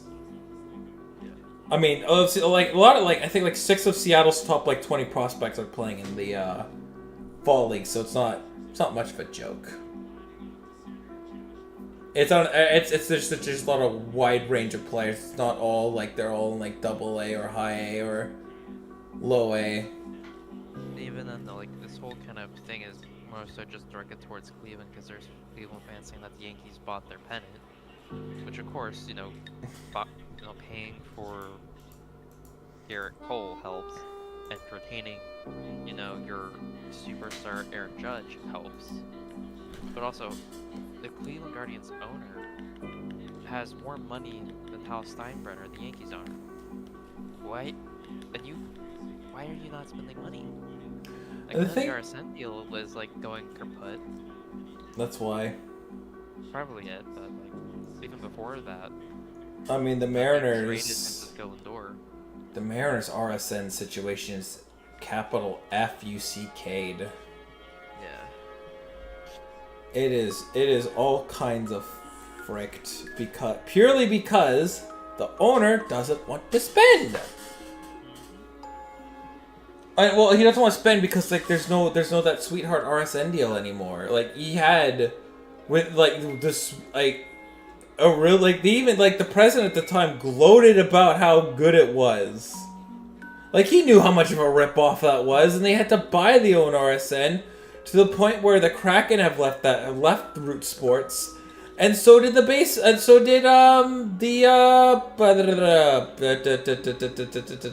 Portland Trailblazers. Portland's no longer on that RSN anymore either. So they have a team that's an RSN that they now own that's not really that's only being there for advertising space. That's being put on a higher tier for Comcast and other channels because they don't want to pay for it. So the Mariners, I mean, they could be really smart they could be smart and go to your local NBC, ABC, work out a deal and just ditch Root Sports. Yeah. But they're not. Like the teams that can actually make their own channels, so like your Yankees, Mets. Root Sports Northwest is now owned by the Mariners as the whole. Yeah. But nobody wants to watch the Mariners, and or North Pacific is going to pay that much money to go watch the Mariners. Yeah, because now it's at it's only the only option is Fubo that's affordable. Like Comcast, it's now on a higher tier on Comcast and all other cable providers. It's at a higher tier now because money, which is just really dumb. And I really hope that they try to get the Kraken and the Portland Trailblazers until Seattle gets an NBA team back, because I mean, you can absolutely benefit from it. Or even just let the Kraken ownership group... Oh, that was a nice snipe. Past... Grubauer. Oh, God. Like, I don't know. Sergey, but what? It's duplicated. Okay. But like, I don't know why.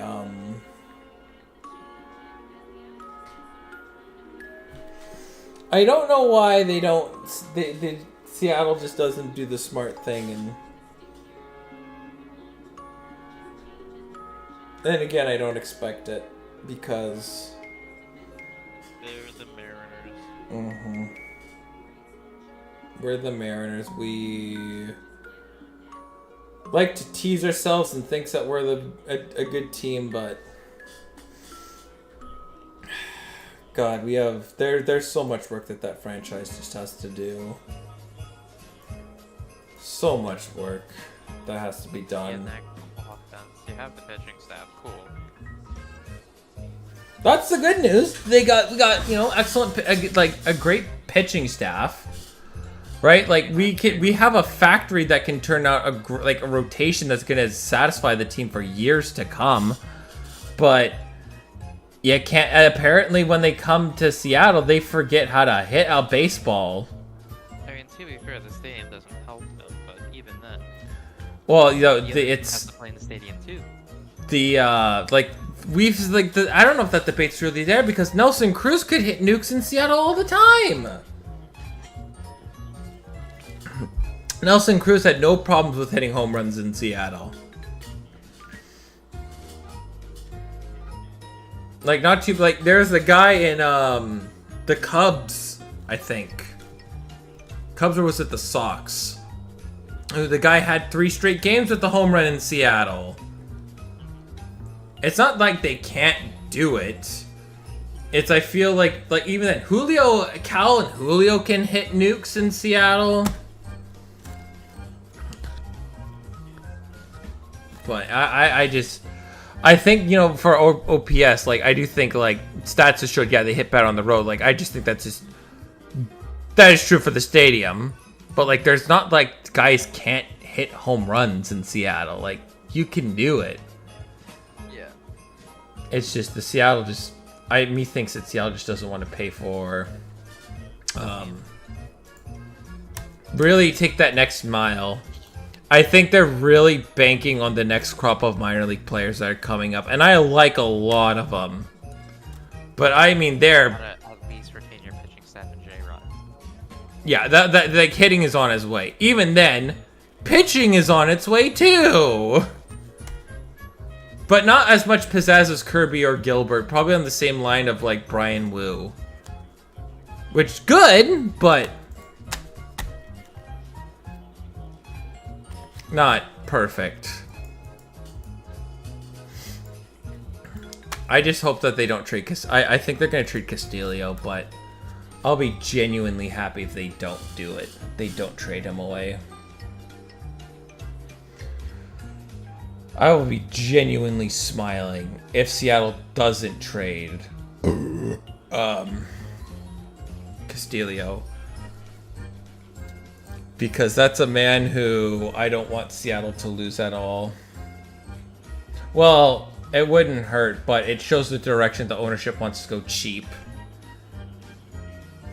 When, I mean, don't get me... I mean, unless they want to go to 6. Unless they want to go to, like, 6 goalies. Sorry, 6 starting pitchers, then... Yeah, it would work. It would absolutely work. To go to, 6 starting... It's a 6. Because going to 6 would be really good for Seattle, but... I don't know if they're going to go to 6, because the thing is, if you go to 6, one gets hurt, you go down to 5.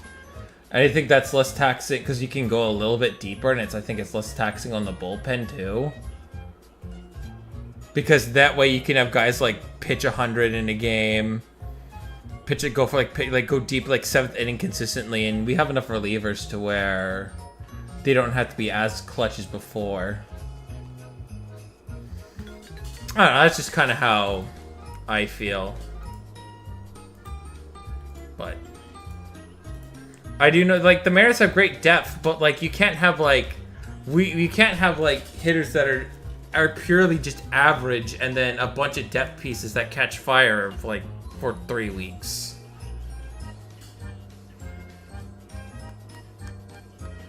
That's what frustrates me the most. Sure, depth is great, but, like, outside of depth, what do you got? Alright. Wheel spin. Cars, what the fuck did I write cars?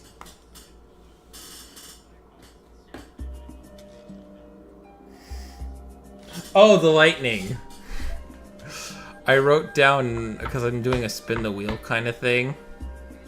I wrote Cars the movie. I was like, wait, what the fuck is Cars the movie? Oh, that's the Tampa Bay Lightning, because Lightning McQueen. Ka-chow! Alright, Lightning are next. I think this is number 7 of 48.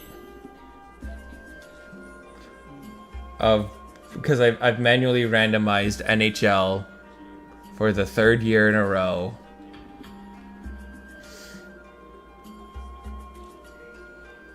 I did it.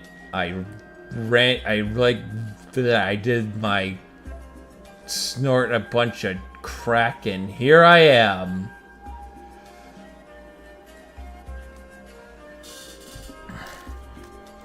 Oh, they have Joe Thornton and Jerome Iginla. Oh dear God, what the hell of a... Oh my God, that is such a great top 6. Mitchell Marner, Ross Colton, Jack Eichel, Lucas Raymond, and Mitch Marner with Thornton and Iggy. Oh no. Oh no, what the frick have I done? Oh no. Yeah, I've made the Lightning extra broken again. Oh crap. What did I do? I fricked up. I have... No, the Leafs... Damn it. Okay. Let's see. Is there any Lightning? No, of course there's no bloody Lightning players. Oh, okay. No, that's fine. It's fine. But he's a goalie. That's not gonna frickin' matter. OHL. There's an OHL player. Okay. We're not fricked. There's an OHL player I can add.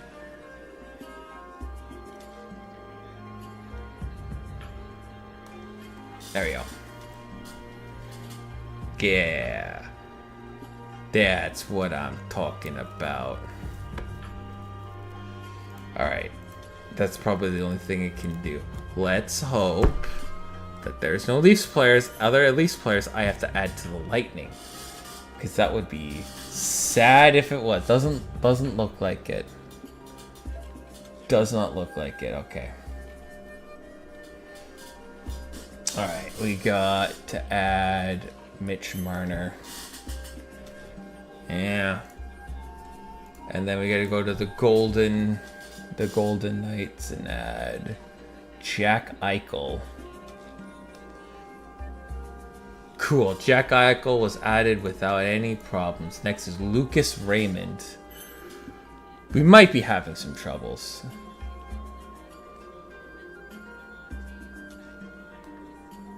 Oh, thank God we didn't.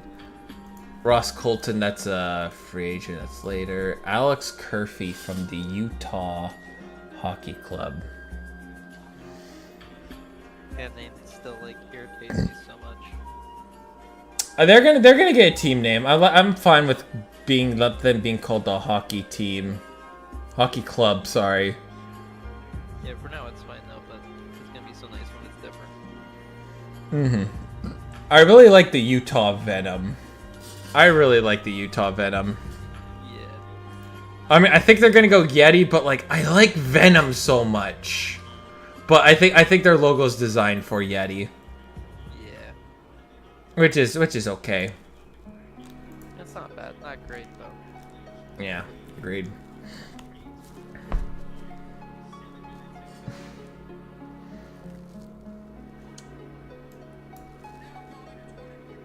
But it's gonna feel nice when it's gonna feel like nice and official when they have their because like I'm glad that the ownership group is doing it the right way. They're getting a feel of what like the city really wants them to be called. Because I think it built a better connection. Yeah. So I like what they're doing. It's good. It's gonna be it will be acceptable for now. But I can't wait till I mean we're gonna have a team named the Hockey Club that's gonna make the playoffs. I mean the Hockey Club is off to Utah's off to a great start. Like a really great start.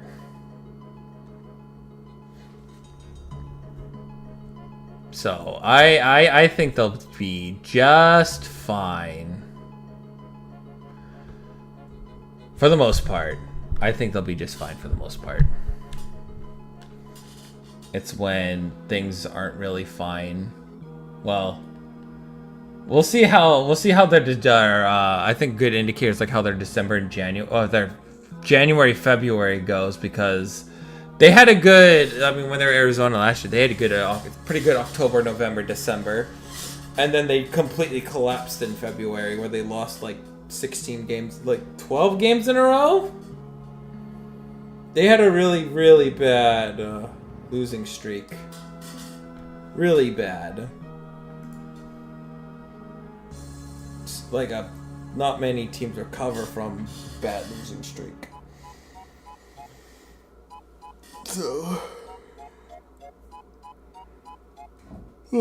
but it's fine. I think they got like probably the best batch of prospects.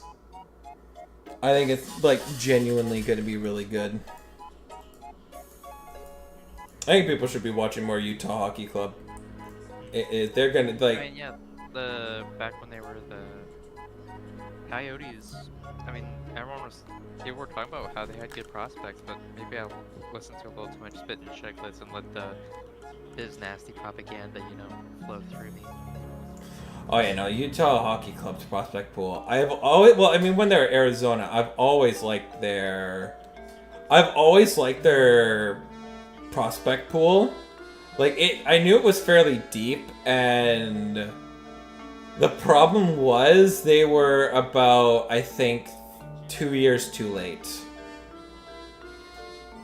I think that was the problem I had with when they were in Arizona, was their prospect pool was about 2 years away before actually doing something. And I think had they had if they had they're trying to start in stadium problems now and they were going to make the playoffs, it would have been a big help for them to stay in the city of Arizona. But no, we have a bunch of freaking buffoons.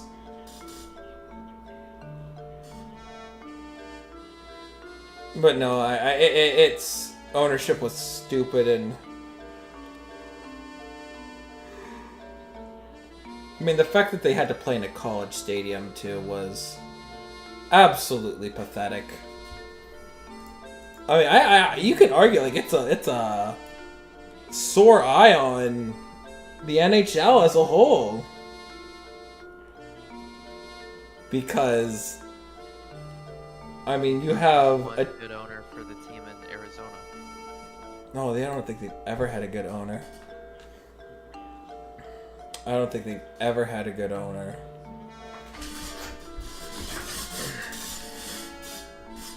That's been their problem. There's not most owners like they're like I think Tree did a video where most owners in Arizona were just bought the team then flipped it, sold it for money. Isn't that just beautiful? Isn't that how it's? Isn't that like a hell yeah? That's the, I don't like I don't even know how Gary Bettman, you know, the process it is to buy a team, but I don't know how Bettman just didn't try to get like somebody that was like completely like dedicated to have the team in Arizona. Like even all those years when they were in like before the stadium issue. Mm-hmm.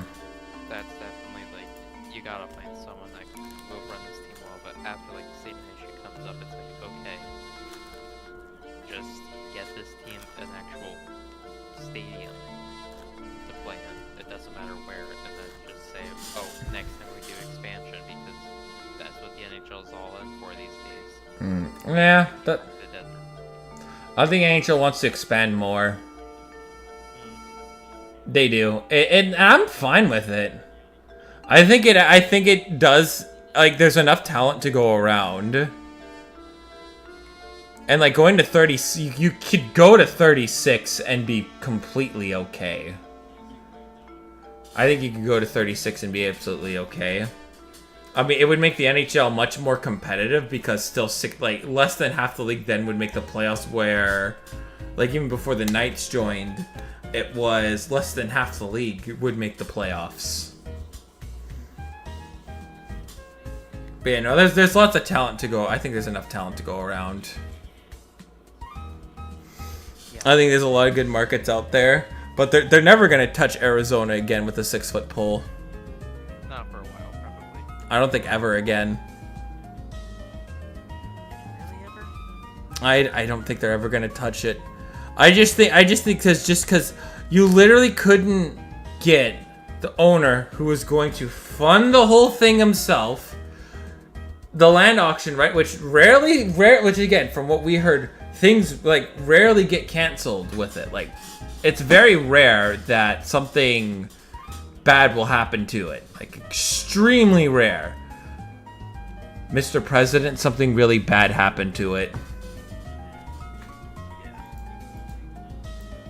You'll never get this. You'll never get this. Get this. We're gonna cancel the land auction last minute. They canceled it last minute. They literally, so there's like, no, you can't. We don't want. Literally, do not want you. The literal dump here. Mm-hmm. They chose a dump. They chose a. They were gonna clean it up too. I mean, the whole how like the end with how it just ended was just the worst. Yeah. It ended so poorly. But even then, with the land auction, like the option to continue as a new expansion team with an entertainment district completely built up and completely owned by the owner, not by the city, it was going to fund 100% of it. They said no to that. They canceled the land auction last minute. And I think it's because of that. I don't think hockey's ever going to come back to the desert. Ever. Because... Do you care about, I'm sorry to interrupt you, but do you care about like trading cards at all? No. I collect Yu-Gi-Oh cards. That's all I do. I was about to talk about baseball cards for a second. That's to go for it. Yeah, I know, but though I really want to get the Paul Skeens rookie patch card. Like the patch. Yeah. I know I'm not gonna get it because it's like the mythical card. It's like from this like Topps update series. It's gonna be in there. And someone's gonna get it. I don't know who, obviously. but someone's gonna get it and try to sell it for a lot of money. A crap load of money. Mm-hmm. I want to get it, and the voices are telling me to drop $100 on a hobby box. Listen to those. No, I'm kidding. Yeah, I get you. Listen. Like each hobby box has at least one autograph card per like box. So Yeah. if it's a good one, you still come out with a profit, at least like not as negative. I'm more of I'm just a collector. If I get like a super rare card, cool, I get a super rare card. And then off I go on my merry way. But no, Yu-Gi-Oh's not been super good with their TCG sets anymore. They haven't been good. Like, I really like their special edition prints. I like it when they like release like anime decks that they haven't done. I think my favorite thing that they've done was they released Jack Atlas's structure deck. That's cool. So that was like, oh sweet, because I just want to have it just to collect it, right? Or and any elemental hero, because I love elemental heroes. So I really wanted to get into the Pokemon trading card game because that was my thing. I was never like Yu-Gi-Oh or Magic. I was on TCG, and it seems so much fun though, but it just seems so expensive and complicated to get into. yeah, I tried it once. I was like, we did a pack battle when I did YouTube when I was with a Pokemon group back in the day, and it was interesting. I got a Mega Diancie EX, so that was cool. Diancie was a fun little mod, like the gem thing. Mm-hmm. Yeah. It's the little gem. It's the mythical from Kalos. Yeah, I thought Diancie was cool. Yeah, Diancie's nice with Diamond Storm. Yeah. It's a fairly. Was it Ubers? In Gen 7? Because I don't remember. I think Mega Diancie might have been OU. I'm not so sure. It might have been OU or Ubers. I think she's like high-end OU. Yeah. I don't remember. I don't really understand the difference between like the Smogon rankings and like the VGC rankings. Oh, so Smogon is singles. Okay. Yeah, I knew they were singles though, but like those VGC also have like Ubers, OU, that kind of stuff. Like OU, UU, RU, NU, PU, and then ZU is the newest tier. Is that Smogon rankings? Yeah. Or is that also okay? Smogon. I know Game Freak. They don't have their own tiering system. It's just regulation. Insert letter here. Okay, so they just have like a ban list. Yeah, it's just a ban list. Oh my God! What a goal! Who scored? Jared McCann on a backhanded shot. Oh, I do have Apple TV, so I'm not sure if they'll let me stream it for anyone though. But I know MLS playoffs are coming up for anyone that cares. Oh, yeah, no, I don't care about that. that. It's literally just gonna be Inter Miami, steamrolling everyone because they want Messi. a bunch of old Barcelona players, all of. Which I'm fine with. I'd rather have him here than in. It's good for the sport, and honestly, I had a great night one day. It was like match day. I had like 4 White Claws. I watched Orlando City beat the crap. I want to say it was the Chicago Fire. Yeah, I think Chicago Fire. Yeah, I think you're right. I'm not sure which team, but I watched them like beat the crap out of them like 4-2 or something like that, 3-1. Dang. No, I can't do soccer. I got converted during like the 2022 Euros. Cause I was riding on like Team England because I wanted them to bring it home, and like as always they get like a cupcake schedule. They go to the finals, and then they lose to a real team. I think the only soccer I'll watch FIFA though. I'll watch FIFA because FIFA is like the best of the best. International soccer is just chef's kiss. It is delicious. It is really. MLS, it's like watching minor snowy baseball. Yeah, MLS is ugh. I couldn't do it. Yeah, because like I know what the MLS is trying to do, right? Yeah. They want to be as seen as big as the Premier League. It's never gonna happen. Yeah, you're not gonna get the Premier League big though, just because you got all this inertia against you. Because you're like all like the big American leagues. I mean, baseball started in the 1800s. Football technically started with college in the 1800s, but there wasn't a pro league till like the 30s, and the NFL didn't exist until the 50s or 60s. Then NBA 50s, NHL technically started in NHL started like early 90s. Yeah, but again, that was like 8 teams. Yeah, very very slow. But they didn't do like mass expansions until like the 60s, 70s, 80s. Yeah.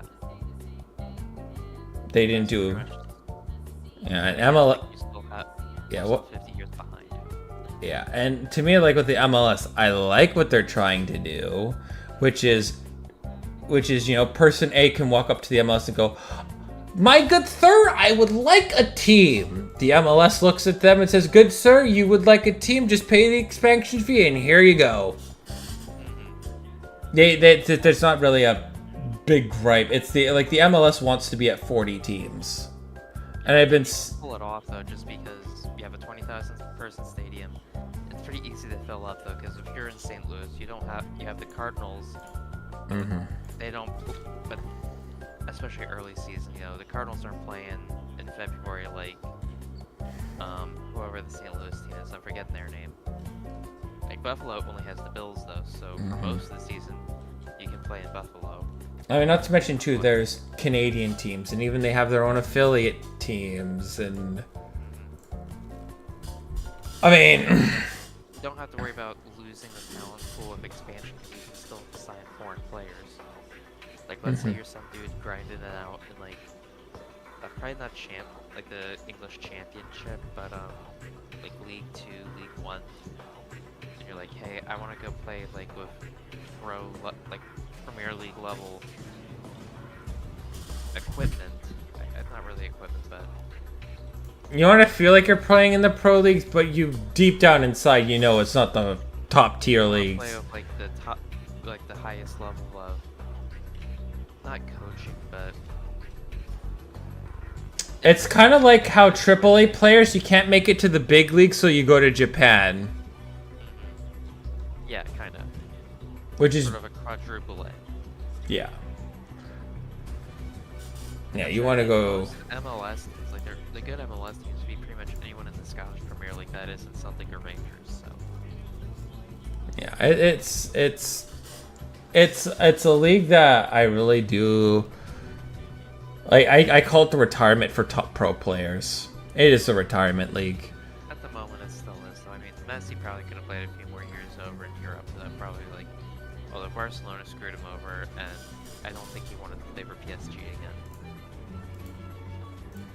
Yeah, and again, especially with for someone with branding, someone like Lionel Messi, like people are going to go to the games to see Lionel Messi play. So you can think of just the outrageous prices you can put in for tickets because it's Lionel freaking Messi. Along with all the branding deals you can make though, because America again is sports obsessed. They don't watch soccer, so okay, if you can even take an extra couple percent of the sports market share, because it's pretty easy. Especially in the dog days of summer when baseball season's kind of dragging. Yeah. NHL, NBA off seasons. I mean, July the July and August until week 0 college football, it blows. Yeah, you have again, it's oh boy, time to go watch a meaningless regular season baseball game between the uber tank White Sox. Oh, good lord. The White Sox, don't get me... Whatever, AL Central overlord they're playing, because all the other teams lord over them. And then watch the White Sox somehow win it, because, I don't know, meme magic. It's not even the meme magic. I mean, baseball is such a streaky sport. You do have teams like the Dodgers who you know, they throw everything in the kitchen sink just to get competitive, but Even then then, that still doesn't mean your pitching's gonna make it through the entire season. how many guys have gotten hurt? A lot. Or A again, lot. the Yankees. Or then there's the frickin' Yankoffs.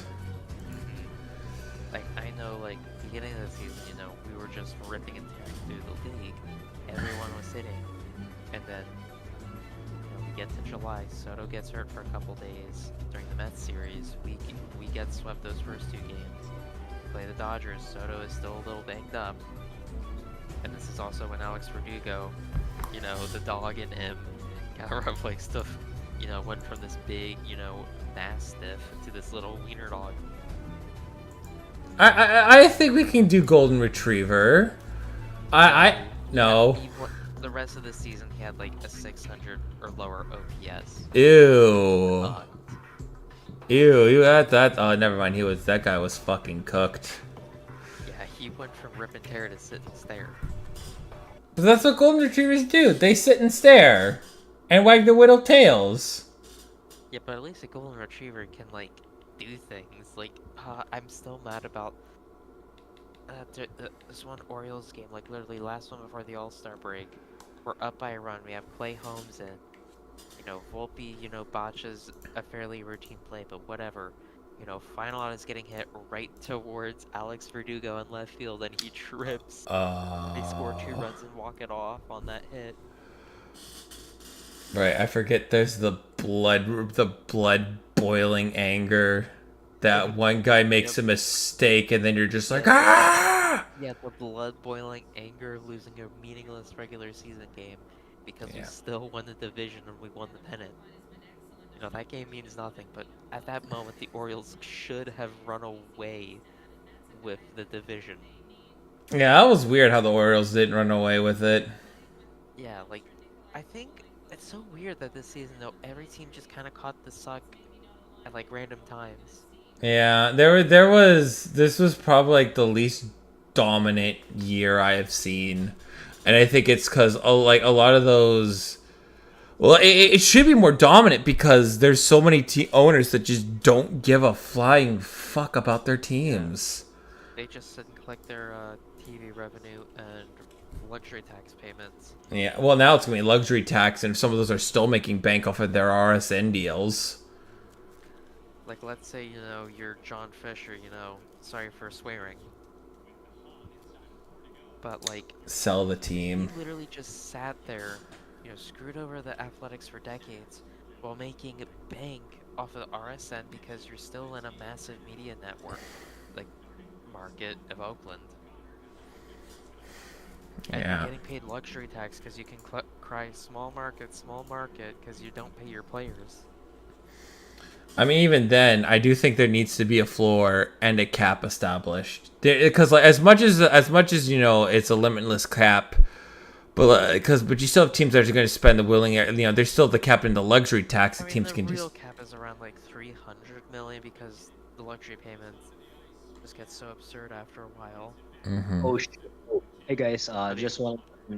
Until what time are you guys gonna be there? Because I'm gonna be working out in a bit. I'm just finishing up the lightning, and then I think I'm gonna call it a night. Oh, okay. Gotcha, Yeah, gotcha. You just interrupted our my Sorry. rant about John Fisher. Yeah, asshole. No, I'm kidding. Sorry. But you said that the thingy was like tonight. Yeah, no, I'm probably gonna do it tomorrow and Thursday. So you might have to. I'll probably give you a shout when I'm available. Yeah, just literally just join. That's all you have to do. Just join. You could just do what my buddy Namor does and, you know, stay in chat while you lift. Yeah, you know, why don't you come on? You know, we want to listen to all your grunts when you work out. What kind of Mickey Mouse Clubhouse stuff are we doing? Come on, when I want to hear you do your sets, I want you to scream nursery rhymes at the top of your lungs. Well, I'm probably gonna be doing it's probably gonna be an active workout with tire flips and battle ropes and all that shit. Okay, so when you're doing the tire flip, scream nursery rhymes. I'm actually so the funny thing is I'm actually like I'm actually at home watching the game, so I probably won't be working out until like 10. Yeah. Yeah, I'm just finishing up the Lightning, but the Lightning are gonna take me a long time because this team can't have less than 18 fucking players. So then I have to bounce back between teams and add enough players to them so I can take players away and do the blah blah blah blah blah blah. Gotcha. So yeah, I'll probably be back on like Wednesday or Thursday because I thought today was like the last day. No, I just started posting the results in the group chat today. Oh, okay. I just started. Also, shout out to the fact that Spencer's least favorite team, the Chicago North Stars, are back. I am a great troll. But yeah, so yeah, I'm posting the results. I should get Taegan to tweet these results too. Yeah, do it. I should ask Taegan to do that because it is a Sickos tradition to randomize NHL. This is the third year I'm doing it. Taegan should do it because he hates hockey. No, Taegan's trying to do something for Madden. But I already told him it's gonna take him he's gotta like buckle down and do it, and unfortunately I'm not gonna get Tristan to help him. Because like we have the spreadsheet that I posted. That's probably going to be the permanent spreadsheet going forward because we've made it super easy to where it just randomizes when we turn the randomizer on. Whenever I enter something, it randomizes the results. Oh man, Fernando Valenzuela died. Yeah, worst timing as well because it was like the World Series of the Dodgers. Yeah, the Dodgers are gonna win in 7 now for him. Yeah. Honestly, I'm actually at peace with the Dodgers winning because we already won. Ohtani. We already won like in 3 and 5 because I'm at peace with it. I'm fine. I'm fine with it because I like both Ohtani and Judge. I think they absolutely they're the best baseball players. Honestly, I'm just glad that they're not wasting their talent. Like finally, you guys are a good team. Play like it. Oh my god, Rikers Evans went through. Oh fuck, but to the wrong team. Judge has always been a good team. It's just that the team is never quite as good as the Astros machine, but the Astros are falling off. If the Yankees can re-sign Soto, retain Glaber, we're probably gonna have to play Holmes Go.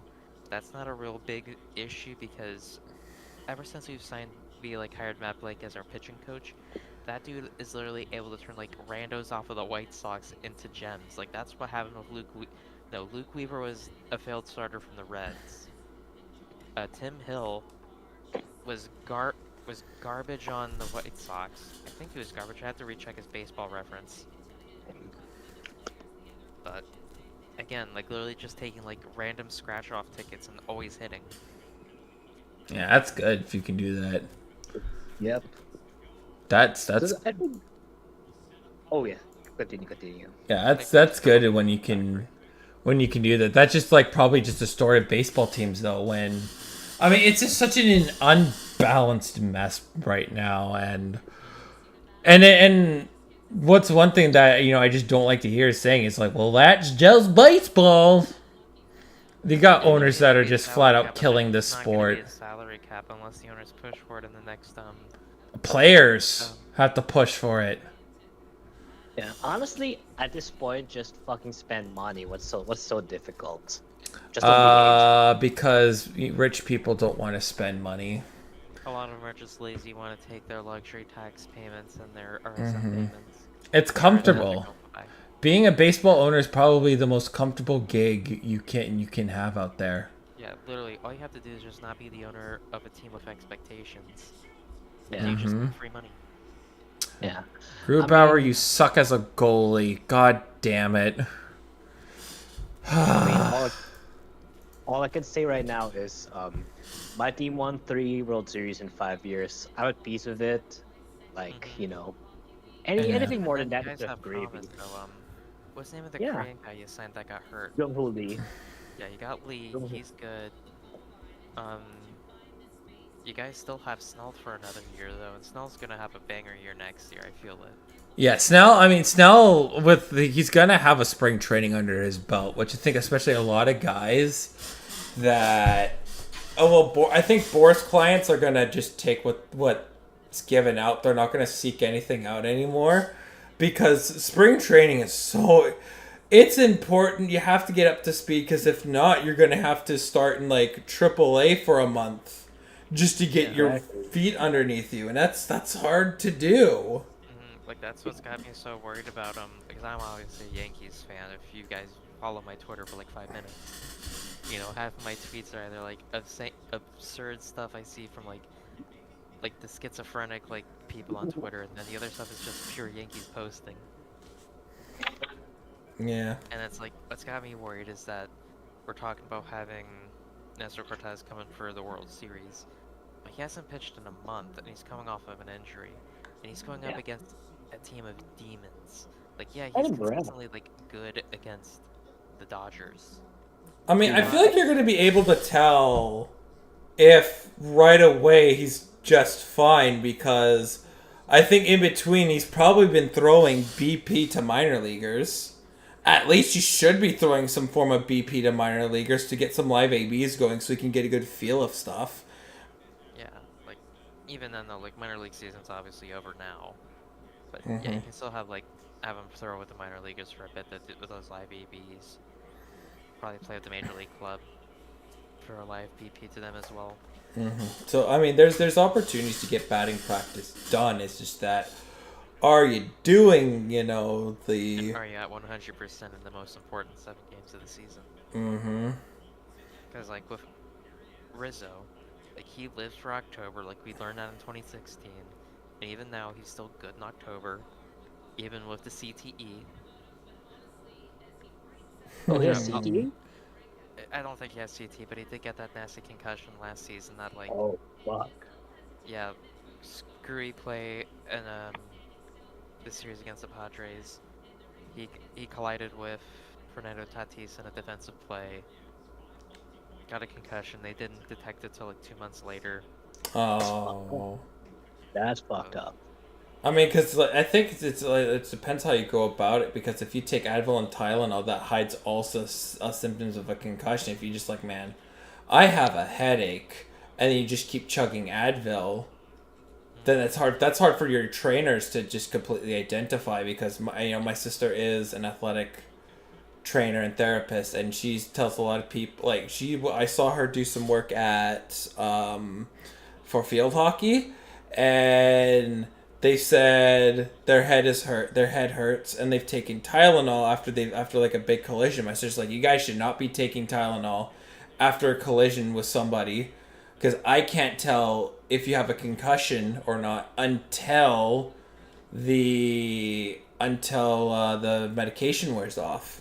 Like, you guys should, like, even though I understand your head hurts, you want to try to take something to really numb the pain and get out of there. But she's told coaches, like, yeah, if we are slightly suspicious of these players having concussions, you really shouldn't be sending them out of there. Then they're done for the tournament.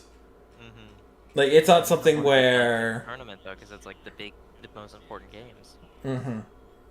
Well, this one's more of like friendlies. It's more it's more friendlies too, and something that needs to be known for. If you think you have a concussion, do not take any medication for it. If your head hurts, see the trainer, get diagnosed. Check if you have symptoms. If you don't have symptoms, then hey, off you go, good job. But like, there are a lot of people who especially would have symptoms had they would have a concussion, who they've taken Advil and Tylenol, and then who may have not known it, like, down the line, which is really not good. So I don't know why that the answer for some players is, your head hurt, here, take some Tylenol, suck it up. Instead, they want to tough it out. It's machismo and stuff. Yeah. Like, that's awesome, but I understand, like, why you want to, like, tough it out, but, like, at the same time, it's concussions are we know concussions are, well, especially no joke, which is why I'm like raising my eyebrow that, well, I really hope that Tua's fine, like Tua can play the rest of the year, no problem, but like the next major hit that he takes, that's just gonna take him out for the rest of the season. Yeah, honestly, like let him fucking rest. Like let him rest. Don't even take the risk. Like your season's already over at this point, you know, with or without him. It's not over yet. Fucking hell! I don't know.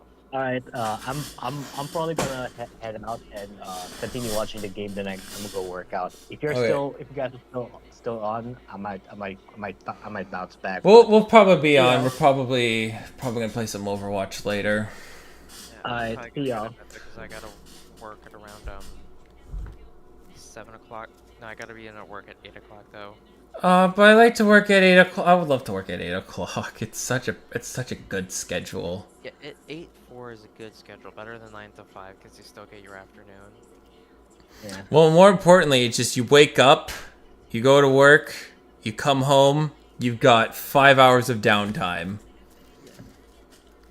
I do. Well, like, for me, it's 5 hours. I work for a gun company, so it's like, although I don't do anything with the guns, I'm just the IT guy. You work with pew-pews, okay. Occasionally I work with pew-pews, and it's fun. I need to beg the marketing company to let me like take a shot one day, but that's just to go like try and hunt down like some gun tubers, like the two like three actually good ones, because apparently one of the most famous ones just cheated on his wife again. Ew. Again? Yeah, he had one wife, cheated on her, got with another wife, cheated on this one apparently. So it's like, well, really? Why do people do that? I don't know. It's ego. Ego. People think they're like, you know, they're famous, so they can do whatever the fuck they want, including also, like being he's from, unfaithful. like, Utah, so it might just be the Mormon genetics kicking in. Yeah. Lovely. Well, I mean, I've only been in short-term relationships, but I can't really imagine cheating on someone who you've been with for a while. That's fucked up. I couldn't imagine doing that either, because I mean I've been the same person for 7 years. And the closest thing I know to like a long-term relationship is like dating a girl for a few months. That's my like 2 IRL girlfriends I had. One was a month in high school, which I just shouldn't have dated her. Oh. Like, I just wanted a girlfriend in high school. The other one dated her for the summer, but I kind of knew it's like, yeah, this isn't gonna. Yeah. This isn't gonna be the girl, you know, I'm spending the rest of my life with. Yeah. Story of my life, bro. I mean, the thing too is about high school dating is, no offense, a joke. It's Some people get their high school sweethearts, but some of them do, but like most of the time you date somebody for a month and then it's just you can't get rid of them. Yeah.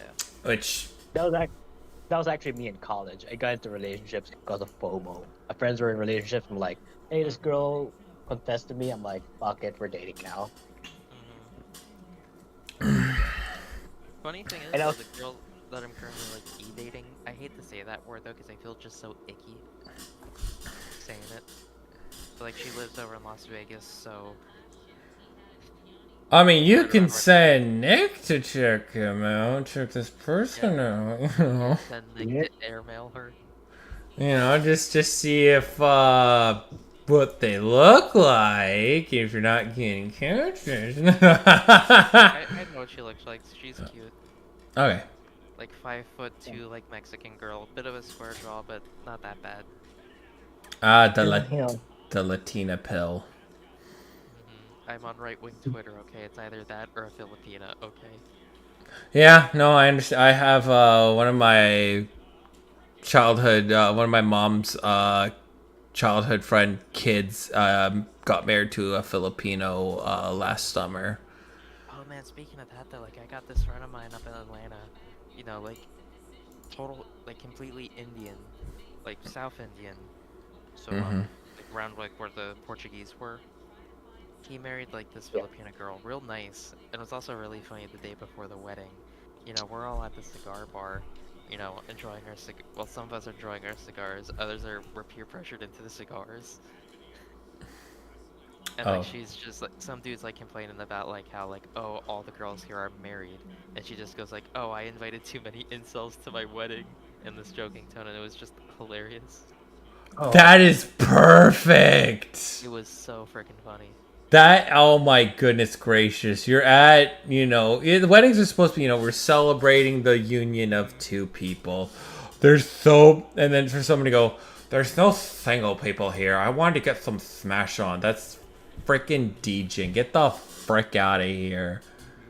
Yeah, I'm here. Like, go to a fucking bar and, you know, actually use your fucking social skills. It's called Tinder.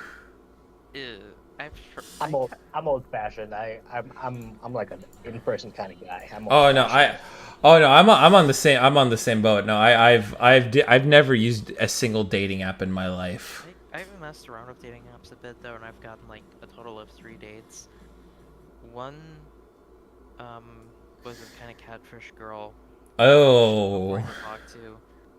Oh. The other one, nice girl, but funny story with that. We're in the we're going to this like barcade. Yes, Will Smith, motherfuckers. Oh wait, no, Eklund, motherfucker. So we go to this barcade. Mm-hmm. But the problem is they closed hours early today for some sort of maintenance or whatever. It's like, well, let's go watch a movie. We go to our cars, and my car, the dashboard lights up like a freaking Christmas tree. Oh god, I hate that feeling. Yeah, and the battery. Good news is the battery just died, though. And I figured that out after I called the dealership because I didn't know what was going on. Uh-huh. But the problem is I couldn't get a jump from her car because she drives a Prius. And if we were to try and jump her car to my car, it would just leave us with 2 dead cars. Oh no. So we had to call her dad to help us out. Oh no. We wound up having a second date at the zoo, and it was nice. Okay. You know what? That's hey. We got that's happy ending. Well, we didn't go on another date though, but it was like, you know, I enjoyed my time at the zoo. I don't regret going. Then the other one was a few months ago. This one Asian girl. I'm not sure which Asian ethnicity. She was cute. I had a nice time. Would have gone on a second date with her, but it's also that kind of in-between mode where it's like, I kind of want a second date to figure out what you're like, though, but it's also, I don't really care if we have a second date. Like, you still make the offer, like, just to see. You had a good time, but like, you don't feel that connection. Yeah. Anyway, I'm gonna go to bed now, so I've been up long enough. Good night, dude. Yeah, have a good night. Oh, fucking fuck. But yeah, I'm gonna go continue on with my game, and I'm gonna work out. If I'm done the workout and you're still on, I might jump in. Who knows? But yeah, see you, man. Yeah, see you, dude. We're probably just gonna be on playing Overwatch though. Not gonna be streaming.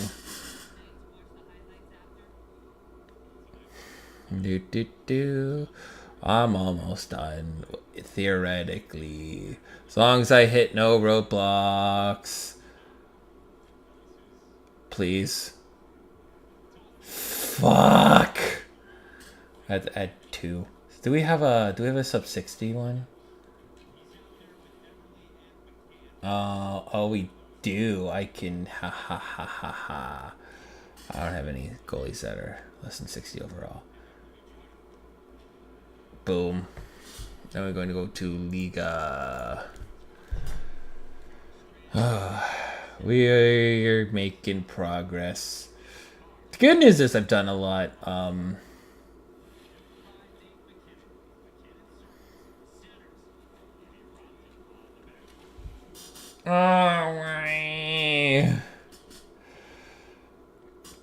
Why? They don't have anything. I have to go to free agency.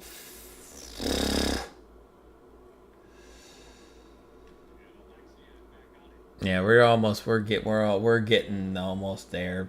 We're almost done the Lightning, and then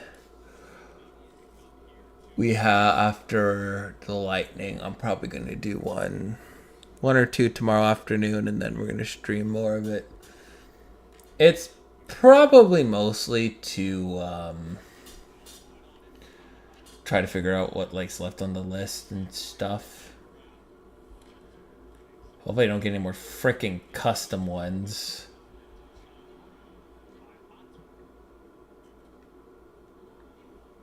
These are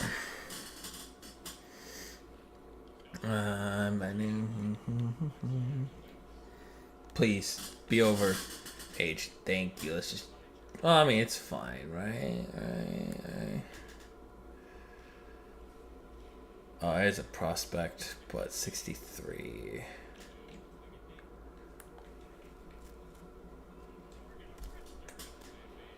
Not draft. Okay, that's fine.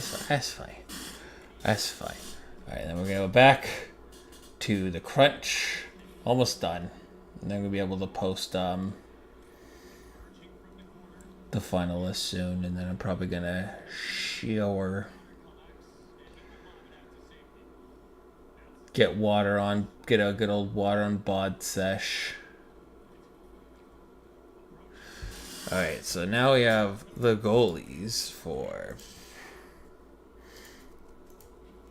goalies, and then we gotta go free agency to add Matt Irwin. And then we're just and Chase Wooters.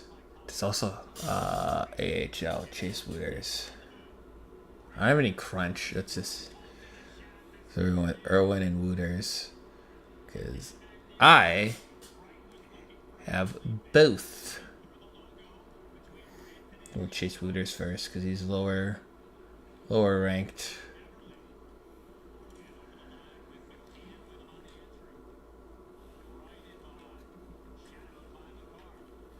Alright, and then we're gonna go to Matt Irwin.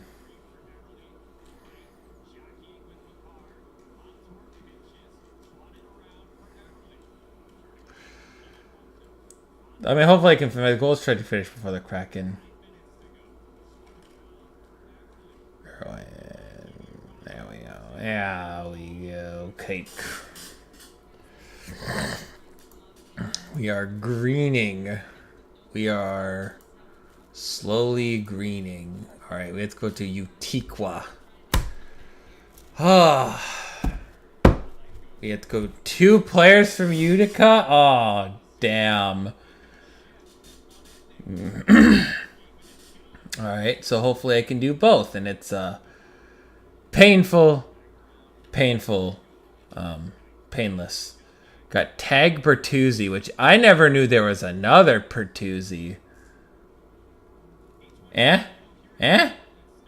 Yes! Let's go. That's what I'm talking about, baby. That's what I'm talking about. And we gotta go to... Yeah, I got 5 more players left to add. Goalie can get yoinked. Costa is a goalie. What's the other one? I think I don't have another one.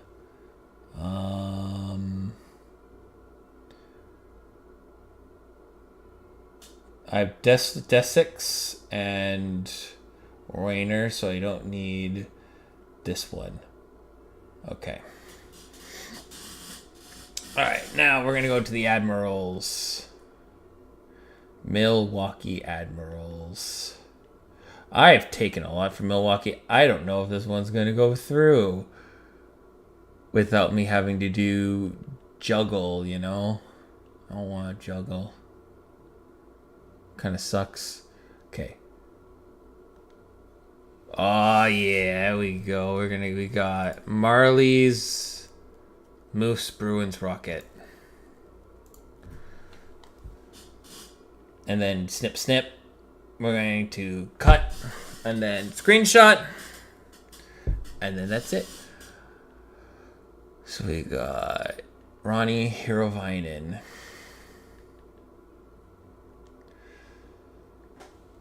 Yay! And then we're going to go to the Moose.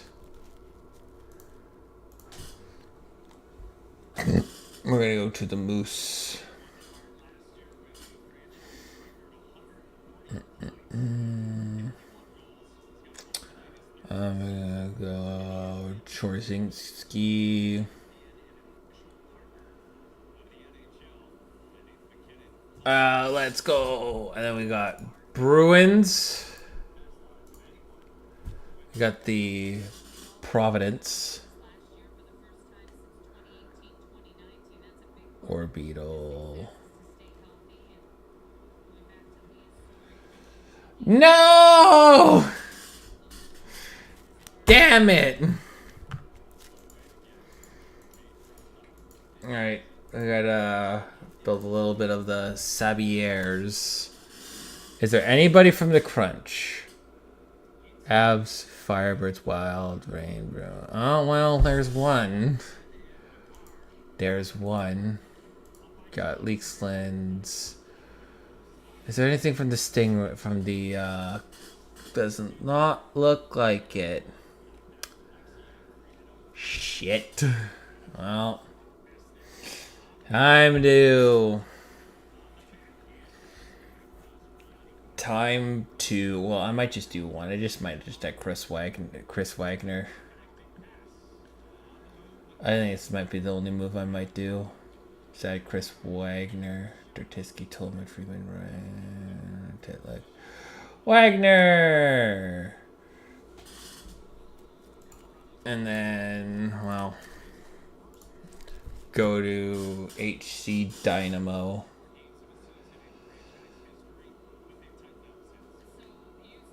HC Dynamo.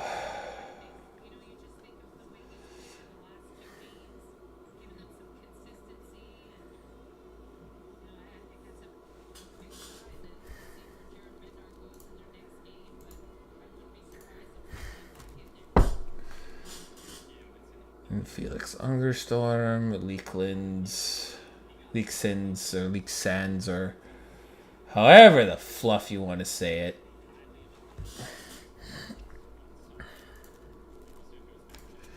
And then Railers, the ECHL. Is Jacobs. Frick yeah. Oceanic QM. Oh, we got the OHL and the Quebec. Ho, ho, ho. Yeah. We're gonna be slowly hammering these out. Right, we are with the Generals, Oshawa. Tag Callum Ritchie. And then we're going to Oceanic in the QMJHL. It's international QMJHL. We're going to go to the Oceanic. Rimouski to add. What?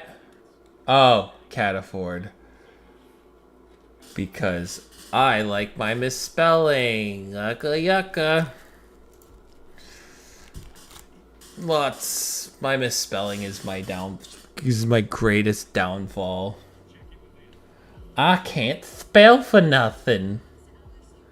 I wonder for Luda. Shaluda.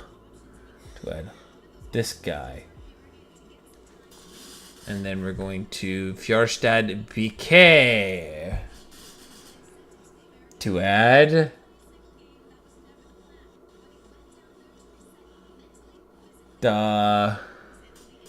this no, it's for this one. This one. And then we're gonna go to the ECHL.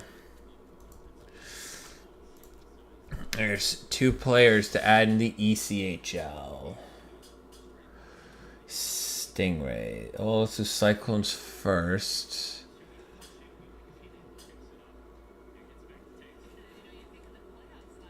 This one. Frick. Alright, who's under 67? Because I don't have anybody over 67. There you go. Good trade. And we're gonna go to Stingrays, and then we got Liga. Oh, and I have a free agency option too. Ooh. Now we gotta go Stingrays first.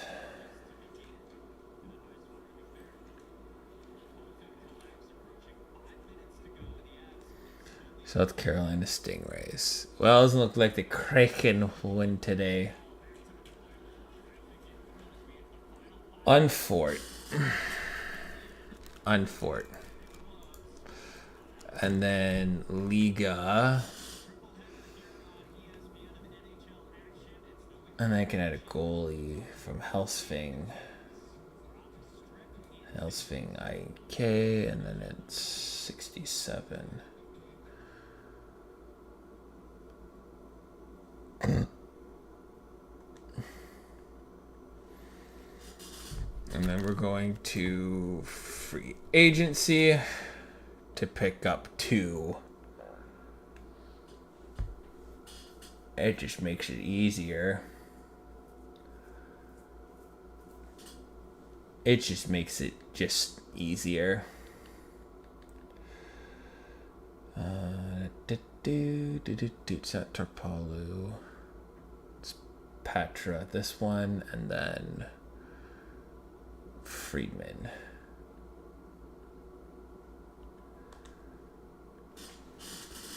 Alright. Hooray. Now I can get the Boston Bruins player I want. Yay.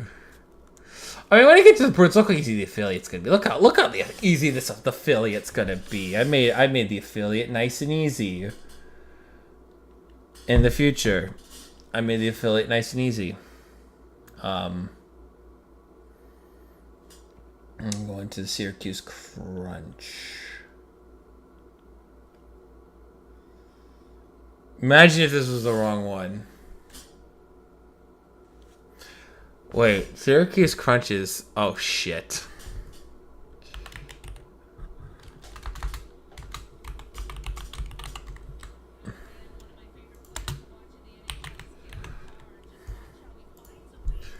Shit.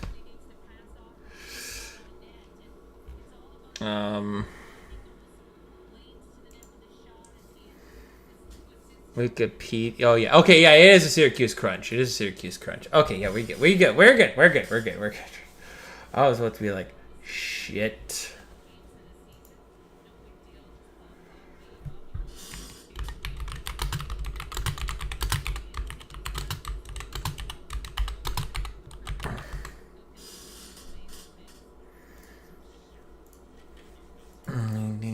As long as it could be done in like, this is either gonna be done in 2 minutes or 10 minutes. Okay, so we got to add orbital, because now look at this. Boom. Boom.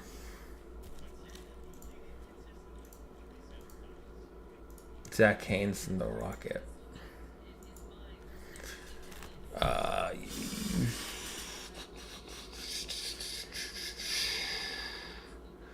Lavelle, Rocket, and it's Haynes. Hopefully this is just one. Please. Please. Oh. Yeah, that's that's an easy fix, right? Easy fix. Alright, Haynes, go.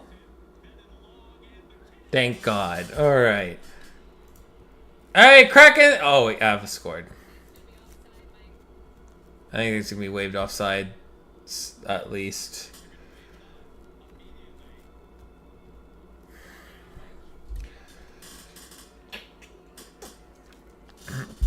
No goal.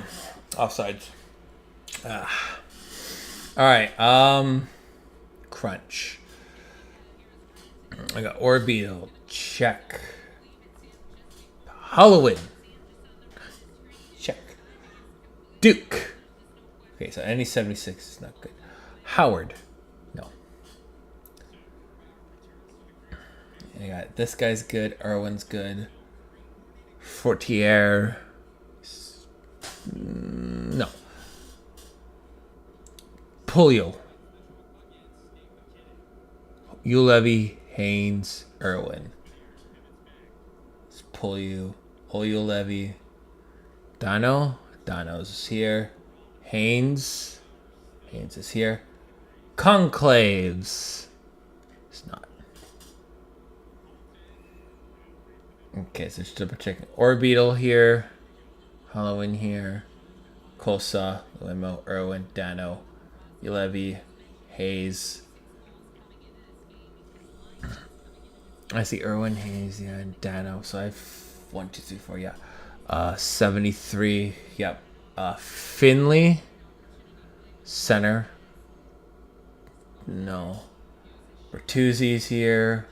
Walcott, nope. Nope. Kesey, no.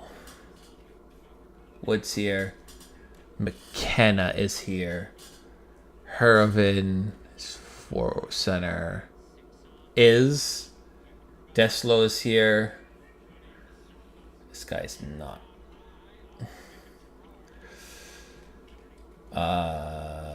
Hervin's good. Yeah, I said yes to Hervin and McKenna. Groshev. This is forward. And my only 70 is Lauda. Stuffins. Nope. Goalie. Shajalin. Yes, he's here. Slaveski. Tano. 68. I don't have a Tano. He's Louise. 60 is Louise. Patterson. Yep.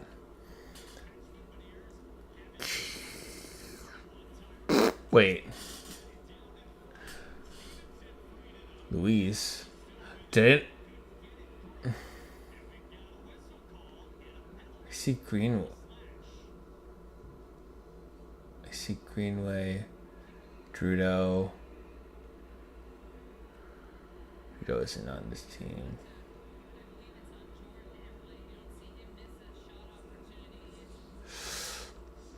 Okay, hold up. Karinsky. Yep. Uthers. Yep. Greenway. Harper. I think Harper. Harper?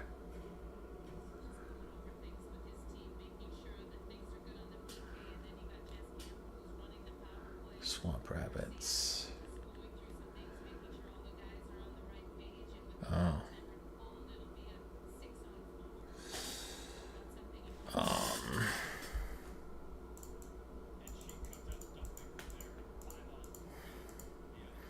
I mean, it'd be kind of funny. HP, HRPUR. Wolfpack. Oh, Ben Harper. Chris Harper. I know he's on the crunch. Okay, so.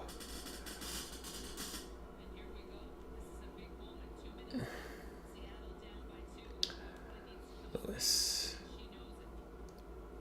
Yay. Okay. I think that should do it.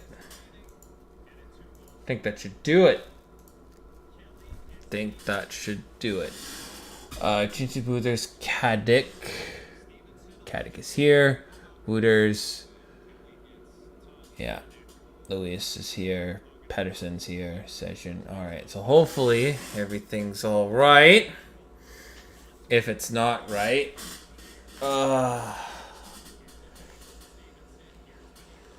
Okay, and then the crunch. Where's the Syracuse crunch? Here we are. Alright, straight to scratches. Scratched. Center! Defenseman. Goalie. Good. Hooray! They just gotta go to play now, and we just gotta, screenshot, and das will be it. The Lightning look really freaking good this time around,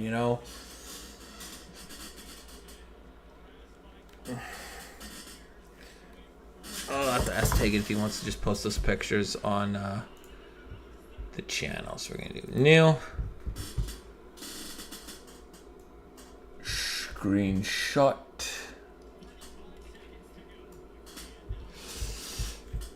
And we're gonna save. And we're gonna name this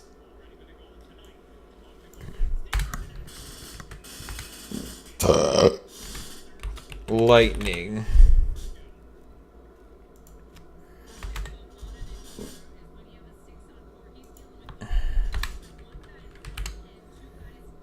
Save. Alright, well, that's gonna do it for me today. Thank y'all for coming in. Don't forget to watch the Untitled, it's